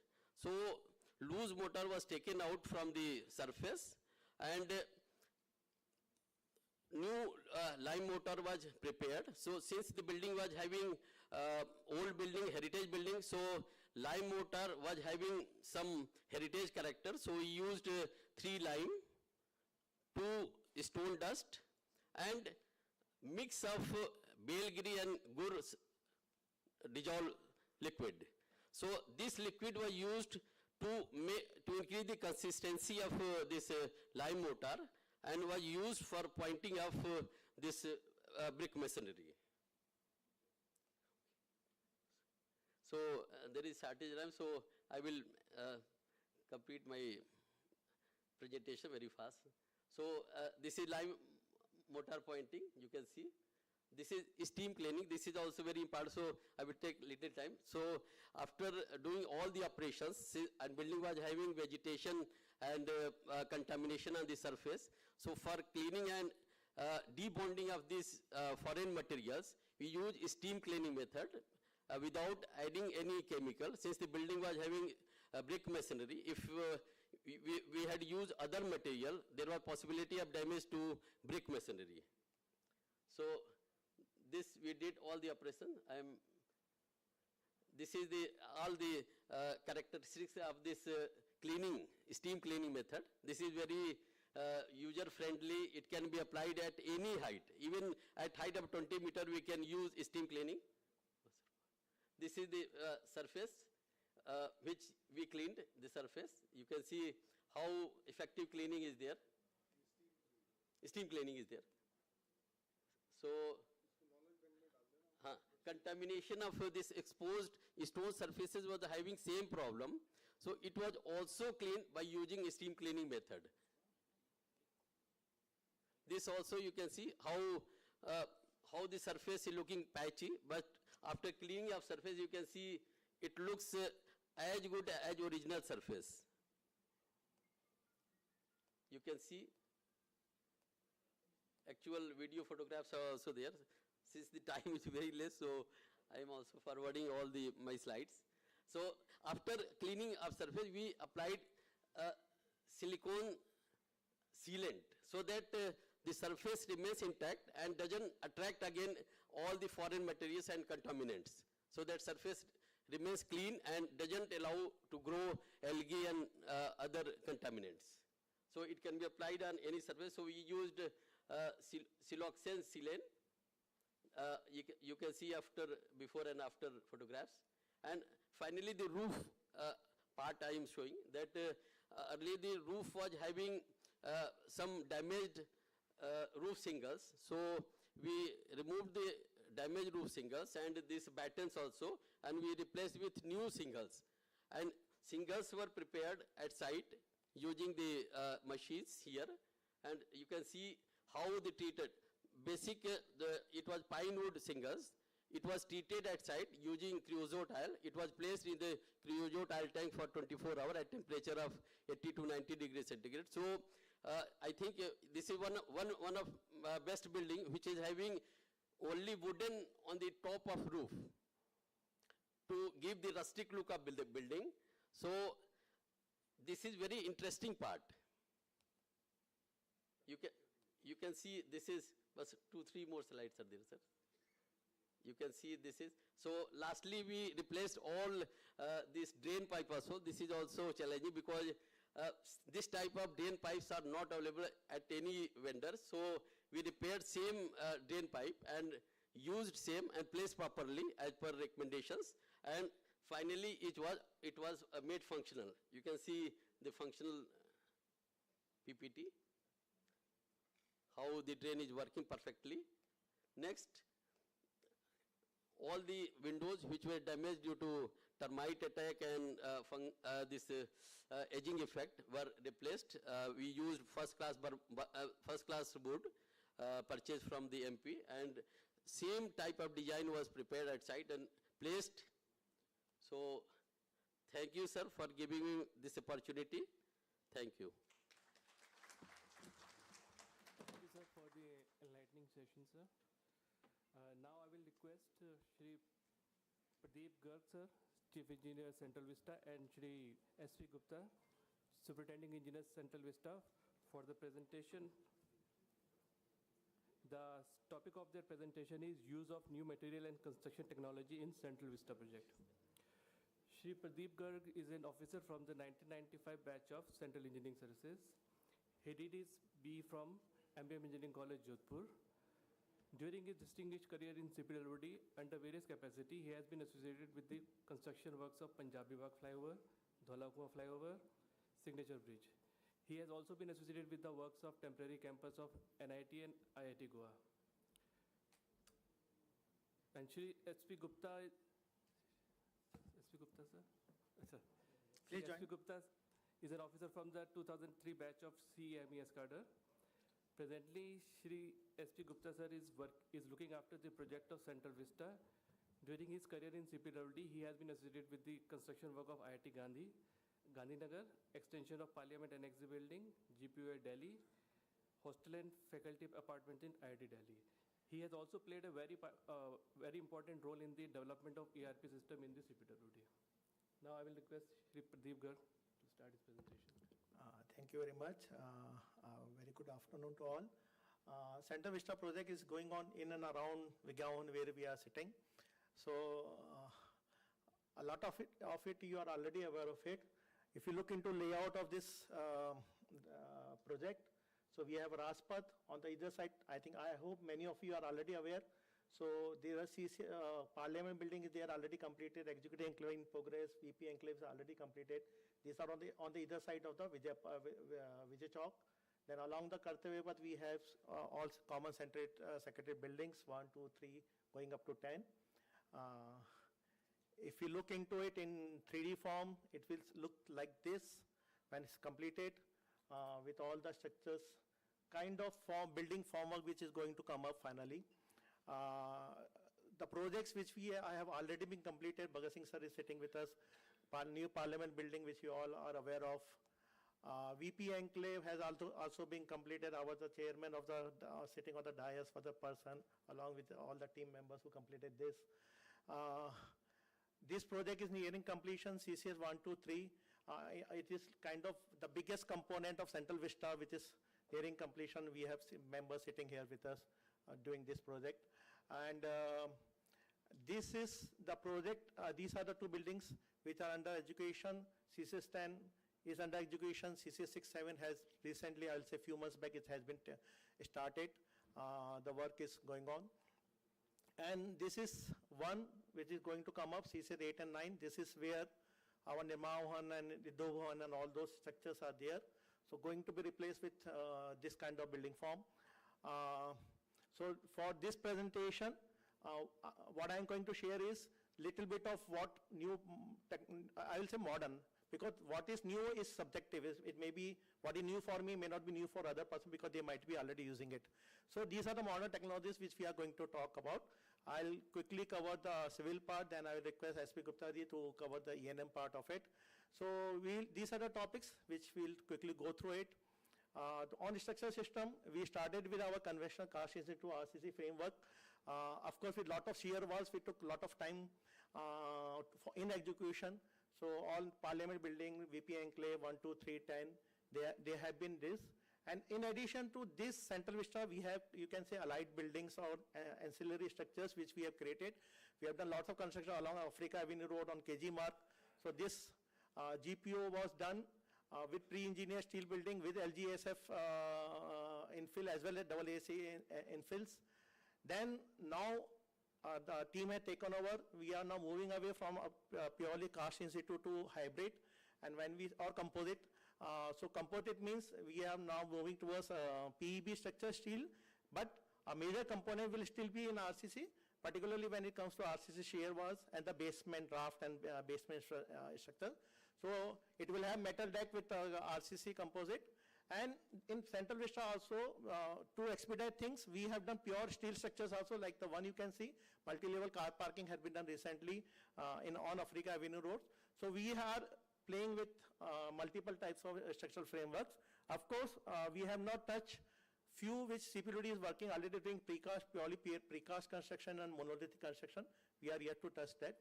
Now, touching upon modern and sustainability as we have been talking since morning. So Central Vista, by and large, we are not doing the construction on a barren land. We are demolishing and we are creating it. So whatever demolition we are doing, we are generating a lot of waste. So we are sending it in, 100% waste is going to our C&D plants, and we are compensating our contractors for that purpose. And then their C&D material which is generated, we are trying to reuse also to whatever extent in our project.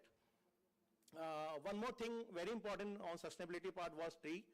And to the best of my knowledge, we are not cutting any tree in Central Vista. All the trees are being transplanted and being transplanted major in and around Central Vista and Faridabad also, NTPC Eco Park. And we can proudly say that we have been fairly successful in survival of our tree. It's not 90%, but it's a fairly satisfactory. And the trees which have not survived are being further compensated by, against one, we are planting 5 trees. So on that part we are covering.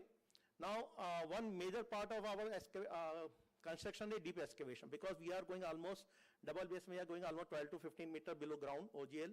So the biggest challenge comes in doing that. Predominantly in our central secretariat buildings, we have gone for diaphragm walls. Diaphragm wall is not a new technology, it's not a modern technology. The modern thing which we have used L-shaped and T-shaped panels, which is really challenging.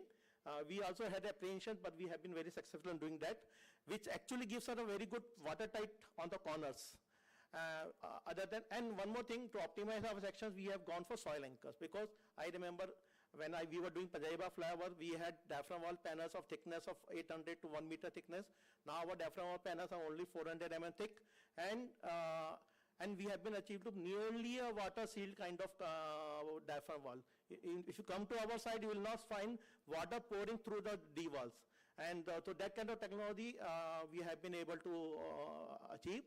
And another big challenge in deep excavation, the earth excavation itself. Because you don't have slopes, you have a 90-degree, you have all the highly secured area, the Aspas, Mansingh Road, all roads going in and around.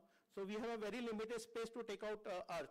So it has to be planned very meticulously. We have been doing that. We are dividing the sites into zones, then excavating. You can see a ramp in between, because to take a vehicle, a truck, loaded truck, 15 meters down the ground cannot be done easily. It requires a lot of maneuvering. So those kind of activities are being taken care of. And another challenge which keep on coming is during monsoon season, whatever is excavated, it becomes a pond. So we have been successful in dewatering that pond in 24 hours to 48 hours to let our work continue. So you can see the kind of, another very important is water table in this area is 4 meter or 5 meter only. We have gone 15 meters, so we have almost 10 meters of water head on us. So we have been successfully able to employ this conventional borewell systems, and you can see this pipe. We have a ring main all around. So we have been continuously dewatering 24/7 for almost 18 months. And whatever water is being taken out, we are trying to use it for lots of activity. We are using it in sprinklers for keeping the pollution in control, even in curing, construction also. And then comes the challenge of waterproofing, because when we are minus 10 meter below ground, the waterproofing is a big challenge. So we have adopted HDP membranes, and this HDP membrane, like now we have weldable joints also. Now we have started using weldable joints. We started with conventional adhesive kind of tape. Now we have suture. All the underground concreting, we invariably are adding crystalline admixtures, powder I mean. Then those small things we are taking, we are using soilable bar invariably in all our construction joints. We are, all the construction joints are being nipple grouted. So any source of water seepage we are trying to plug in. And finally we are using this polyurea spray, relatively a new technology.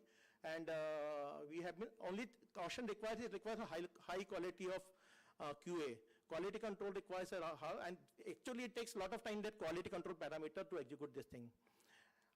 Another thing was, when we do excavation, we construct, then we have to do a lot of backfilling. Conventionally for backfilling, we have been using earth, or in some cases we have been doing sand filling, but both those things were difficult for us for 2 reasons. We don't have space to store that earth.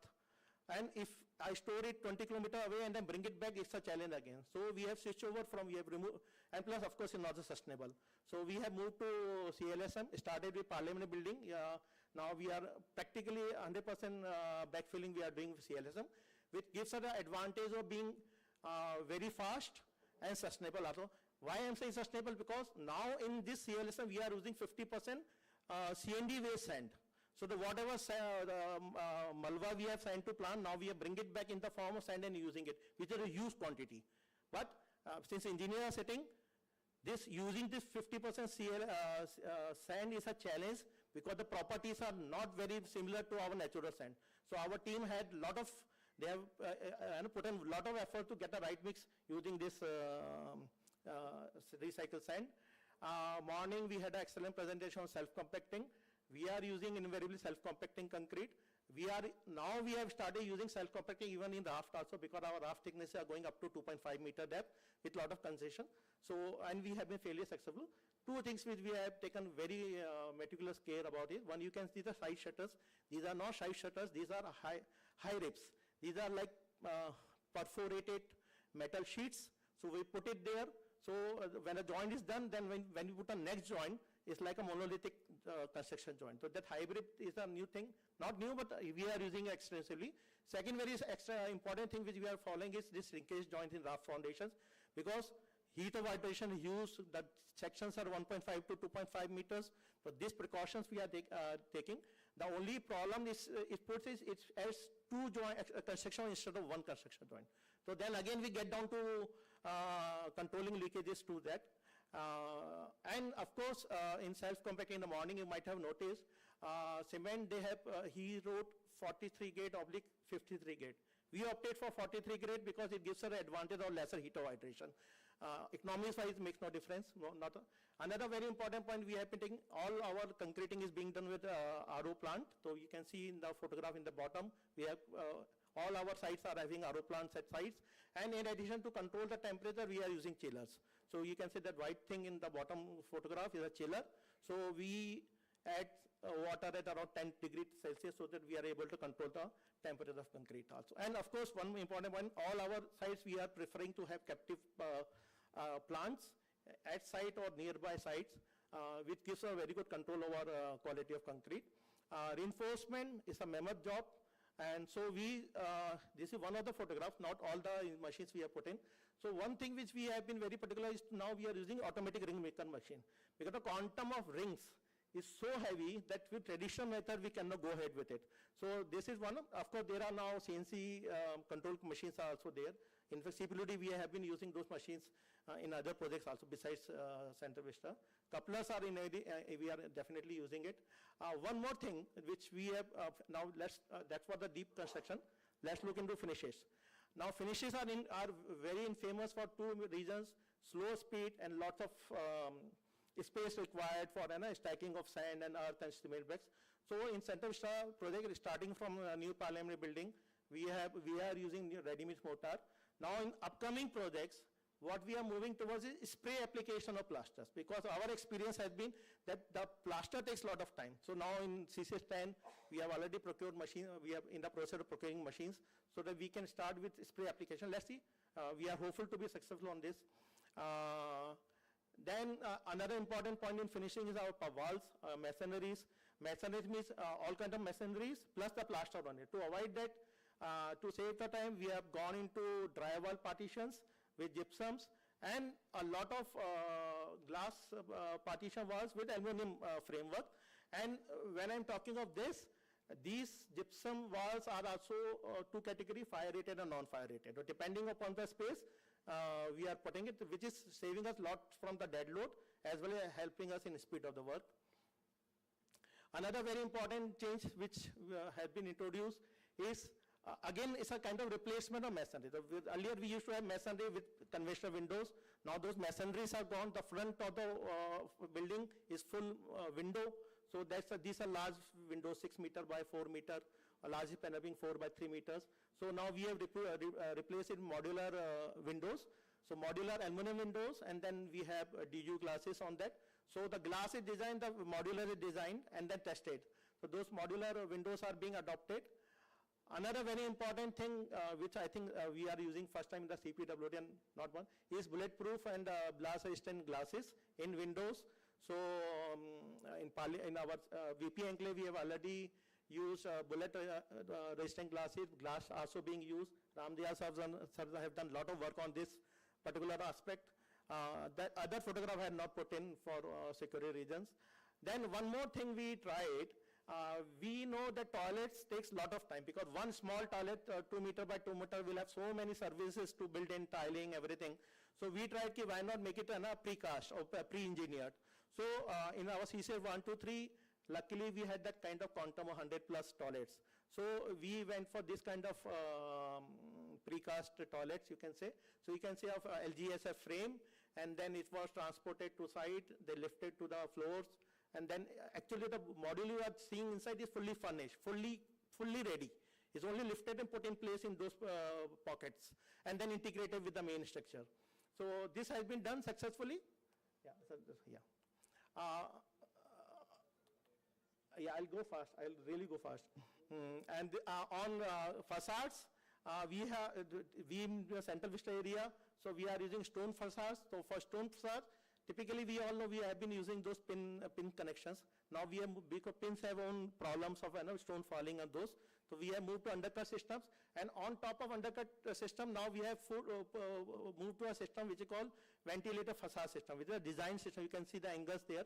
So we have moved to that systems. Sorry, am I going in a wrong direction? Yeah. So on glass facades, we are using curved glass, which is again first time, I think, at least in CPWD we are doing. And we are also using unitized facade systems. You can see unitized, the advantage is that you can see one single panel of the 1 story height. So it's easy to implement and fast to implement. Services, other than the normal services, this time we are going for hydropneumatic services where we are avoiding putting water tanks on top except for bare minimum requirement for fire and those things. So it helps us in, so it actually requires the kinds of sensors what we were talking about in the morning session. Then furnitures, we have 2 categories. One is designed furniture, another is like a standard manufacturer's designs. So nothing new in it, just wanted to share with you. So these are modular furniture with all workstations and furnitures, which is a major chunk of the project. BIM integration, we talked a lot. I had a lecture in the morning. Central Vista, we are adopting a lot. And up to LOD 400, we are doing a fairly good thing. The only challenge we are facing is LOD 500, which I already was asking to the expert. On E&M, I will request Gupta ji to come. Sir, 2 minutes. 2 minutes, sir. Good afternoon, sir. I will not take much more time, 2 to 3 minutes, because in the Central Vista projects, all the projects for all the fire-related equipments, we are using the fire survival wires and cables. In the case of the wire, new IS has been introduced. It's not new, but people are not aware, so we are using the type of hardwire. And in the substation, we are using the energy management system. As far as DG set is concerned, we are install. Yes, sir. Sir, as far as DG set is concerned, we are using the DG set which are CA QM compliant. This is the Commission for Air Quality and Management. And the DG set which are not compliant, either it is being fitted with the dual fuel kit or the emission control devices. But now the manufacturer started to give the CAQM compliant DG set, so it is inbuilt with the emission control device. In the case of the HVAC, predominantly all the air handling units are equipped with the electronically commuted motors and fans. Ultraviolet germicidal irradiation systems are being used to clean the kill the bacteria and the HU coils and the air stream. It has been introduced immediately after this COVID pandemics. ISO filters are being used to contain the pollution level inside the habitable area as per the standard IAQ, indoor air quality standards. In our building, the ducted returns are used. We are not using the plenum as a ducted return. It is the requirement of the now Delhi Fire Services. And to avoid, to help the exhaust of the system in case of the fire, we are using the fire paints. And I came to know the supply air duct which were not painted with the fire paints and got burned down some day back somewhere. And the duct which were painted with the fire paints and are still intact. So, yes, sir. And for the energy, as a energy conservation measures, we are using the treated fire fresh unit to supply the fresh air in all the HU. And the air which are being exhausted, the cold air being used with the heat recovery wheel to cool this fresh air being supplied. This is the new thing that has been introduced. This COSTA-based access control system is being used. CDAC has developed this system, and which is highly secure, and it is indigenous in nature. Apart from this, this centralized control automatic gate security, because we are constructing the little bit high secured building. So the crash-rated bollards, crash-rated road blockers, tire killers, crash rating up to the K12 of the road blocker, and somewhere, generally it is K4, crash-rated. Bollards and road blockers are being used, but at the high secured locations, K12 up to the K12, bollards and road blockers are being used. Solid waste management, at least in CCs 1, 2, 3 and the next building, we are using the pneumatic waste collection to collect the waste from each floors through this pneumatic system and piping system. And with the organic waste composter, this waste will be treated, and it will be waste will not be moved from here and there.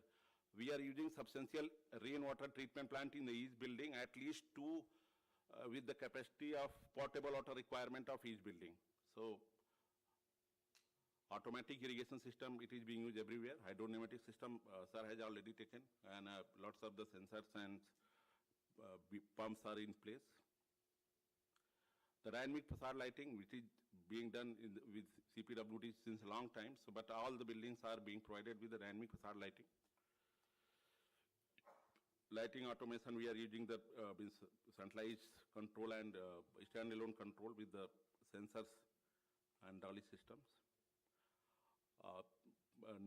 Audio video system in the parliament, it's the largest probably in the world to have the this multimedia digital conference system.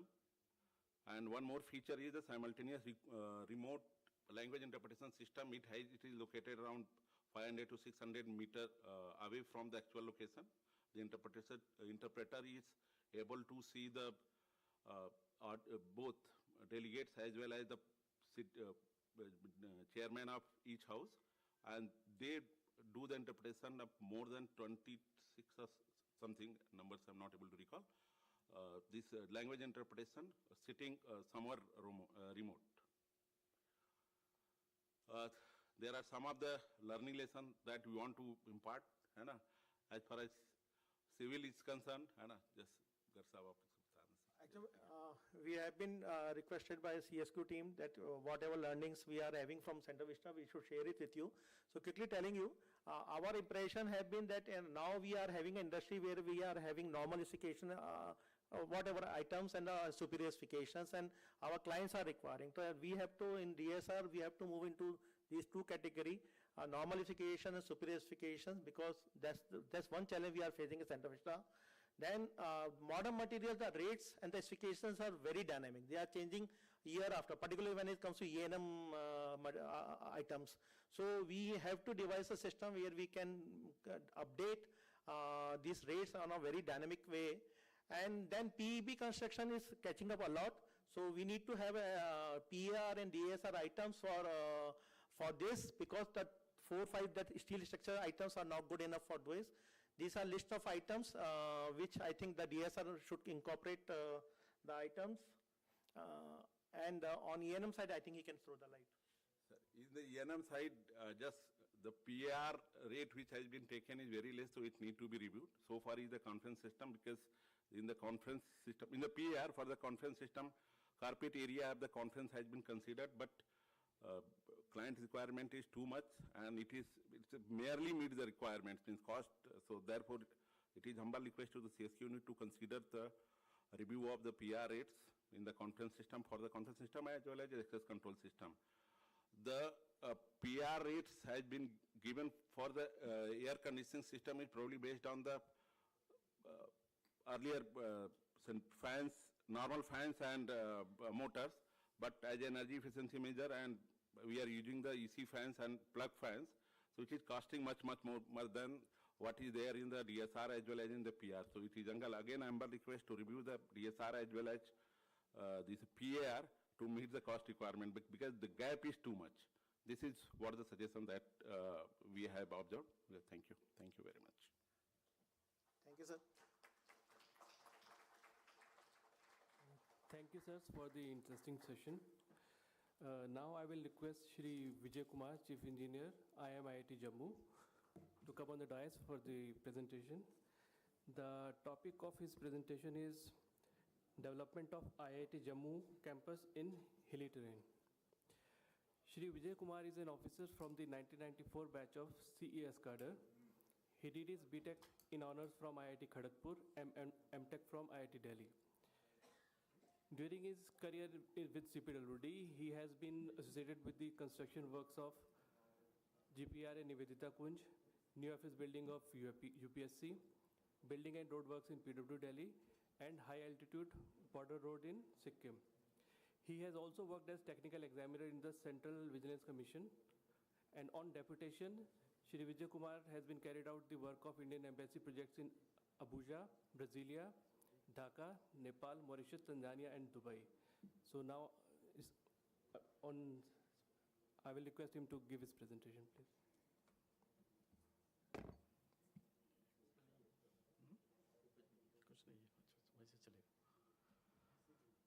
Good afternoon, everyone. I will be speaking on this topic of development of IIT Jammu in hilly terrain. Before I start this session, let me thank my department to post me in this prestigious project. And this is really a challenging project. It's a difficult project because of the hilly terrains and the remote area problems in the project.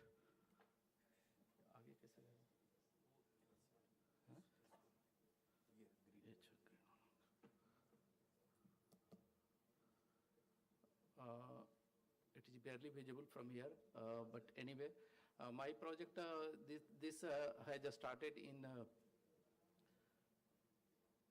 October 2020, and as on date, the entire project has been completed and handed over to the client.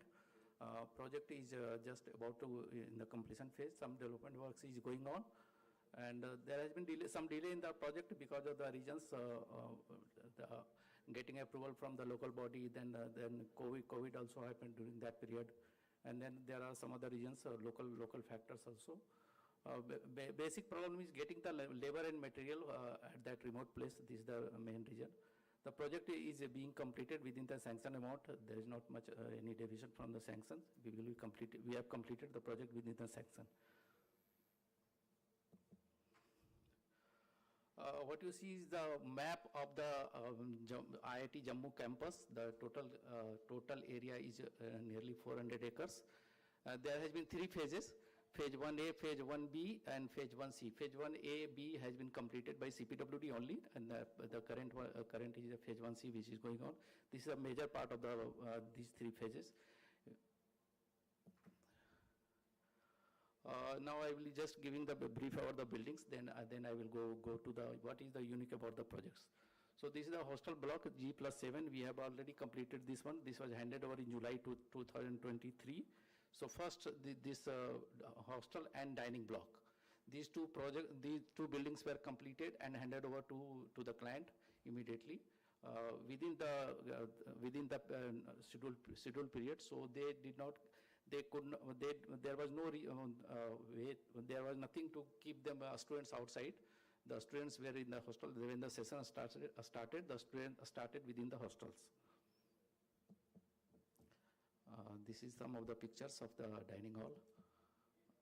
Again, this academic zone, this is a bird eye view of the entire campus of this project. You can see the hilly terrains of the project. There are nearly 85 meters level difference from the bottom level to the top level of the project. So this is a challenging task to retain the earth and that which we have been cutting the earth and then to retain those earth. This is engineering block. This is G+7 building. This is a major part of the project. This 25,000 square meter of the area has been built up out of the 1 lakh square meter of the total area. This is lecture block, again one of the major building. I will skip some of the things because the time is short, so I will focus on some real issues in the project. This is workshop building, and then a sports block building. Everything is there. Whatever you can imagine in a educational campus, everything is there in the project. And also I can say that whatever has been discussed this morning about anything special regarding STP, etc., those we are already having in these projects. So there, I think I don't find anything new, whatever has been discussed in the morning. We are already having everything in this project. This is a trench inside, this is a sports building. This is the campus view again. This is a hostel blocks. This is a type quarters. This is again type quarters photographs. This is a steel bridge. Like I said, everything is there in my project. Not only we have constructed a building, but we have also constructed a 114-meter welded truss bridge. This is 3-span bridge based on a welded truss, and the top is the concrete deck. This is an external development works, the road, and what you see is the trench. Every services is going inside a trench. The trench is huge, almost 3 meter by 3 meter trench size. And this trench was also used as a shelter during this Operation Sindoor. So people used this trench for that purpose also. This is lighted trench. There is a sufficient light in the trench, and the camera is also there, CCTV also there to monitor nothing goes wrong within the trench, because and the total length of the trench is almost 5 kilometers. You can see the bottom photograph, right side bottom. This is a trench. Services are going on inside the trench. Unique thing about this project is this hydro seeding. I don't think it was discussed in any of the sessions. This is hydro seeding which we have been carrying out for soil stabilization. This is done by a unique company. I will name the company, McAferry. McAferry is the company who is doing this soil stabilization. There are different stages of soil stabilization. First, they prepare the surface. Then by using a machine, they sprayed what you call seed, and then they grow and they becomes the grass. The grass used is again a approved one. It is not any kind of predator kind of grass. This is normal and fits into the local environment.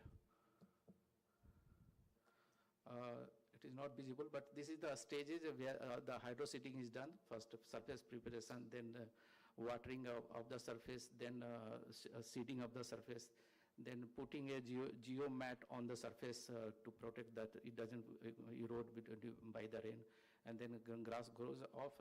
It is a process of 3 to 4 months till becomes this grassing is completed. Again, as discussed in this parliament project, like irrigation lines, this is also, we are also having irrigation lines, and this is a sprinkler based. And this is also controlled by centrally controlled, that a sprinkler can be controlled from a center point. This mountainous terrain, as I explained that this is a unique about my project, like having a 85-meter level difference from top to bottom. We are able to construct the road also, buildings also, and maintain the slope.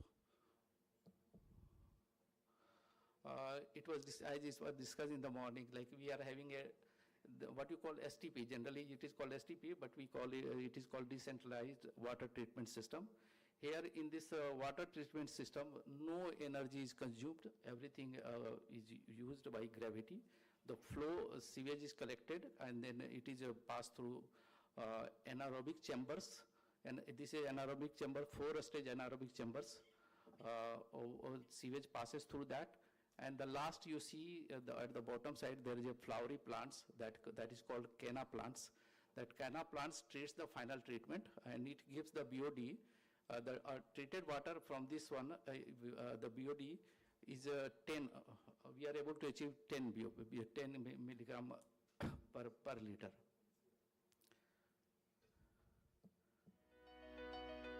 Just I will show a small video.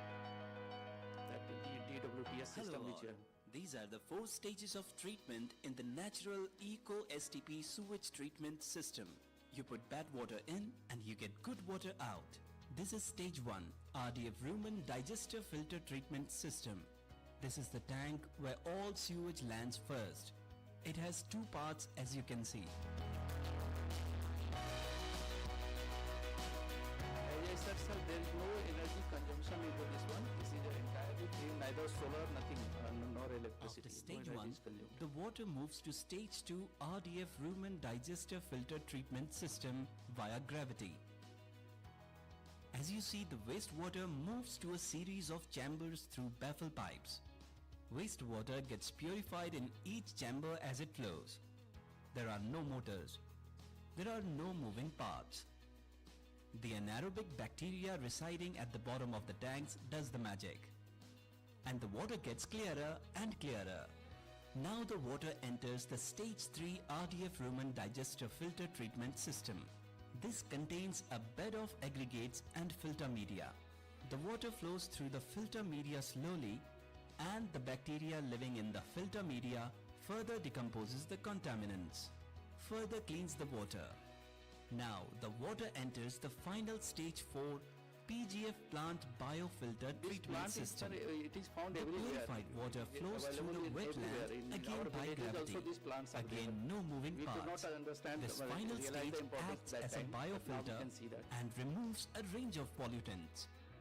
It is the final polishing stage and super clear water comes out. Super clear water. Thanks for watching. If you want to know more about this natural sewage treatment system, please reach out to us at team@equest.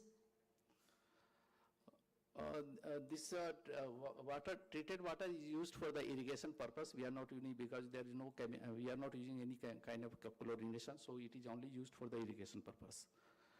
We are having water body which fills the requirement of the project. Thank you, sir. Thank you, sir. Now I will request Shri Madharam Girish, Executive Engineer, and Shri Merugu Rajendra, Executive Engineer, to come on the dais for their presentation. The topic of their presentation is Unique Civil and MVP Services Provision in Biomedical Containment Facilities. Good afternoon, all senior officers on the dais and off the dais. And I would like to thank Bhagat Singh sir, IIT Hyderabad, for giving this opportunity to explain this. This is the National Animal Research Facility for Biomedical Research.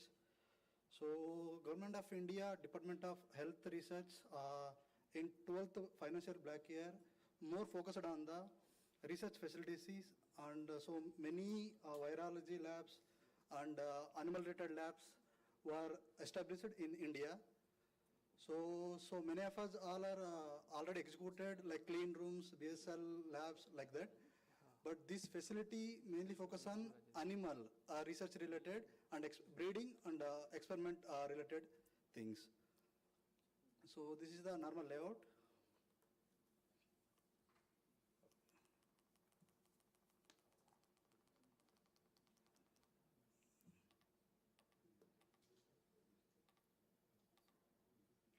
So this is situated in 100-acre campus at Hyderabad, and with construction cost of 280 crores, and for the built-up area for 52,998 square meter.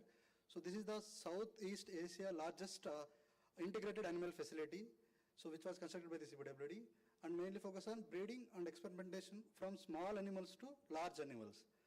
So presently it is already started from 2022, and these are the vacancy testing already trials going on in these facilities.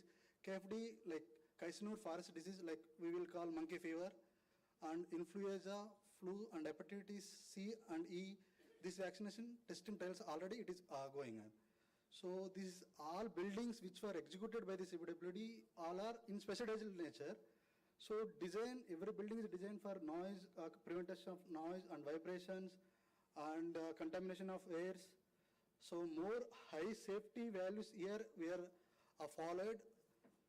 And now also it is going on national and international research collaboration also, collaborating with IC, like National Animal Research Facility, and they are doing this vaccination testing in this facility.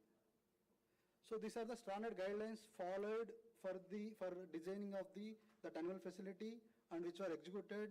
Some are mostly are foreign IS codes were followed. IS codes and foreign codes were followed. Actually, I will tell you basic principle of this facility, what it will do. So some sponsorship will come from the national or international, and they want to do some vaccination testing. So they will coordinate with this animal facility.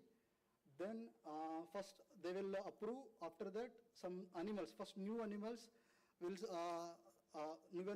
be brought from the outside, and first they will do like quarantine for 14 days for the observation of this animal, either any health issues are there or not. If any health issues are there, so this will be disposed, or if nothing is there, then it will go to labs and they will again quarantine and they will observe. So if it is free from condition means then it will allow, that animal will allow for breeding purpose. So like that breeding they will do. After that, then again for experimentation facility, first they will inject the virus, whatever they want to do vaccination testing. First they will inject the virus on animal. Then after some time they will observe, and after some time they will inject the whatever vaccine they want to produce. So then again they will study the process and they will give the study report to the sponsor who are sponsored. They will give to the study reports. And mainly I will focus on civil provisions. So in each building it is separate. Mostly electrical components are very high here. So in each building specialized service floor provided. So first normal floor will be there, again service floor will be there. After that all ducts, all electrical components will run on that service floor. So for this mainly for BSL labs, BSL 2 and ABSL 2, ABSL 3 also. And for in civil, all flooring and walls and ceiling, we used PU flooring and PU paint. So every wall, every room will be sealed. It should be impermeable. So no leakage should be there. Then only it is possible to do the experimentation. Then firstly clean rooms will be available. After that main contamination lab will be available. So clean rooms also, some clean doors, specialized clean doors are there, specialized windows are there. So these windows and doors we are provided.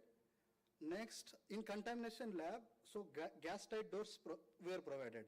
There any infected air or gases will come out, should not come out. So these gas tight doors will prevent the escape of all the gases from the inside lab to outside lab. So every lab, entering into every lab, we are provided air showers.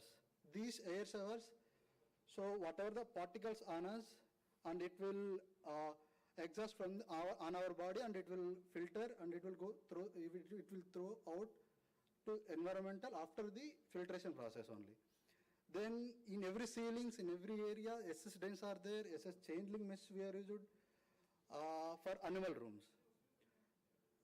And mainly after contamination, after testing, after animal, whatever is the necroscopy they will do.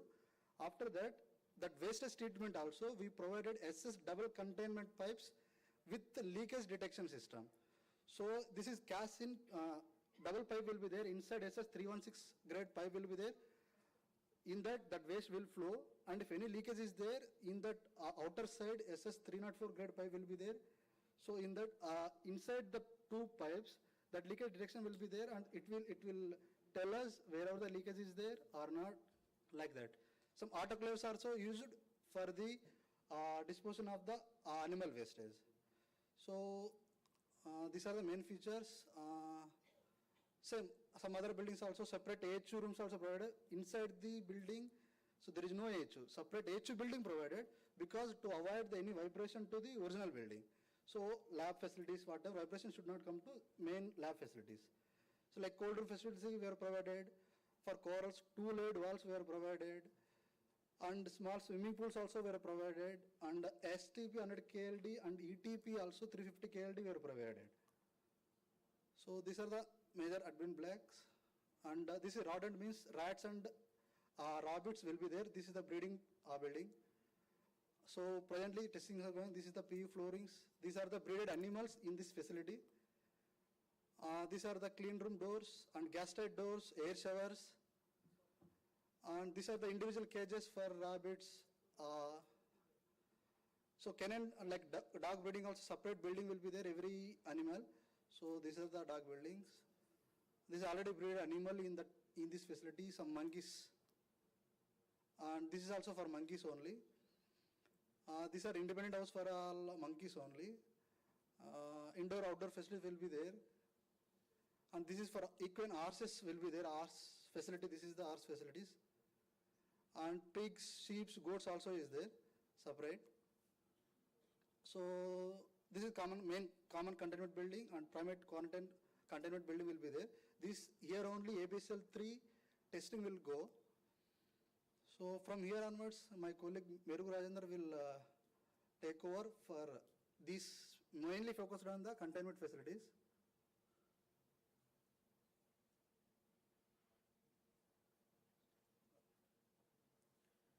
Good afternoon, all the senior officers, and especially I thank Bhagat Singh sir for giving this opportunity.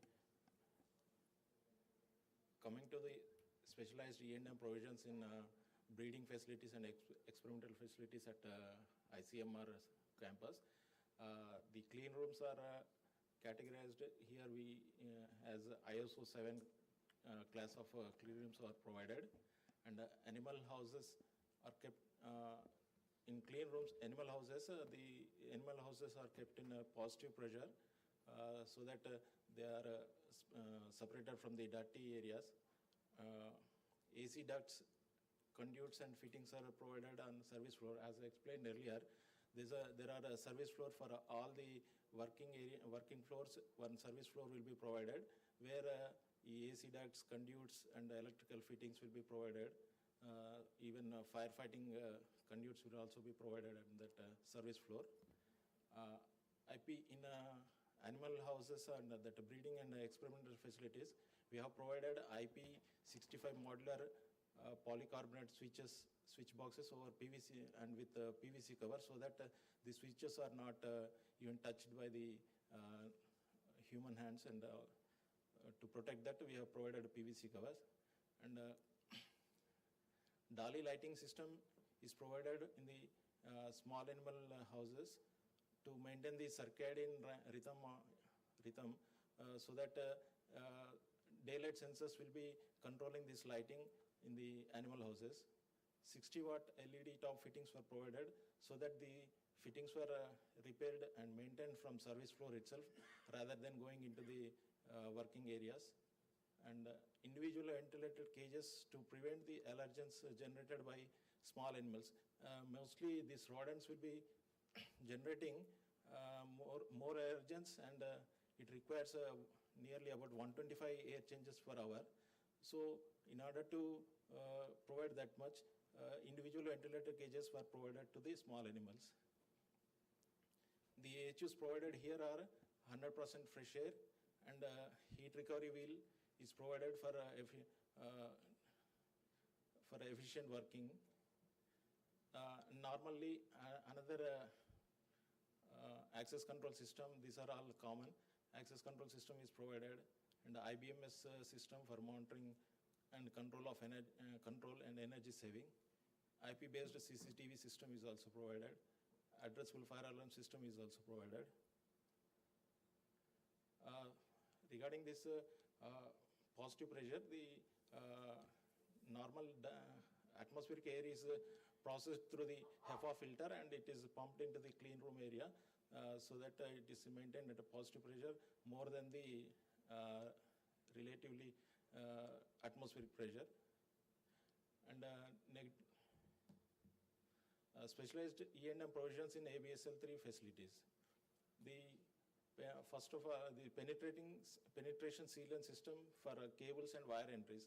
So in this ABSL 3 facilities, to avoid any leakage, we have provided some cutouts, and in that penetration sealant system is provided for facilitating the wires, cables, entries into the working floor. And sir? Okay. In ABSL 3, we have to mention especially about SS fitting, SS switchboards and SS conduits on surface, so that during the fumigation process, during the process of fumigation, These SS switchboards and SS conduits will be withstanding that fumigation process. And even fittings were also provided with specially customized for this ABSL3 facility. It is made up of SS316L body, and they are specially customized and manufactured for especially for this ABSL3 facility. And the gas suppression system is also provided for this ABSL3 facilities. And SS gas straight doors with a door interlocking system is provided for entry and exits. These are provided so that these are interlocked, and only one door will be opening at a time, so that the contaminated air does not escape into the normal area. Directional air flow with negative pressure cascading. In this facilities, the negative pressure is maintained in the working lab areas compared with the corridors. AHUs, here also AHUs are provided with 100% fresh air, and a heat recovery pipe is used instead of heat recovery wheel, so that the contaminated air is not entering into the working floor. And for return ducts, we have provided SS316L steel ducts so as to withstand this fumigation process, and gas tight dampers, non-return valves, non-return dampers, and are provided in supply and exhaust also. Especially to mention about this, in the return air is processed. This contaminated air is processed through BIBOs, that is bag in, bag out units, which will be housing normal fine filters and also HEPA filters in 2 or 3 stages. And this will be treating the contaminated air up to the level of 0.3 microns. And this VAV, CAV, and mixer flow exhaust fans are provided on the terrace to suck this treated air from BIBO and are thrown into the atmosphere. These are the second, the SS ducts are provided in the service floor and penetration sealant system, SS switch boxes and SS conduits and SS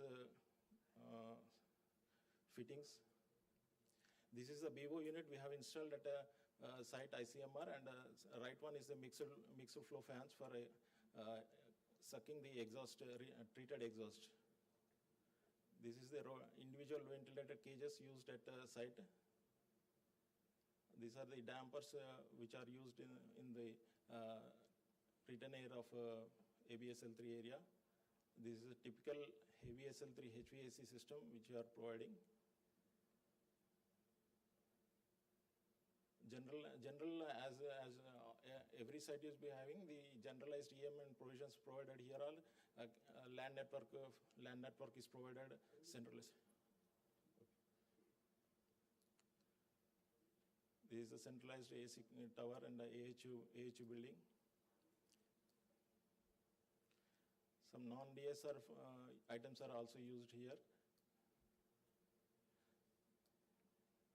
Thank you. Thank you, Mr. Girish and Mr. Rajinder, for your presentation on biomedical containment facility. Now I will request Dr. Manoranjan Parida, Director CSIR, to come on the dais for the presentation. The topic of his presentation is advancement in road construction. Dr. Manoranjan Parida is presently Director of CSIR, Central Road Research Institute. He was Deputy Director at IIT Roorkee before joining CSIR. He has been with Morth Chair Professor on Development of Highway System in India at IIT Roorkee during 2013 to 17. He has supervised 30 PhD theses and published more than 450 papers in journals and conferences.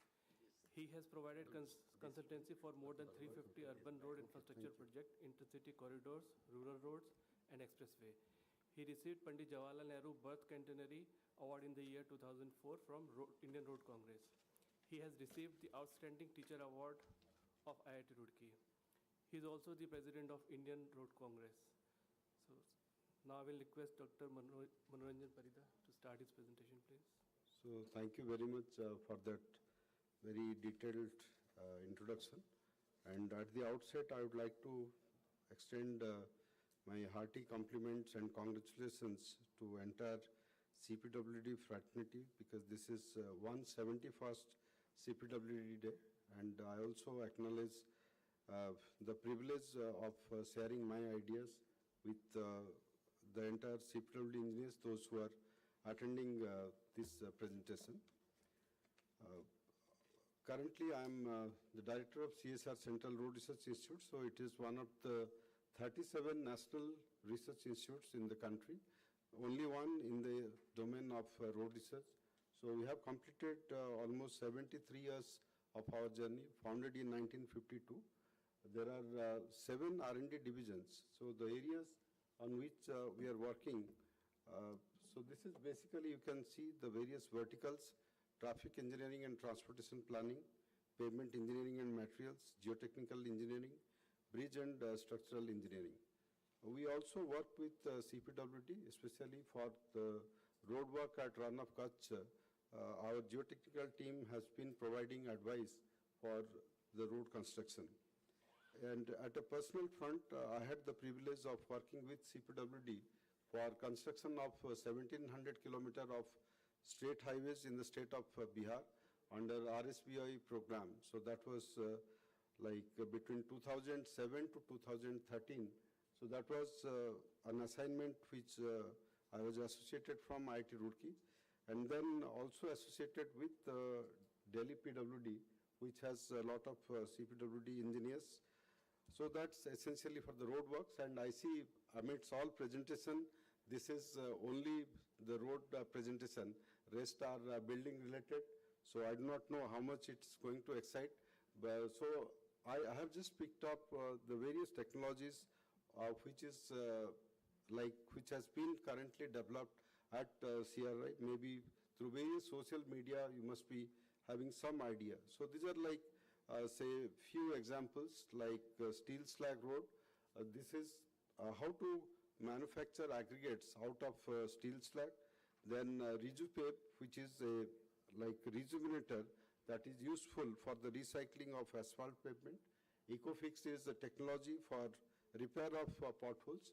Biobinder, the idea is that is it possible to substitute bitumen by some other kind of material. So this is like a bio oil which can be mixed with the bitumen, and it's possible to do a substitution of 20 to 30% of bitumen. So again, most of this biobinder is in the trial phase, and iRaste is one particular technology which is application of artificial intelligence for improving road safety operation. So we do different trial projects. So this is a project which we have implemented at Nagpur. So I'll just go through the steel slag presentation to start with. So currently, in the country, there is 19.5 million of steel slag which is generated every year from various steel plants. So these wastes are largely dumped. They have their own environmental hazards. So CRI worked on it. These steel slag has been processed for manufacturing of aggregates. We worked with 4 industries: AMNS with Tata Steel, JSW Steel, and RINL. And these processed steel slag, they have been utilized for road construction. The first project started at Surat, Hazira, where in all layers, instead of the natural aggregates, steel slag-based aggregate has been utilized for road construction. So this is a picture of Hazira. It's a very it's subjected to intense commercial traffic. People, those who have been to that place, this is just near to Surat. And very recently, we also constructed a road using steel slag aggregates in Hazira Port. So that is Adani Hazira Port Limited, 1.1 kilometer of road adjoining the sea. Means that's where one trial we are trying to do. These steel slag process aggregates, if they are subjected to marine environment, what kind of impacts that can come up. Then the other trials are this is a picture you can see. This is a project of BRO. So for the top layer, for the wearing course, 40 millimeter of BC steel slag aggregate has been used. So this location is at Zero Valley. And in Surat again, so this is actually the picture of the Zero Valley project by the BRO. So this is like a recognition from Honorable Prime Minister, who is the President of Council of Scientific and Industrial Research. We have a mandate to work under the project called Waste to Wealth. So we try to work on the various waste material. In fact, before steel slag, one of the major contribution of CRI has been utilization of the fly ash. So the fly ash activity started in 1994. The Nizamuddin Bridge, which is known as Indo-Japanese Friendship Bridge, the embankment construction, so fly ash has been utilized in layer by layer, means it is entrapped by natural soil in alternate layers. So that's a project, the design was provided by CRI. So in terms of the essential benefits that the steel slag based aggregates can bring in, reduction in overall bituminous road thickness by 30 to 40%, conservation of around 80,000 tons of natural aggregates for construction of 1 kilometer of 6-lane road. In fact, the Bihar project which I mentioned, I have seen during that period between 2007 to 2013, many small hillocks, mountains, they are eliminated. Actually near Gaya, then there are other places. So heavy dependence on natural aggregates is going to really bring in that kind of catastrophe. The other technology I was mentioning about the biobinder. So this is like we all are bothered about parali burning, especially in the winter months. So CRI along with IIT Dehradun, that's another CSR institute. So from rice straw, this biobitumen has been processed. It has been developed. So this is, the process is known as the pyrolysis process. And the potential of replacing bitumen is 20 to 30% if we are going through this particular process. And in this pyrolysis process, in fact, it's possible that we'll get three kinds of products. One is the bio-oil, then we get biochar and gaseous products. So roughly 35% is going to be bio-oil, and this is like can be mixed with bitumen directly. So I'm not going into the details, but the trial has been done between Shillong and Guwahati, a place called Jorbat. So that's the one where the bio-oil based biobitumen has been used for road construction. And also there is another example. This is the project near Nagpur as part of the national highway section, but this is slightly, the process is different. Like you have a bioethanol plant from which lignin comes. So those lignin cakes, they have been processed for removing ash, and those powder, they can be directly mixed with the bitumen. So that process, in fact, it is possible to replace bitumen by 10 to 15%. And from Ministry of Road Transport and Highways, a national policy is likely to come up. So by which it's possible to reduce the bitumen, substitute the bitumen up to 10%. The institute works with respect to various cold mix technologies. In fact, 9,000 kilometers of rural roads has been laid by using this bituminous emulsion technology. In fact, we all are aware that in Delhi, there are restrictions with respect to hot mix plant. But at the same time, there are limitations with respect to utilizing these emulsions, because for heavily loaded sections, it may not be possible to use these emulsions, but then there are road stretches for which they can be tried. The institute has developed a mobile cold mixer cum paver, which was adopted by BRO for road construction works in hilly areas. So it's basically going to replace your complete plant for manufacturing of the bituminous mix. Then we work with respect to different kind of waste plastic for road construction. In fact, today morning there has been an inaugural where there is a project with BPCL R&D. If you are aware about geocells, so we have developed geocells out of end-of-life plastic. So sometimes plastic can be recycled, but it reaches a stage where it cannot be recycled anymore. That's end-of-life. So plastic, by utilizing that, the geocell has been designed, and it is like today the trial has started with respect to putting that in the GSP layer.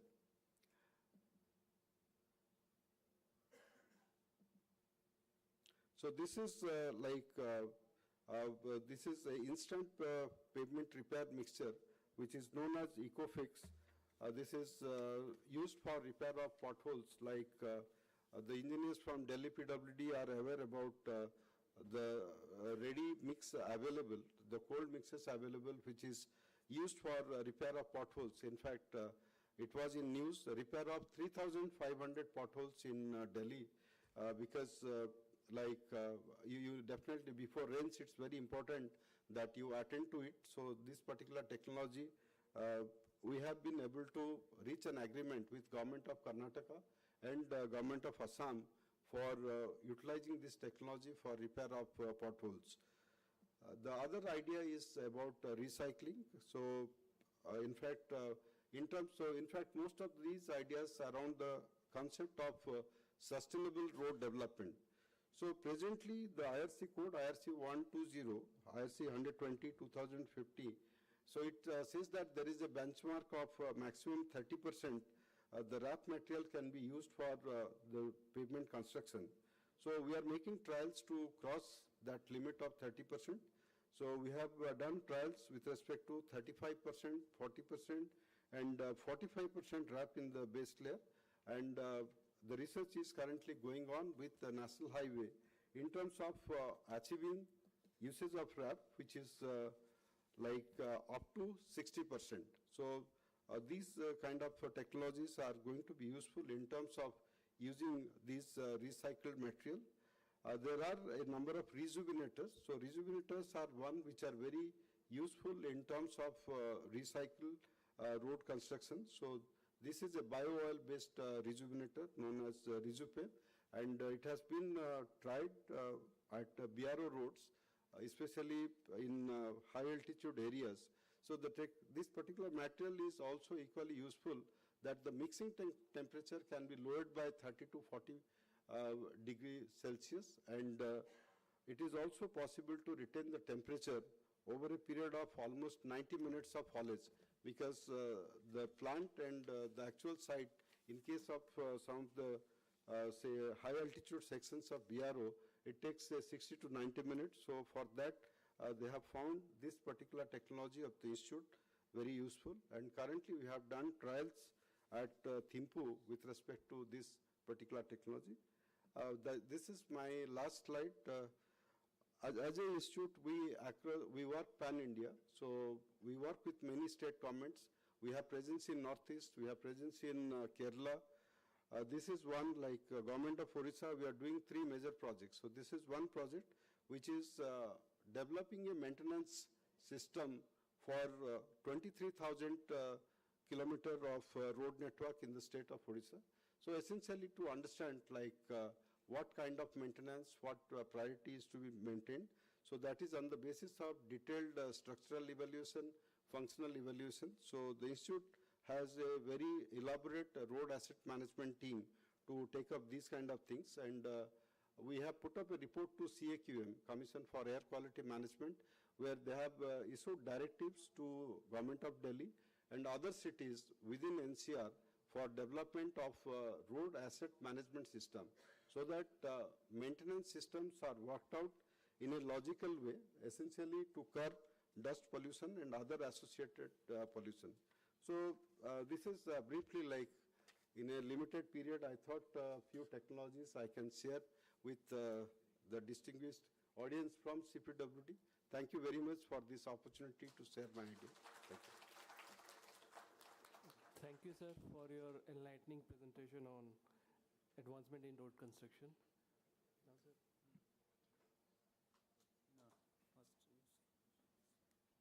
So we had 5 presentations, and by the 7 people they have presented, and 6 of them were from our own men, and one of them is very known personality in the field of the research. He is a very known person in the CPWD also. So firstly, Devendra Prakash, he told about the rehabilitation and renovation of FRI building, which was sometimes constructed by CPWD about 100 years back. So he elaborated the conservation method, how they have implemented. It was based on the CBRI report. CBRI has given the consultancy, and they indicated and proposed how to rehabilitate this conservation building. We are also doing the conservation of many such kind of buildings, and what they have adopted could be quite useful to us for the adoption.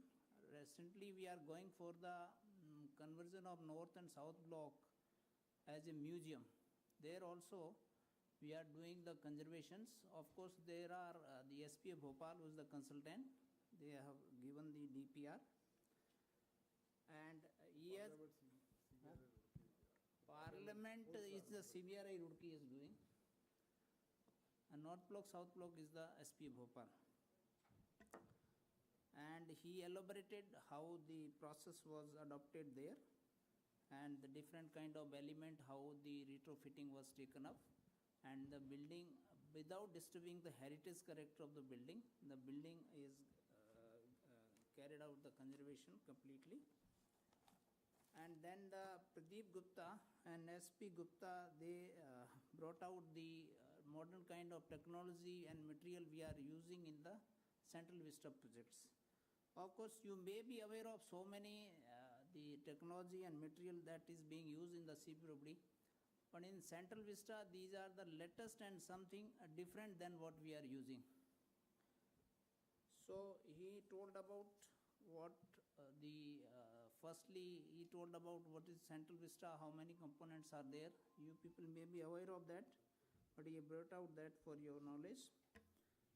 And then we are moving from the traditional monolithic construction to the combination of composite structure of the traditional and the pre-engineered structures.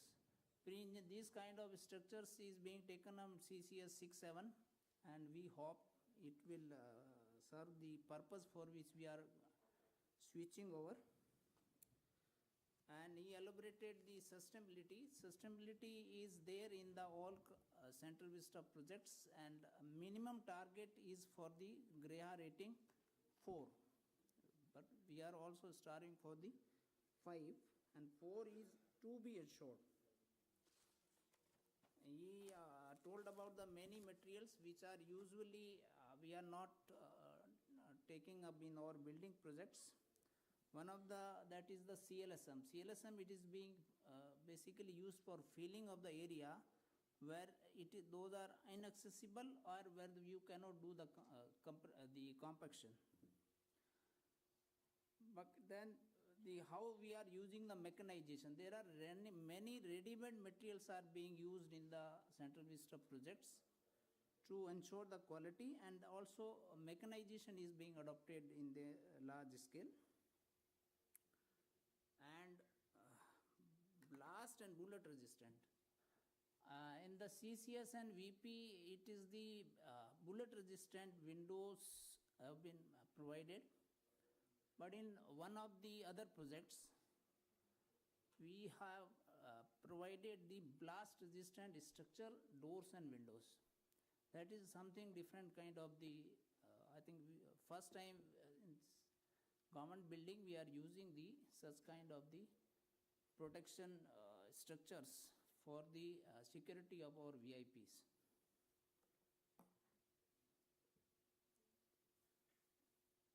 And one more thing is that it is the cladding, stone cladding which is being done with the undercut provided or the aluminum frames. That is the, I think this is the much more better system than what we are using the pin system. That has, we are getting the adverse reports from the pin system and the clamps. And my recommendation for the ADG tech is that we should change this item. We should go for the undercut cladding in the system. And SP Gupta brought out the different E&M technology being used. These are the latest technology. Basically, in the E&M system, it is the access control system, physical security system, and such kind of things which mostly normal buildings we are not using. They are taking it with the latest system, and already we have provided in 2-3 buildings, and they are improvising it how to take it further. And I would agree with them that we should have the DSR with the normal specification and the superior specification. Because in Central Vista, DSR items are not, we are not able to justify the cost which we are getting through the tenders.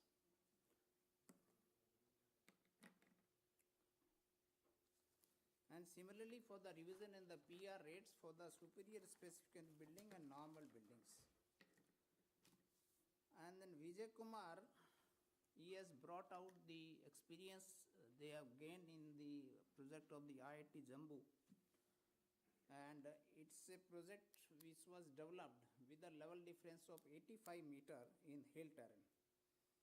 And so many different and new technology there also they have used. It's a basically enriching experience which we can use for our future projects which are of the in the hilly terrains. And the hydro seeding is the basically special we are learning first time, hydro seeding, slope stabilization techniques, and the decentralized water treatment system which we have learned morning, but how he has actually adopted in the IIT Jammu. And two young officers, Madhav and Merugu, they brought out the totally different kind of structures they have completed. Unique civil and MEP services in biomedical containment facility. Mostly we are working for the human beings, but they have elaborated how they have provided the facility for the animals. That was for the research projects, development of the vaccine for the animals. It's a good project, 250 crore. Many special kind of the technology and services they have provided that can be quite useful for our similar kind of the projects. We are also doing Nagpur. Yeah, at many places, Nagpur, Dibrugarh, and Karnal. Jabalpur also, Jabalpur में बनाया। जबलपुर में आपने बनवाया sir, Jabalpur में बनवाया ना, ABSL है, बेंगलोर और Pune. And Director CRRA has told we have the association in the border of the CRRA. We are basically, as per their recommendations, we are constructing the roads and buildings in the run of Kutch. And also we have taken the consultancy from them in the state of Sikkim for the ICBR phase 1 road. So he elaborated about the advancement in the road construction, and we will certainly would like to use what the advancement they are doing, because we are working in a cold environment, and your suggested technology and this can be quite useful to us. We are facing the problem of the temperature for the normal kind of the bitumen work in the hilly roads. So we would certainly like to use that, and it is basically we are delighted to have you as a speaker. That is concluding of this technical session. It's a great thanks a lot. And we elaborated about the steel slag road, the biobitumens, Resupave, IRST, and other product which they are developing it, and they are already used in the border area for the BRO roads. So looking at their efficacy and that, we will certainly looking for the use of these new projects. Thank you. Now we have opened this for the question answer. We have about 10 minutes, 10, 20 minutes, 15 minutes.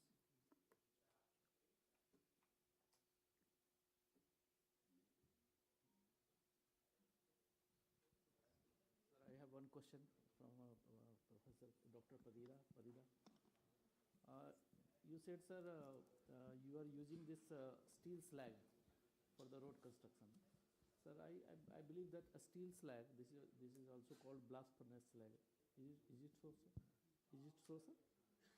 But this is having some black cotton kind of soil, isn't the same expansive property the blast furnace slag? It has expansive property, so that's why I used the term called processed steel slag. You cannot use it directly. If you use it directly, then because of expansive property, you have a lot of issues. So first thing is that you have to ensure metal separation, and then only the expansion factor is one of the key parameter in designing the steel slag. So whatever roads we have constructed, after metal removal and after ensuring that it fits into the expansion factor requirement, it has been used. So the aggregates are already branded from Tata Steel, like that is Agrito. Then from AMNS, it is known as Akar. Surat has a huge production of these steel slag based aggregate, and they are not only used for roads, even they are being used for building. Like they are mixing in certain, which I understand that it is being used not entirely, but partially the steel slag is being used for buildings. Sir, just to continue that one, the same slag is also used for this cement, blast furnace slag cement also, no? Yeah, it is also used, the slag, but our focus is mainly with respect to usage in roads. Both it can be used not only for cement concrete, not only for bituminous road, for cement concrete road also. Like at Dolby between Mumbai to Goa, that national highway. So on one side we have used for bituminous construction, other side it has been used for cement construction, but for cement manufacturing also that blast furnace slag is used. One question from VSL3 lab. My question is there, have you provided any kind of sensor which indicators that there is any leakage of virus from the lab to outside? Point number one. Point number two, you was telling me that the animal house is positive, under positive pressure, and lab is under negative pressure. Am I right? Lab is in negative or lab is in positive? ABSL3 lab is in negative pressure, sir. Negative pressure. Animal house is in positive pressure. Positive pressure. Breeding and experimentation under positive pressure. So, okay. So, the only thing, one is required, you are allowing air to come out from the animal house because it is under positive pressure? Yes, yes, sir. So, that air is not contaminated? Sir, in animal house, this treated air is under positive pressure. Whenever the door opens, the air under the breeding facility will come out, sir. So it will go out, no? Yeah. It will go out. So air out. Breeding. So there are two. So point number one, when you open the door of the lab, so lab air, so air is coming out to the lab. Am I right? Yes, sir. So, how you are maintaining the negative pressure? How you are maintaining the negative pressure? For lab, it is under negative pressure, sir. That when the how you are maintaining the negative pressure? Sir, by using the constant air volume damper and variable air volume damper. Because in any case, you are exhausting air to outside because you have two kind of fan. One is supplying air to the lab area. Another fan is exhausting this air to the environment. Yes. So we are doing because we are interacting with the environment, but we have filters there, so that no kind of virus will go out. Am I right? Yes, sir. Actually, sir, in the written air, this contaminated air is treated through BIBO units, wherein fine filters will be filtering, and another 2 or 3 stages HEPA filter will be treating this contaminated air. And after this elimination of contamination only, the air is sucked through the mixed flow fan and exhausted to atmosphere. So the contaminated air will not be coming out, sir. Directly is not coming out. It is filtered out. Filtered. So only one. do we have any sensor there which indicates the air coming out from the lab area or animal house, any point, any location in the lab, there is no contamination? Do we have any sensor? No, sir. Not this.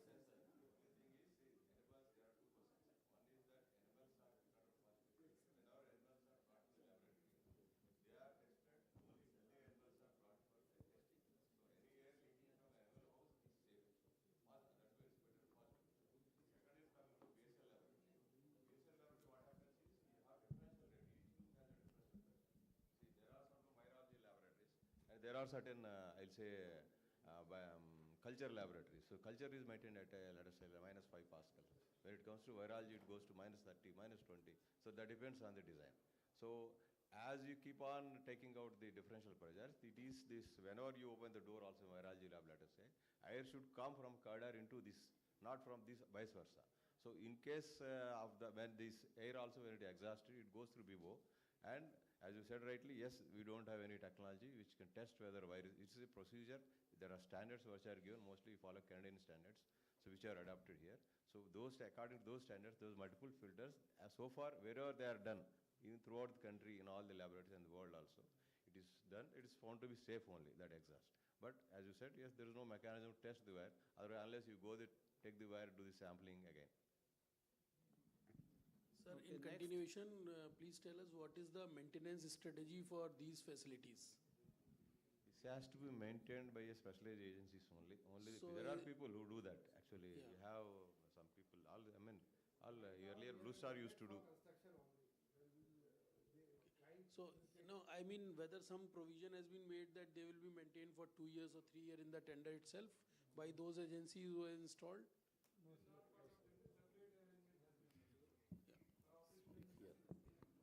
Separate is there.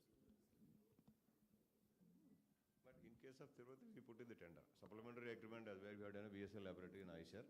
We have gone for supplementary agreement.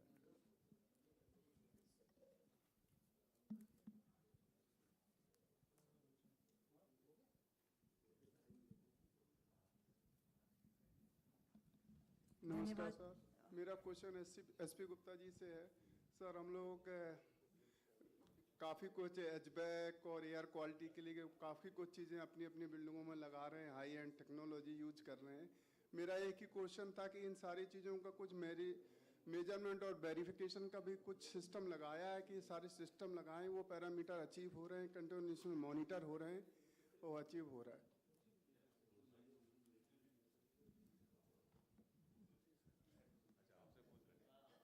चलो BSL laboratories normally validation होता है, इनके लिए पूछ रहा sir ऐसा है कि जो एक्सेस कंट्रोल और फिजिकल गेट सिक्योरिटी का और फिजिकल सिक्योरिटी और गेट सिक्योरिटी में जितने भी इक्विपमेंट लग रहे हैं ये सारे टेस्टेड हैं, तो टेस्टिंग जो है हो के आई पड़ी है।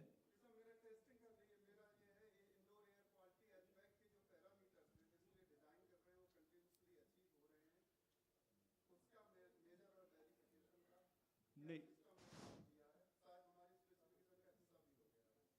हाँ, अभी देखिए क्या है, फिल्टर तो हम लोग ISO फिल्टर तक लगा रहे हैं, ISO फिल्टर परफॉर्म कर रहा है अपना अच्छा चलिए ठीक है, वो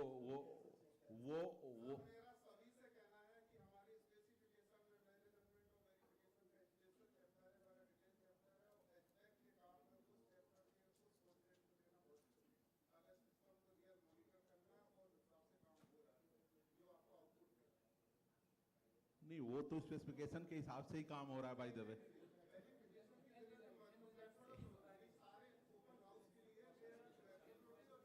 अरे एसपी एश्योरेंस दे दो भैया, एश्योरेंस सर पहली बात नहीं,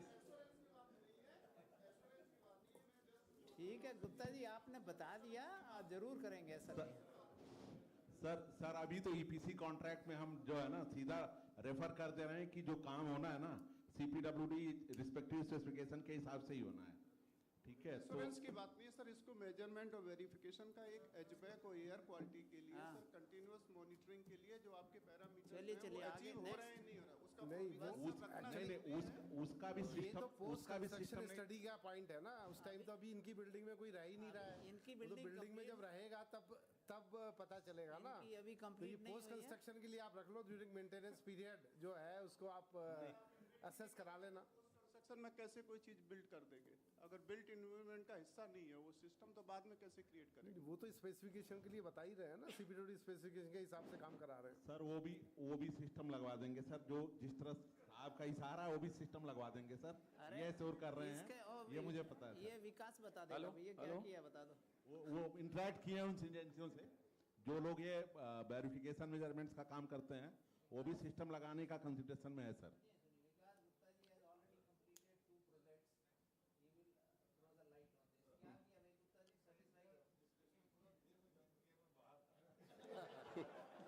हेलो हेलो, एक मेरा क्वेश्चन था सर। हाँ बताइए। एक हम BSL 4 बना रहे हैं डिब्रूगढ़ में, तो उसमें एक वैलिडेशन का क्वेश्चन आ जाता है बार बार। जो मतलब एजेंसी हमारा कहता है कि ये वैलिडेशन सर्टिफिकेट लेना है वो इंडिया में नहीं मिलेगा, तो क्या ऐसा ही है BSL 4 का? वो आपका क्लाइंट बताएगा ना। आप तो पहले बिल्डिंग तो बनाओ। आपकी तो बिल्डिंग नहीं, वो बिल्डिंग ही नहीं, उसकी वो हर चीज में वो ला देता है ना सर। हर चीज में वही बोल देता है। बिल्डिंग तो आपकी प्लिंथ लेवल से ऊपर ही नहीं उठ रही है। प्लिंथ लेवल तो हो गया सर अभी।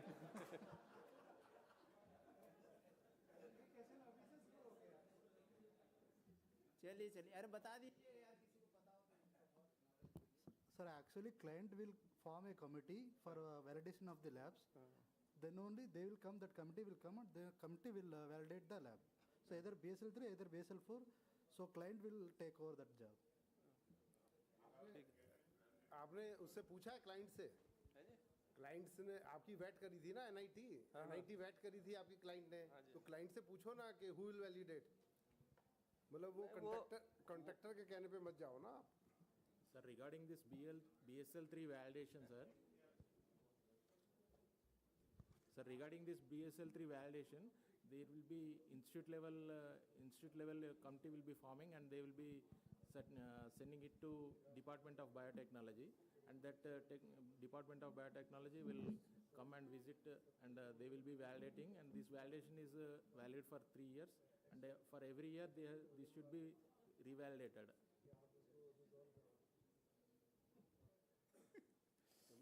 चलिए, और anyone else? हो गया। आप सभी का बहुत बहुत धन्यवाद। यहीं पर हमारा आखिरी तकनीकी सत्र समाप्त होता है। हम सभी प्रेजेंटर्स के आभारी हैं कि उन्होंने आज यहाँ अपने विचार प्रस्तुत किए।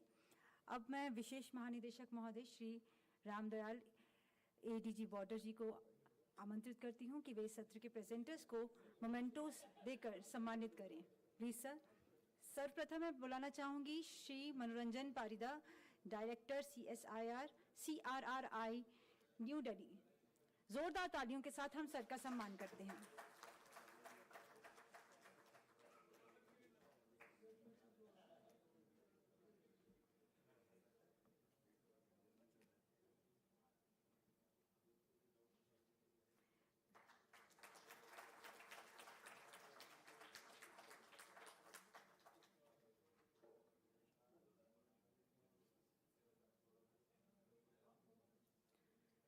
Shri Devendra Prakash ji, chief engineer Dehradun CPWD।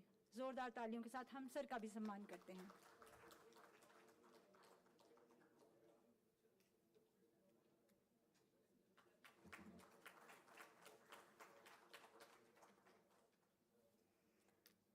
Shri Pradeep Garg ji, chief engineer Central Vista project CPWD।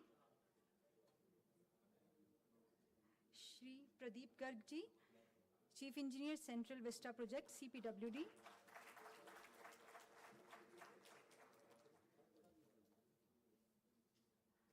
And Shri SP Gupta ji, Superintending Engineer Central Vista Project CPWD। जोरदार तालियों के साथ आप प्रेजेंटर्स का प्रोत्साहन वर्धन कीजिए। उन्होंने इतनी मेहनत से आज की प्रेजेंटेशंस आपके सामने प्रस्तुत की हैं। अभी इसके बाद आप सबके लिए हाई टी का भी अरेंजमेंट है, तो आपकी तालियों में ज़रा भी कमी नहीं आनी चाहिए।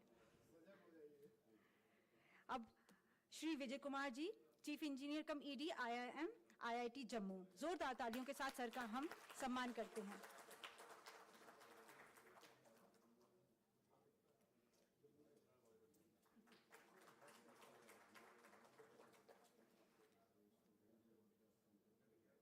Shri Madhav Ram Girish, executive engineer and SM, sir हम आपका भी सम्मान करते हैं, स्मृति चिन्ह भेंट कर।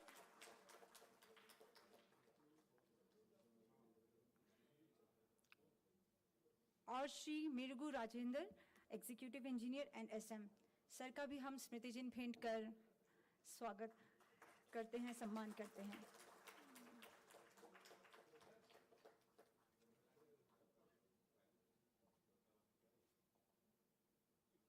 अब चलिए संचालनकर्ताओं का भी हम सम्मान करते हैं, जिसके लिए मैं पुनः रामदयाल जी से अनुरोध करती हूं कि वे श्री संजीव रस्तोगी जी DDG वर्क्स को मोमेंटो भेंट कर सर सम्मानित करें। DDG वर्क्स श्री संजीव रस्तोगी जी, जोरदार तालियों के साथ। हमारे संचालकों की भी महत्वपूर्ण भूमिका रहती है हर सत्र के संचालन में।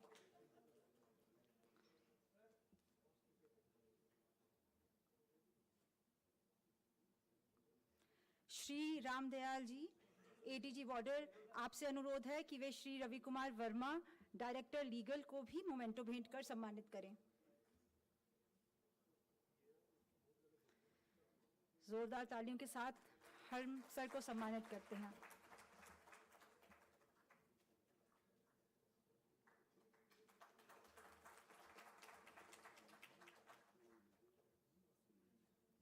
अब मैं श्री संजीव रस्तोगी जी को आमंत्रित करूंगी, DDG वर्क्स। सर आपसे निवेदन है कि आप श्री रामदयाल जी ADG बॉर्डर को स्मृति चिन्ह भेंट कर इनका सम्मान करें। तालियों के साथ हम आज के चेयरमैन सर का सम्मान करते हैं। अंत में CPWD इस सेमिनार को सुचारू और सफल बनाने के लिए आयोजकों व वर्किंग कमेटी की सराहना करते हुए उन्हें भी स्मृति चिन्ह भेंट कर धन्यवाद करता है। इसके लिए मैं ADG बॉर्डर सर आपको पुनः निवेदन करती हूं कि सर आप आएं। और श्री मुकेश सक्सेना SC टास, सर हम आपको स्मृति चिन्ह भेंट कर आपका सम्मान करना चाहते हैं। जोरदार तालियों के साथ।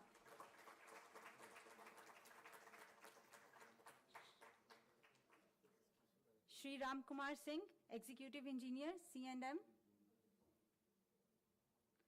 श्री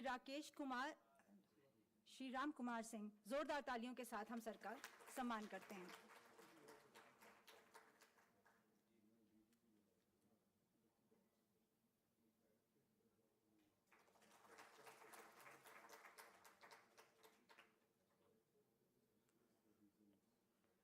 श्री राकेश कुमार, एग्जीक्यूटिव इंजीनियर टास, तालियों के साथ हम सर का भी सम्मान करते हैं।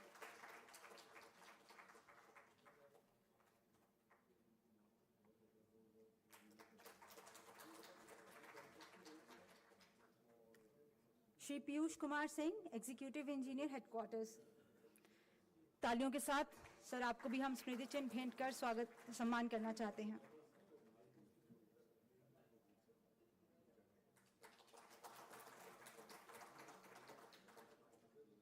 श्री राम सिंह बिंद, AE टास, सर आपका भी हम सम्मान करते हैं।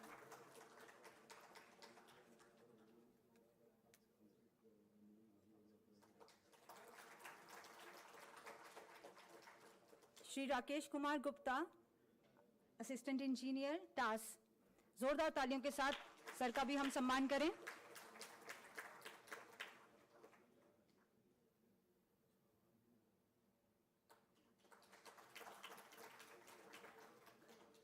श्री सुरेश कुमार यागिक, AE टास,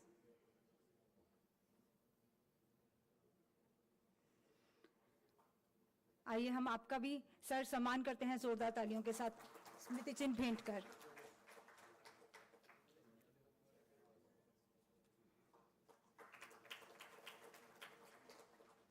श्री दीपचंद जी, AEC&M। आइए सर, हम आपको भी मोमेंटो भेंट कर सर आपका सम्मान करते हैं।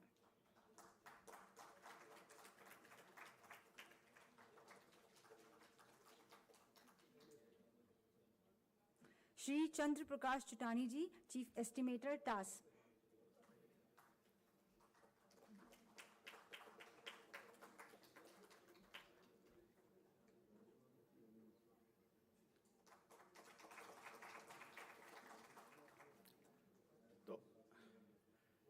आज के टेक्निकल सत्रों को सुचारू रूप से संचालित करने वाली सुश्री स्वाति तिवारी जी का भी सम्मानित करने का समय आ गया है।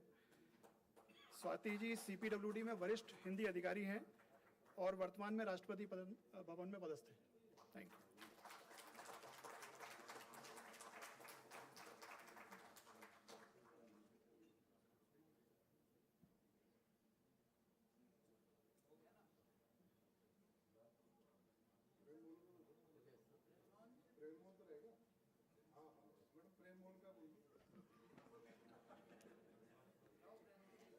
सर कृपया आप मंच पर आएं। Sir Shri Prem Mohan ji, CSQ civil.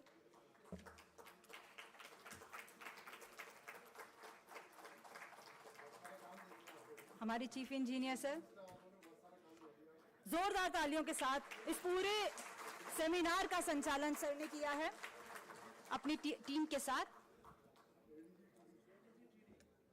ADG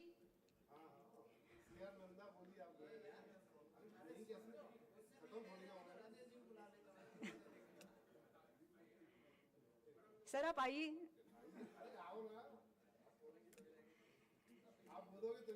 ADG TD sir, please आपसे भी निवेदन है कि आप कृपया मंच पर आएं, हम आपको सम्मानित करना चाहते हैं।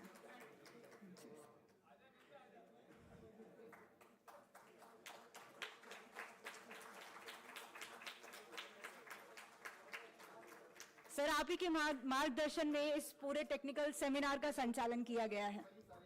जोरदार तालियों के साथ।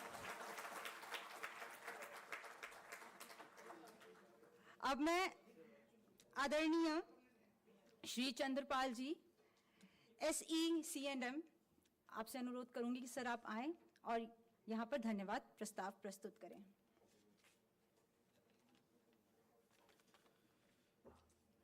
Good evening everyone.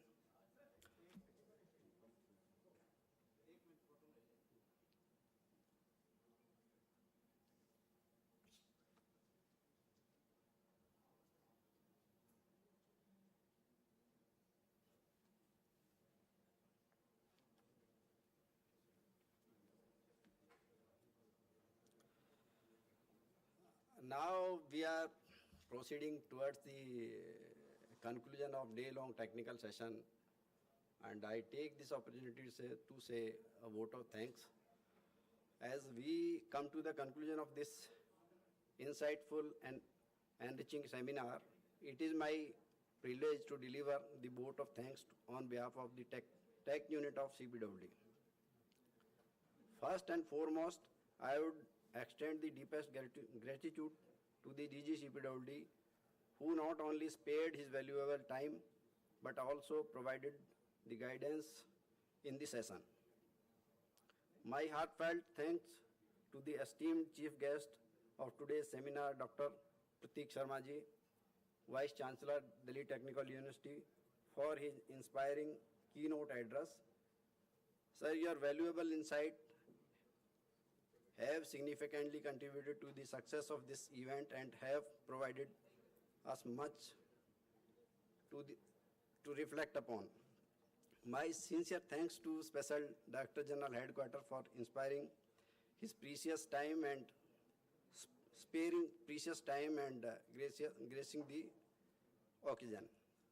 A heartfelt thanks to the distinguished speakers and panelists for sparing their expertise and knowledge. Your presentations and discussions have been incredibly informative and engaging, offering us new perspectives and ideas. I also extend the appreciation to the chairman, co-chairman, and reparators of all the technical sessions and for ensuring a smooth and effective sessions. To the dedicated organizing committee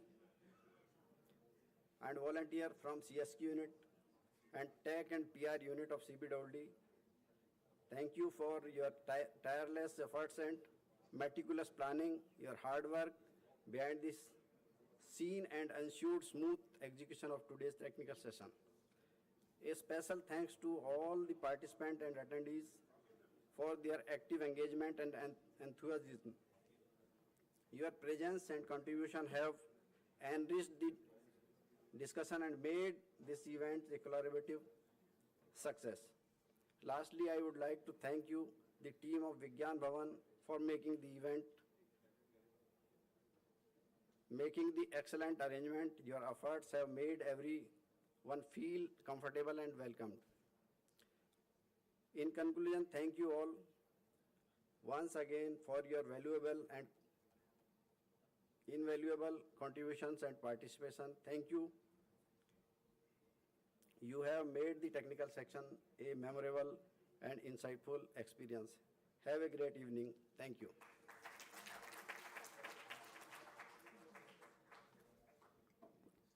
अभी तो असली बाकी है, परिंदे का इम्तिहान बाकी है, अभी तो लंबा है समुद्र, अभी तो पूरा आकाश बाकी है। इसी आशा के साथ कि केंद्रीय लोक निर्माण विभाग निरंतर ऊंचाइयों को छूता रहे और नई उपलब्धियां हासिल करता रहे, मैं स्वाति तिवारी, वरिष्ठ हिंदी अनुवादक, केंद्रीय लोक निर्माण विभाग की ओर से इस समारोह में सम्मिलित सभी अतिथिगणों व श्रोतागणों का धन्यवाद करती हूं, जिन्होंने यहां पधार कर इस समारोह की गरिमा बढ़ाई व इसे सफल बनाया। और एक बार आप सभी के लिए जोरदार तालियां। आप सभी का बहुत बहुत आभार। अब देवियों और सज्जनों, हाई टी की व्यवस्था आपके लिए हॉल नंबर 6 के बाहर लॉबी में की गई है। आप सभी उसके लिए प्रस्थान कर सकते हैं। धन्यवाद।